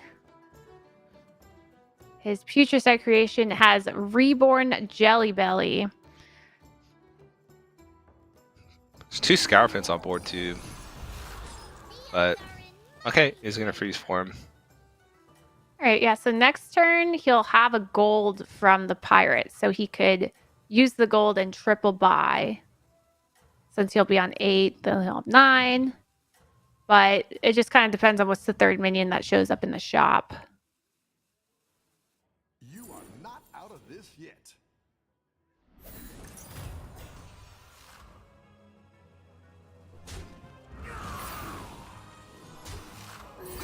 Oh, Jeef is gonna be rich on the Yasharaj.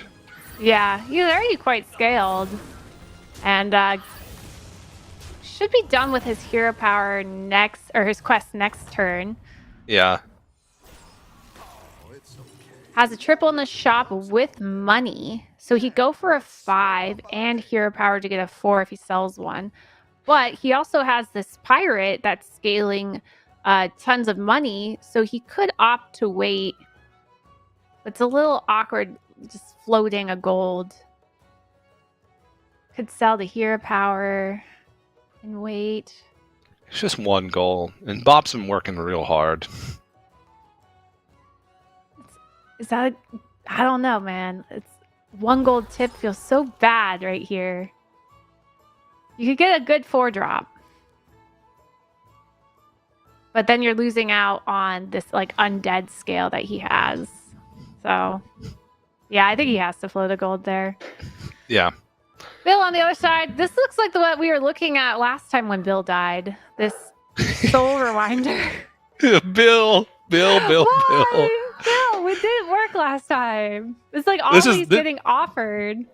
This is a billboard if I've ever seen one. Yeah.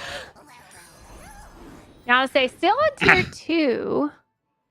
And Jeef has tripled into the 5. He opted to grab it.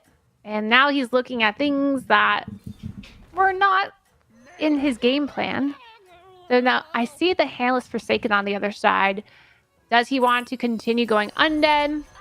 He does grab it while still having this Murloc. So he could go into more of a Murloc build. But the Handless is a ton of tempo. Yeah. Still high armor. I expected Jeef to get a little bit greedier there. But opting to not. And basically cashed in both money sources there with the Corpse Refiner that was scaling up. So got his quest done. Oh, quest. You know what? He had to. He had to buy the minion there because Yogg was about to become online and he could have eaten the minion in the shop. That's true. So he was aware, like, I don't want to eat my triple. Yeah. And there's a possibility because Yogg ruins things. Yeah, let's see if that's what's gonna happen. No, Neil! Bring us back. There we go. Okay, so we end up giving 3/3 and shuffling stats. They were all similarly statted, so it didn't really it wasn't matter. A big deal. But like, there's a cleave. Can we give the stats to the cleave? All right, looking at Lee on Sneed, he's doing a lot of tempo here, giving death rattles out to minions while his undead scales attack.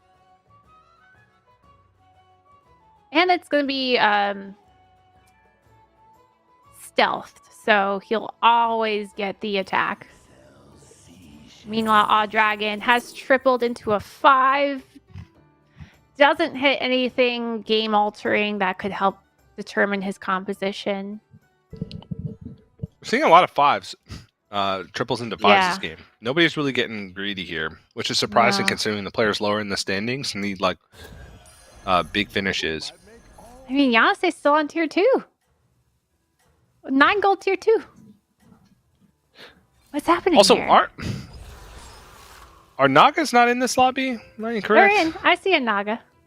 I see one right there. Oh, yeah. Like, we haven't seen anybody. We haven't seen like a Lava Lurker, Zesty, nothing. I mean, it's not a very good minion type unless you get the Golden Hammer. So I don't see anyone with Golden Hammer. I don't see anyone taking it. It's just not a good. That's true. Especially with Murlocs in, right? Right, exactly. Like, they're just going to completely venom all your minions down. Yeah.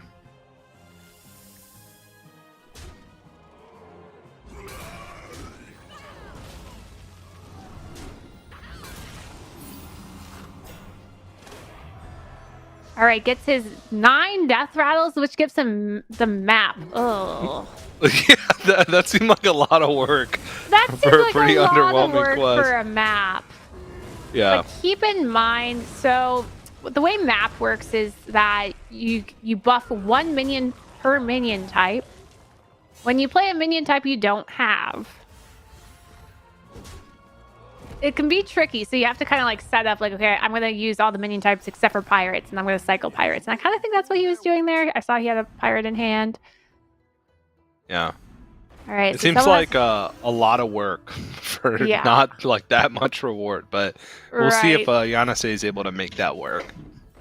Yeah, I almost would have just like been like, oh, I don't have a quest this game. But I mean, he was loading up, so maybe he's just gonna prove us or prove me wrong. And I'm fine with that. He's cycling Murlocs, not Interesting. pirates. Because he has a mistake Yeah, I guess, that counts as something as else. nothing. It counts. It's everything, but it's also nothing Right. for the purpose of the map. I didn't know that. I think as long as there's something available for it, it would work that way. Yeah. Okay. So, what's it considered Okay. in this? I was he's wrong. Map is really getting nuts. online here. This is sick. No, he's just gonna stay on Tabatur 2 the whole game and just cycle through Murlocs and pirates. Actually, no, not pirates, because it has a pirate. It's got to be Murlocs at this point. Yeah. Just got to keep cycling Murlocs. And it's kind of interesting because he technically has 3 pirates that scale with his attack pirate, the South Sea. Yeah. Over on the other side, Jeef has quite the undead board going. So he did, he had that Murloc that he could have just kind of switched over to the scam build. But already had a lot of attack going with the triple battle cry undead and now finding a Nubarak. So sticking with it. And although we saw how much Beyonce scaled there, it was not enough for these undeads that are just summoning so much attack. Yeah. Still going to take the Oh. loss. Oh, well, Soulstone. depends on the 2 demons. Eh. No, not enough. But, it cleaned up the board a bit. Yeah. He still hasn't found his ice block, keep in mind, and he is below 15. Does seem to happen that way, doesn't it? Uh-oh. No. Okay. Shuffle! Yeah. With this board, it really doesn't matter. Oh, so last turn he locked his Yaw gave him a golden minion. Looks like he leveled and locked it. So now he can triple and see what he gets. Looking for Eternal Summoner. Fell Stomper is fine. Ooh. Sister Death Whisper would have been great. Yeah. You can even level here, I feel. Yeah, I think that's what he's asking himself. Like, is this the opportune time? Because his comp really does scale into the 6 drops. He needs to get to 6 by, as fast as possible.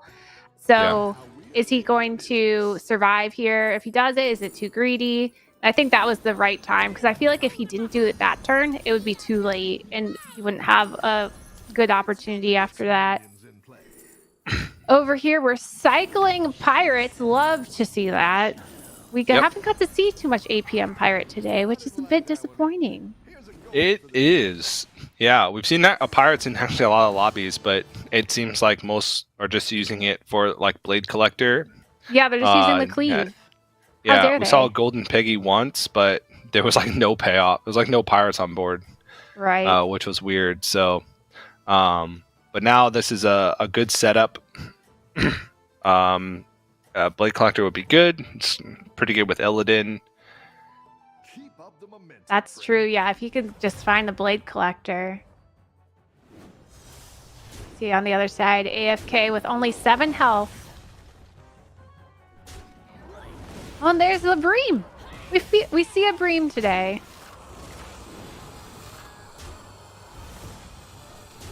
Had to play it, though, because it was low on health and did not have a base skill.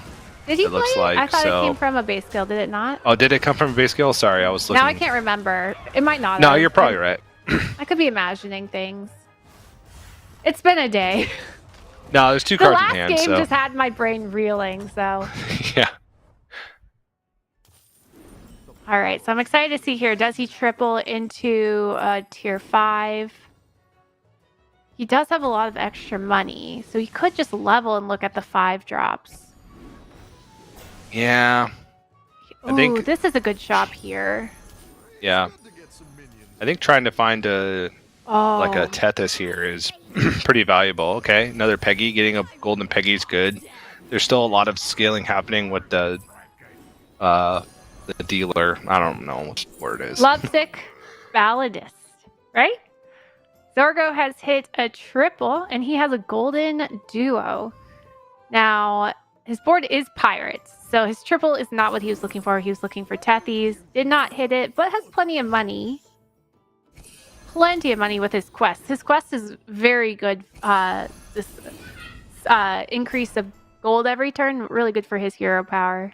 Yeah. Because he can basically try and triple every turn. Yeah. Over here, Lee has tripled into a tier 6. Usually looking for something like Fell Stomper with a Sneed board. He just doesn't look like he's developed as much as others and would really need a Fell Stomper to get that going.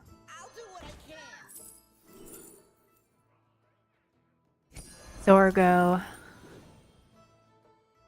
So much gold.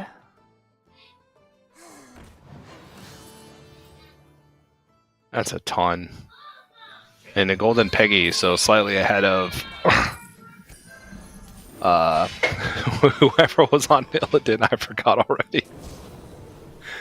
Sharusa? That was... Sharusa, the other Pirates player? Yeah.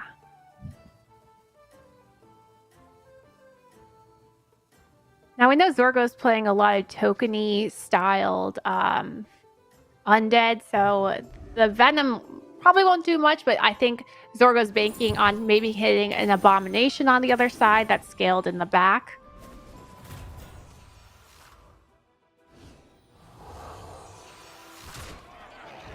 We see Zorgo... Oh wait, no, who's on? It was Jeef. Jeef is on Sarge. Is getting a lot of value of being on tier 6. He's already starting to find some core pieces like Eternal Summoner. Yeah. Oh, that's a bummer because it felt like Zorgo, especially if Zorgo was able to hit double Golden Peggy going to the next turn. Right. With the vault would have had pretty intense scaling, but Jeef Now, just too strong right now. Yeah, this pirate game might be worth. Now, he did just skip the cleave minion. Maybe he feels like it's too late. Rod of Roasting. Not hitting much of his minions. There we go. Oh, hits face. All right. Gets the triple.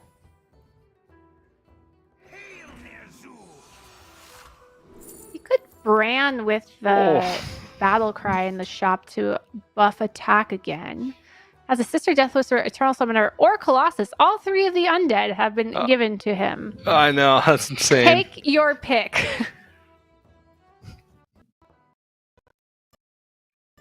It does seem like an Eternal Summoner, right? Yeah.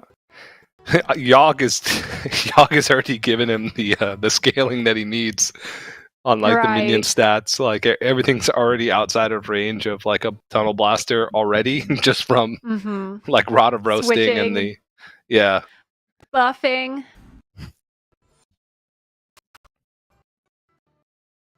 Yeah, so he opts to go past the buffs and sees another Fell Stomper. Oh, nope, we're on to Bill. Bill gets to face the ghost of Zorgo's past.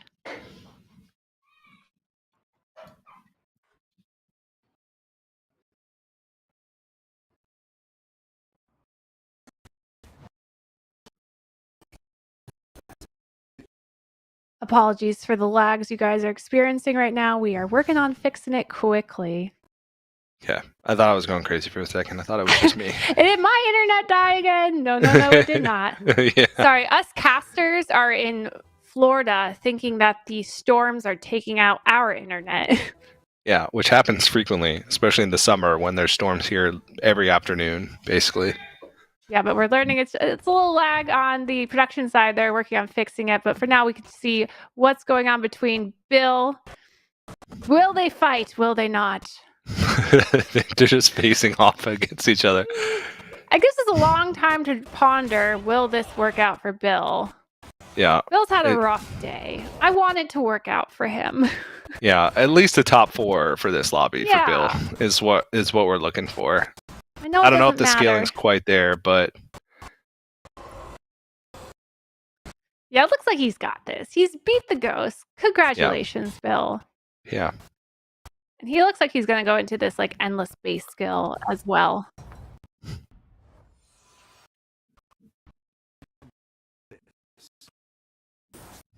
Great. Yeah, Duo's gonna get a golden base skill.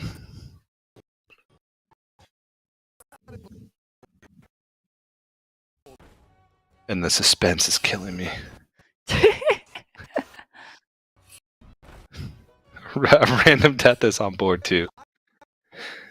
So it looks like in order to fix the lag, it's going to come back to us for hopefully just a few moments while we reset and see what's happening. Can't see much. We can see each other, but it looks like the games are going well. Yeah, fantastic games here today. It feels like everybody's like dipping into pirates a little bit. There's 6 players left remaining alive. 3 pirate players out of those. I'm actually the rest are just trying to scam with base skills. I'm impressed about the amount of undead we've seen as well. And the use of undead with murlocs. Like, I haven't seen that often. I like to use undead with Quillbore to use the bristleback. Okay. Bristleback and resummon all the divine shields using the eternal summoners. So that can be fun. I didn't see that today, but we've seen a lot of Murloc undead, which I think is such a weird strategy to go. But apparently it works because we've seen all the pros doing it today. Yeah, it seems like in every top 4, there's been like a Murloc mech player or a Murloc undead player. All right, back to Yanase, who has been scaling those 1 and 2 drops. Has it panned out? He picks up a blaster to try and deal with the undead. A lot of times undead don't have a lot of health. We know that Jeef has been working on that health with his Yogg's Blessing. Yeah. And Rinda pointed out earlier, Yanase actually doesn't need that many points, so that hero selection makes sense. He did get the ice block, though, which is just a little sigh of relief, really. Yeah. That usually will increase your position by like at least 1, and when you're in a position where you don't need that many points, it's good. And picking like just staying on Tavern Tier 2 forever, and picking like maybe not a very high scaling but high tempo quest option, which is what he did, ends up being good. Also gets his ice block popped at a pretty high life total, 14. That he could have like 1 more combat loss in him if he's able to take out like some of the higher costed minions. But he's not going to fare well against any undead boards with that board because he's just stats. Another buff and switch. That's good. Velvet. No, it's not. It's bad. Well, Velvet took a big chunk of it.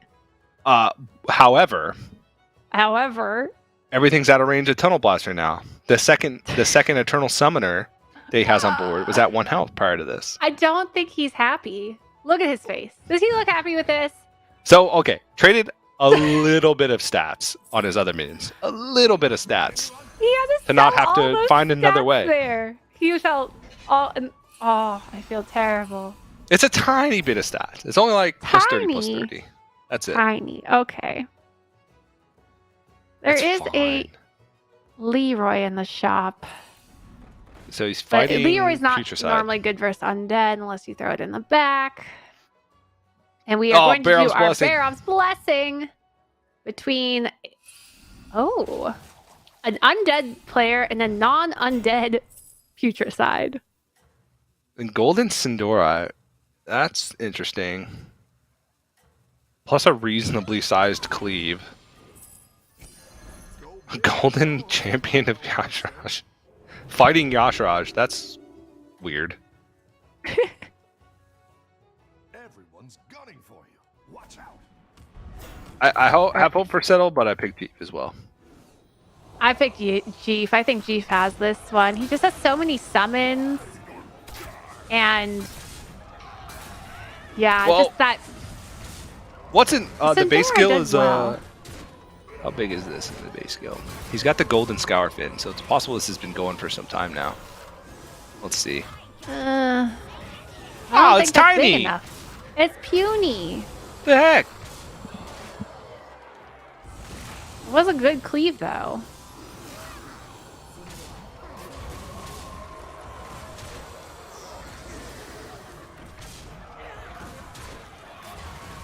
Oh, wait. Are we wrong? Oh, my gosh. Well, well, well. You're wrong. We were very wrong about this situation. I think the cleaves were just immaculate. Yeah, I didn't expect the cleave to actually live that long, but it did. I didn't know it attacked 3 times during that combat. I don't think this is what Chief wants. At this point in the game, he wants the prizes. It's turn 13. He would get prizes that are turn 16 prizes. Like, that's what he wants. He's gotten to that point, and he's just not getting it. Go big or go home, I always say. All right, another base skill in the shop. Not much to summon. He has the end of turn effects triggering twice, so his non-taunted minions are scaling. And there is another taunt in the shop. If you taunt another minion, they'll scale for more, but less minions scale. Meanwhile, Lee is trying to scam people. I kind of figured he would because just when he discovered the 6-drop, he wasn't discovering Fell Stomper. So at that point, he wasn't scaling. He needed to switch routes. Everyone else is scaling. He's not. It's time to just try and scam. I feel like that's Sneed in a nutshell, though.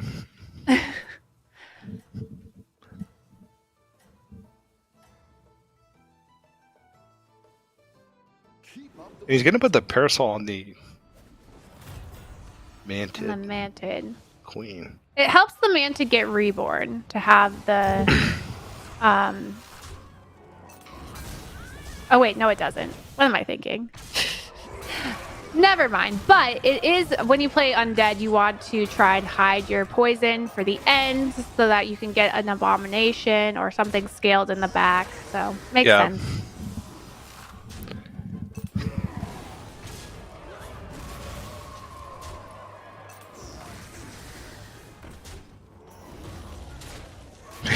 He's nowhere close. No. As sad as Jeef has been about his Yogg, he's winning. He's doing great. Oh! Yeah. Oh! And we... Oh! He has put a lot... Oh, that's why he stealthed it. Because he had hero powered it so many times. He wanted to make sure there was space for all the summons. Yeah. Interesting. Yeah, that's cool. Yeah, I don't play Sneed a lot. I feel like, are you in the same boat as me? Like, oh, just enough. Yeah, Sneed requires a lot of thought. All right, Yogg, Yogg, Yogg. Let's get the prizes. Eats the shop instead.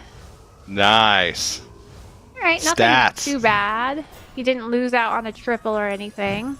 Nope. There's the triple. Discovers a boogie monster or Tethys for gold. Nothing's really immediate. A gift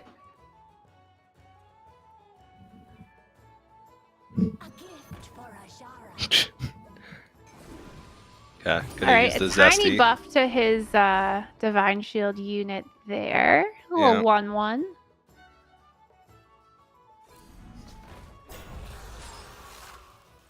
And a triple to eat.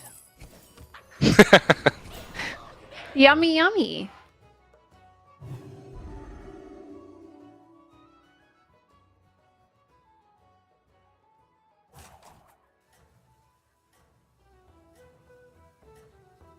For the Yarnsey's still alive.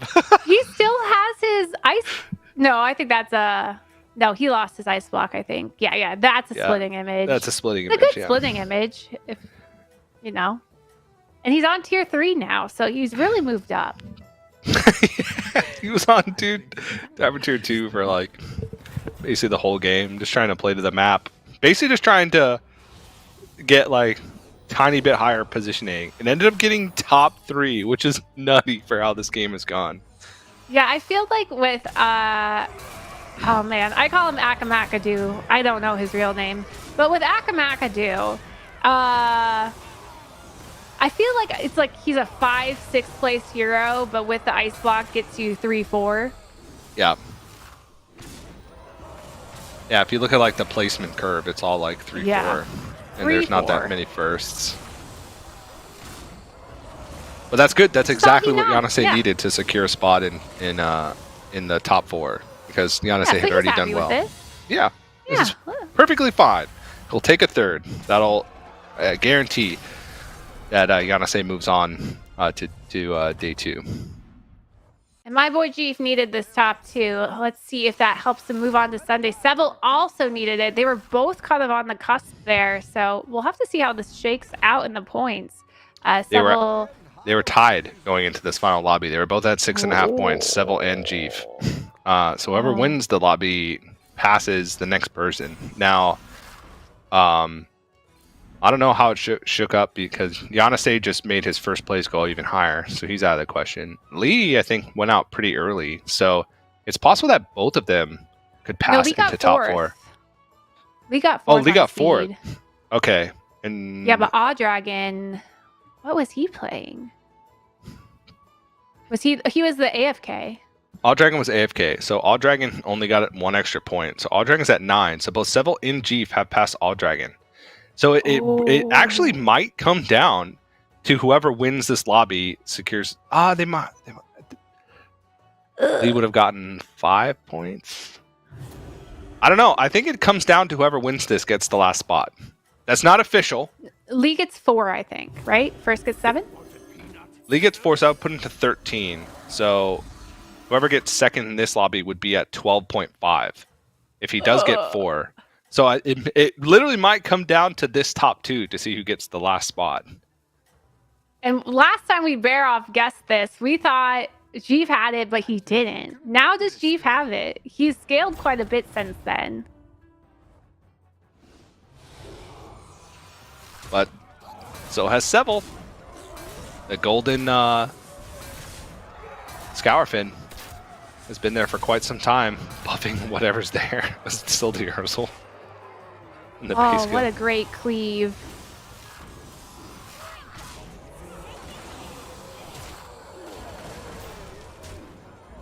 See? It's a 54-92 now. Not bad.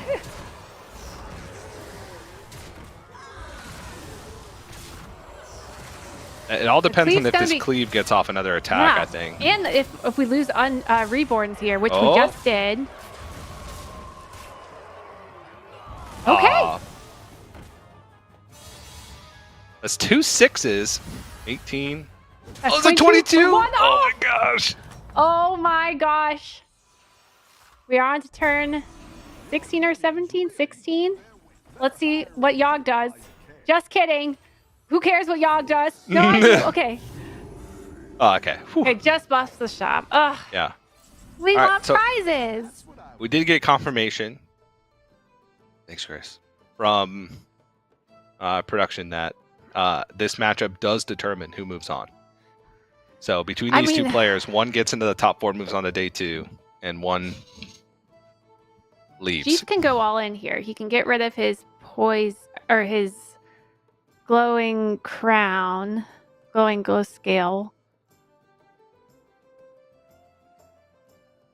And replace with what? The poison? There's a mantid. Because the mantid can then really help deal with the large scaling taunt unit.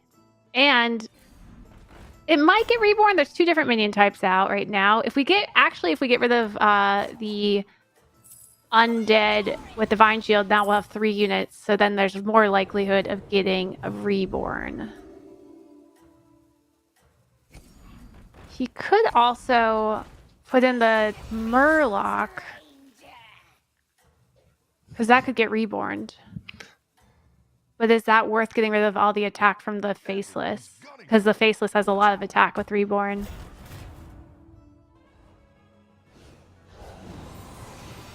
Okay. I like that Seville keeps putting the Sindora later and later Yeah. to try and hit some more important. Ooh, There we go. Yes. good. I mean, everything. Oh, got the Manton. The Manton is worthless. Well, I guess it killed the Sindorai. Yeah. Not worthless. I rephrase that. Oh.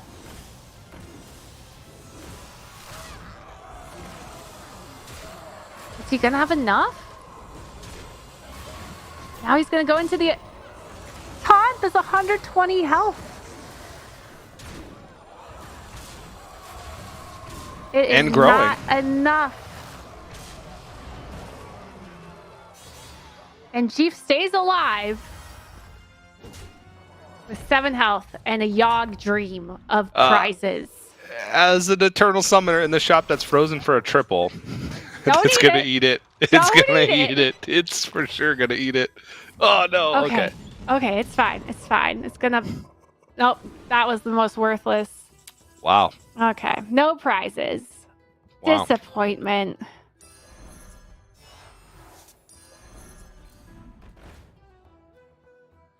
All right, the base skill can just summon the Plague Tidewalker. Mm-hmm.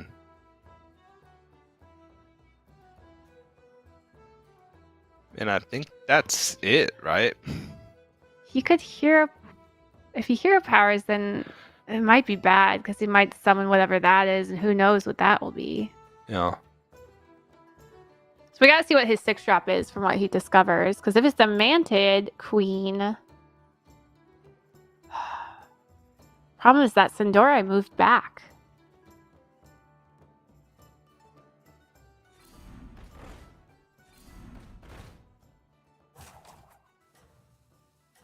All right, time to discover.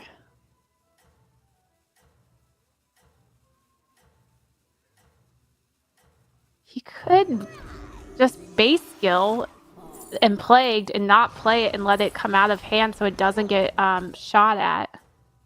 That was an option. Let's see if you can stay on top.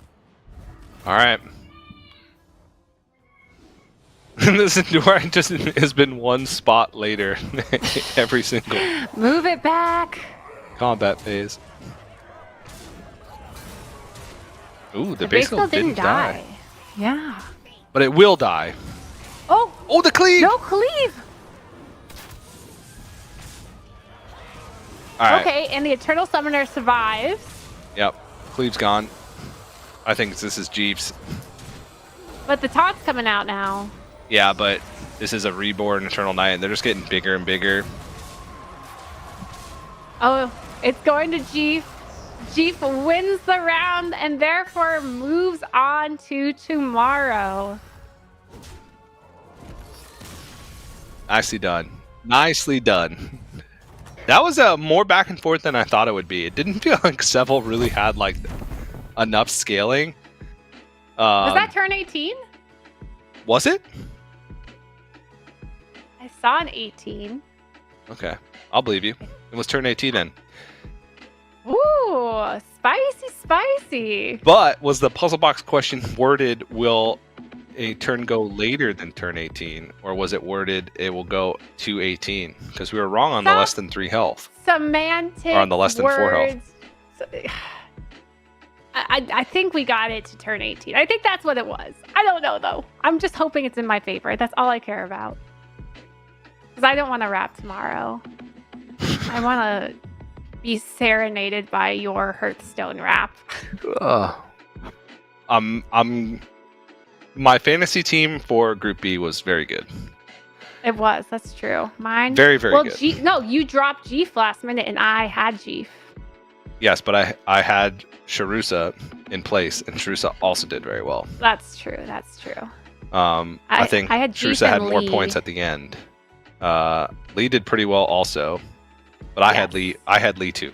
So Yeah, that's true. it is moot. And I had Yanase. So, and Yanase did very well. I think Yanase was in first place. Looking at replays. Oh no, dog. Dog.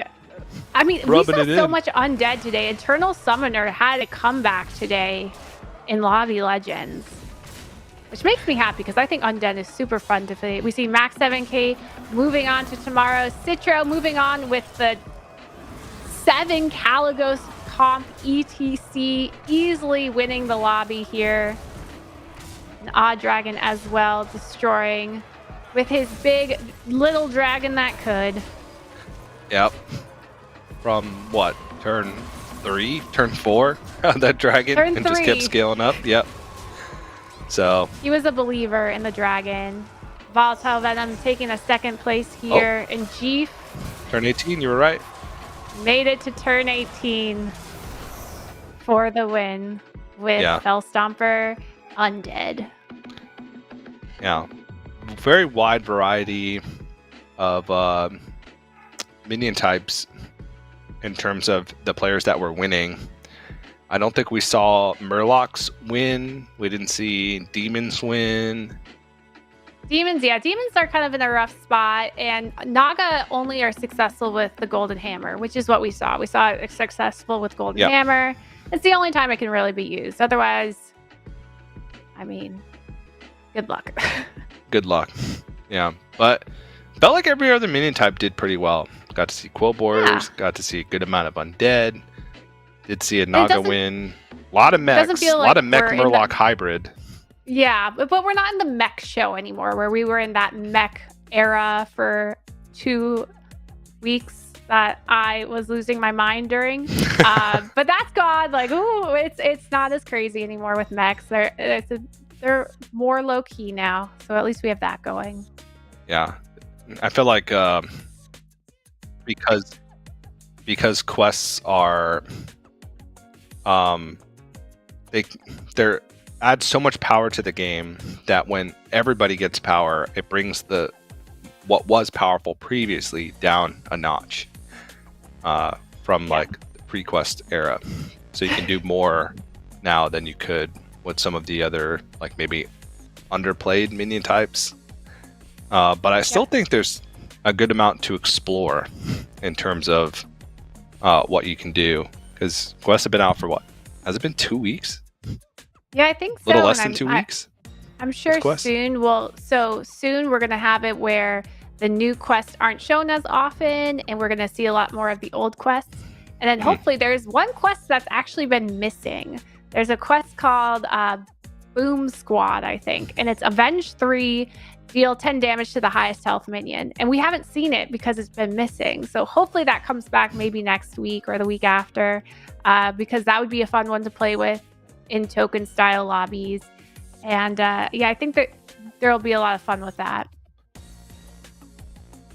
Yeah, I honestly didn't even know it existed until you told me like right before the broadcast today. Because it's in the data. You have to look at the database, but you don't get offered if you're just playing.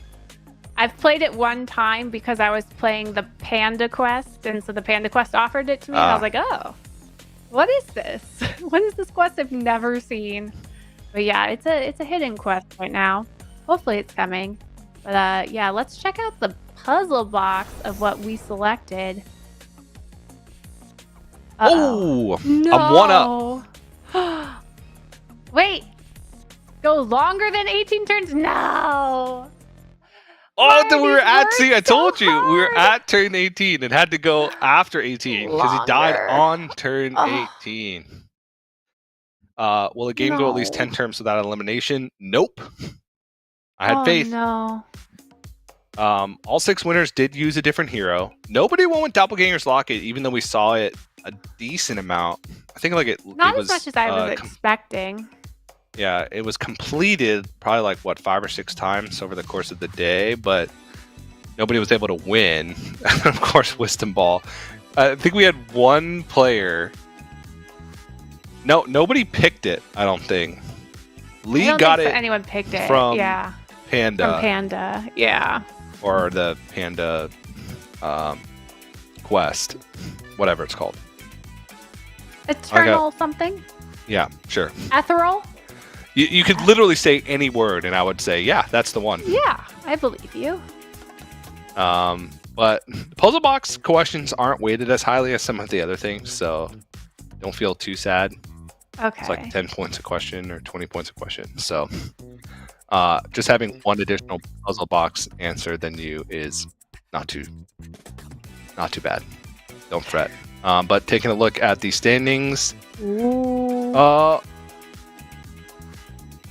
So actually Seville did make it in because He did. Sharusa and Seville were tied.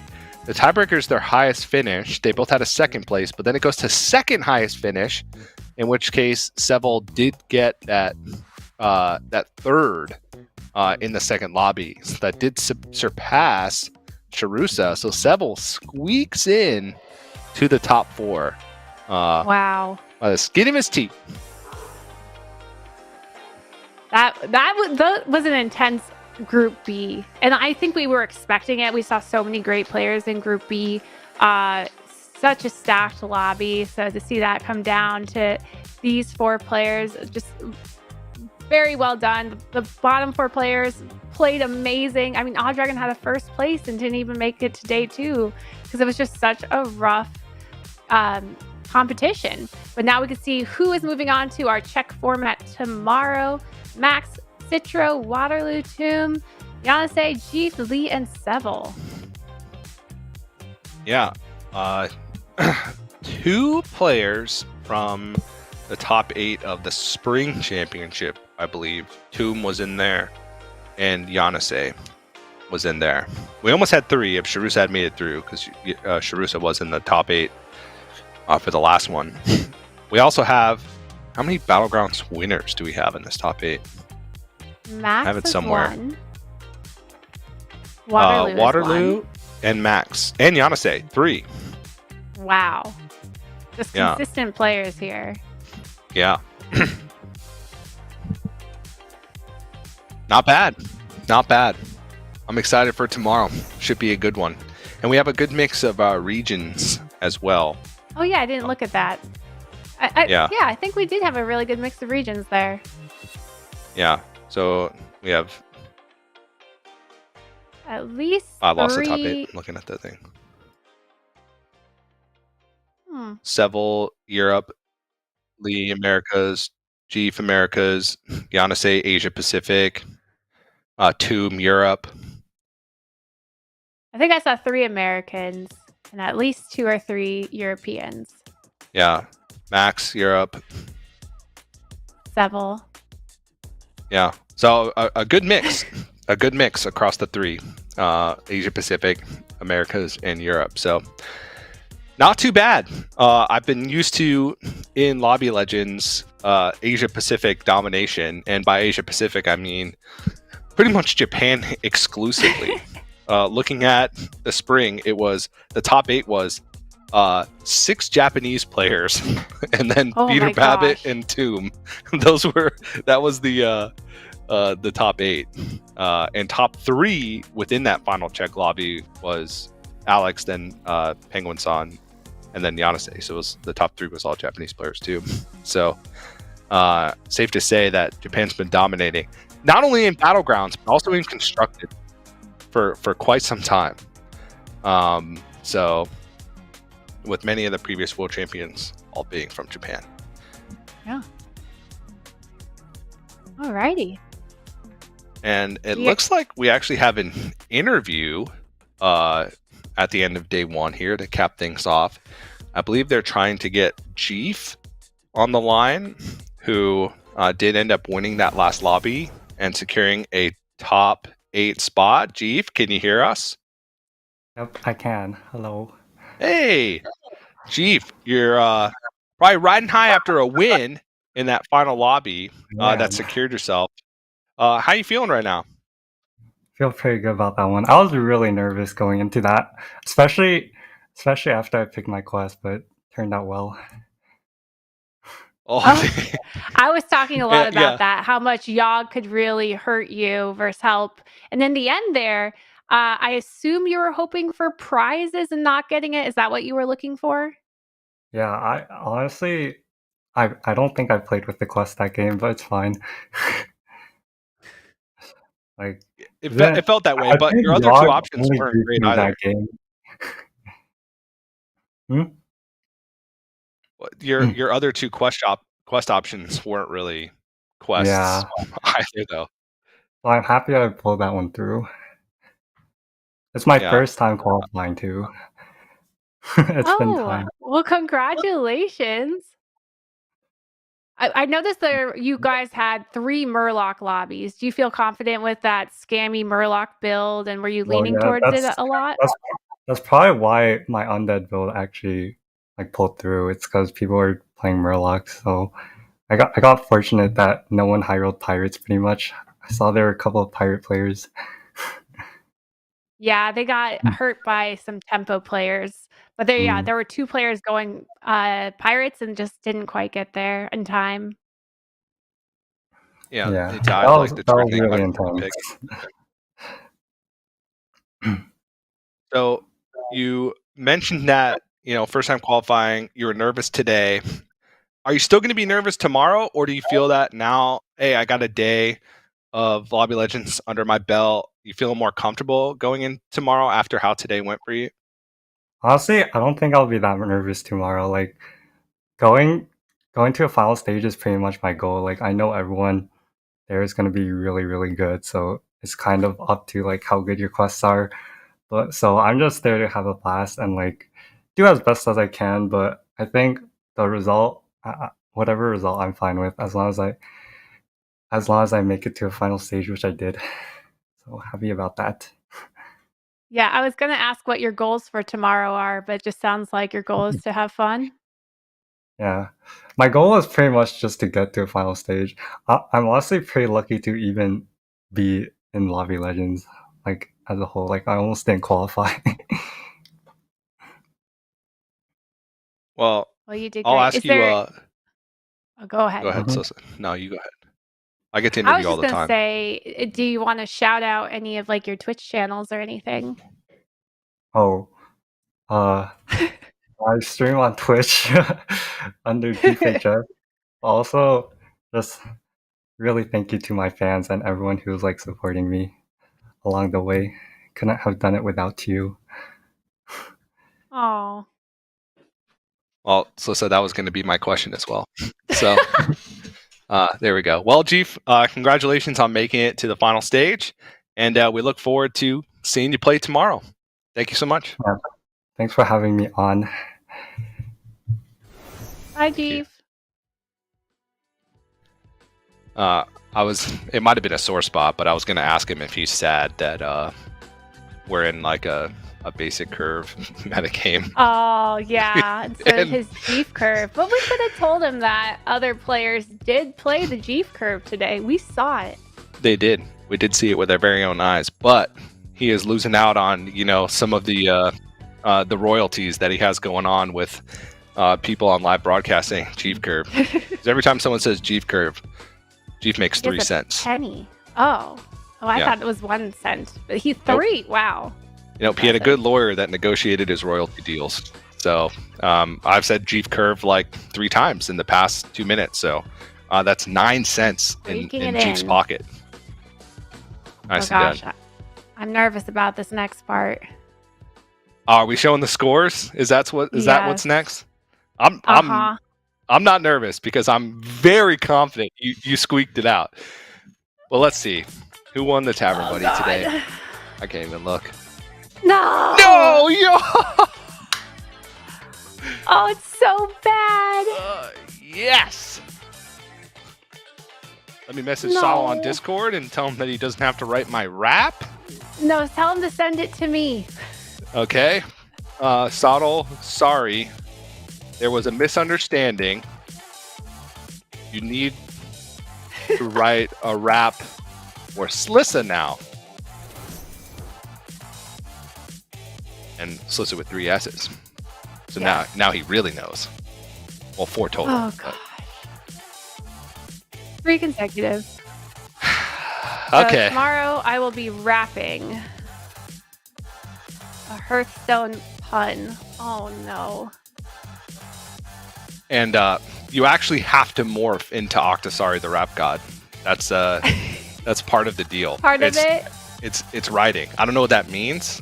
I don't know what that entails. I don't know how you're gonna pull it off, morphing into Octosari the Rap God, but all day, especially halfway through the day when I looked at everything, like my fantasy team for Group A. I was like, oh, geez, I'm donezo. But turns out my fantasy team for Group B actually just carried me in points. I think it was a 38-point lead that just in fantasy that makes up like most of the point difference. Kind of what killed me there. Yeah. But tomorrow is going to be some highly competitive gameplay and highly cringy rapping. The ultimate cringe will be here. If you want to miss that part, you totally can. I understand. I don't know which part I'm more excited for tomorrow. If I'm more excited to hear what you've come up for with the rap, or if I'm more excited to watch Battlegrounds. That's a tough choice. It's got to be the Battlegrounds. I don't know. I'll see. I'll see. Have you seen the competitors?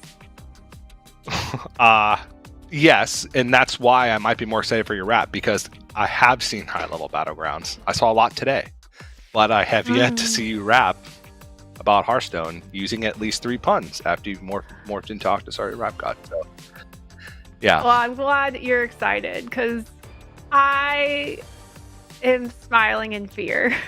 Yep. Just smile away the pain. Smile away the pain. But I think you're going to need time to prepare, so I think it's time to close out the show. Slitha, any final words that you'd like to say before I close out the broadcast? I think I'll save my voice for tomorrow. Yeah, okay. Good call. But we are done here for today. Make sure you return tomorrow, same time, same place, where we're going to return with the top 8, the final lobby check format for the Lobby Legends Summer Championship. So from myself, from Slissa, from the broadcast crew, thanks for watching, and we'll see you tomorrow for more Battlegrounds action.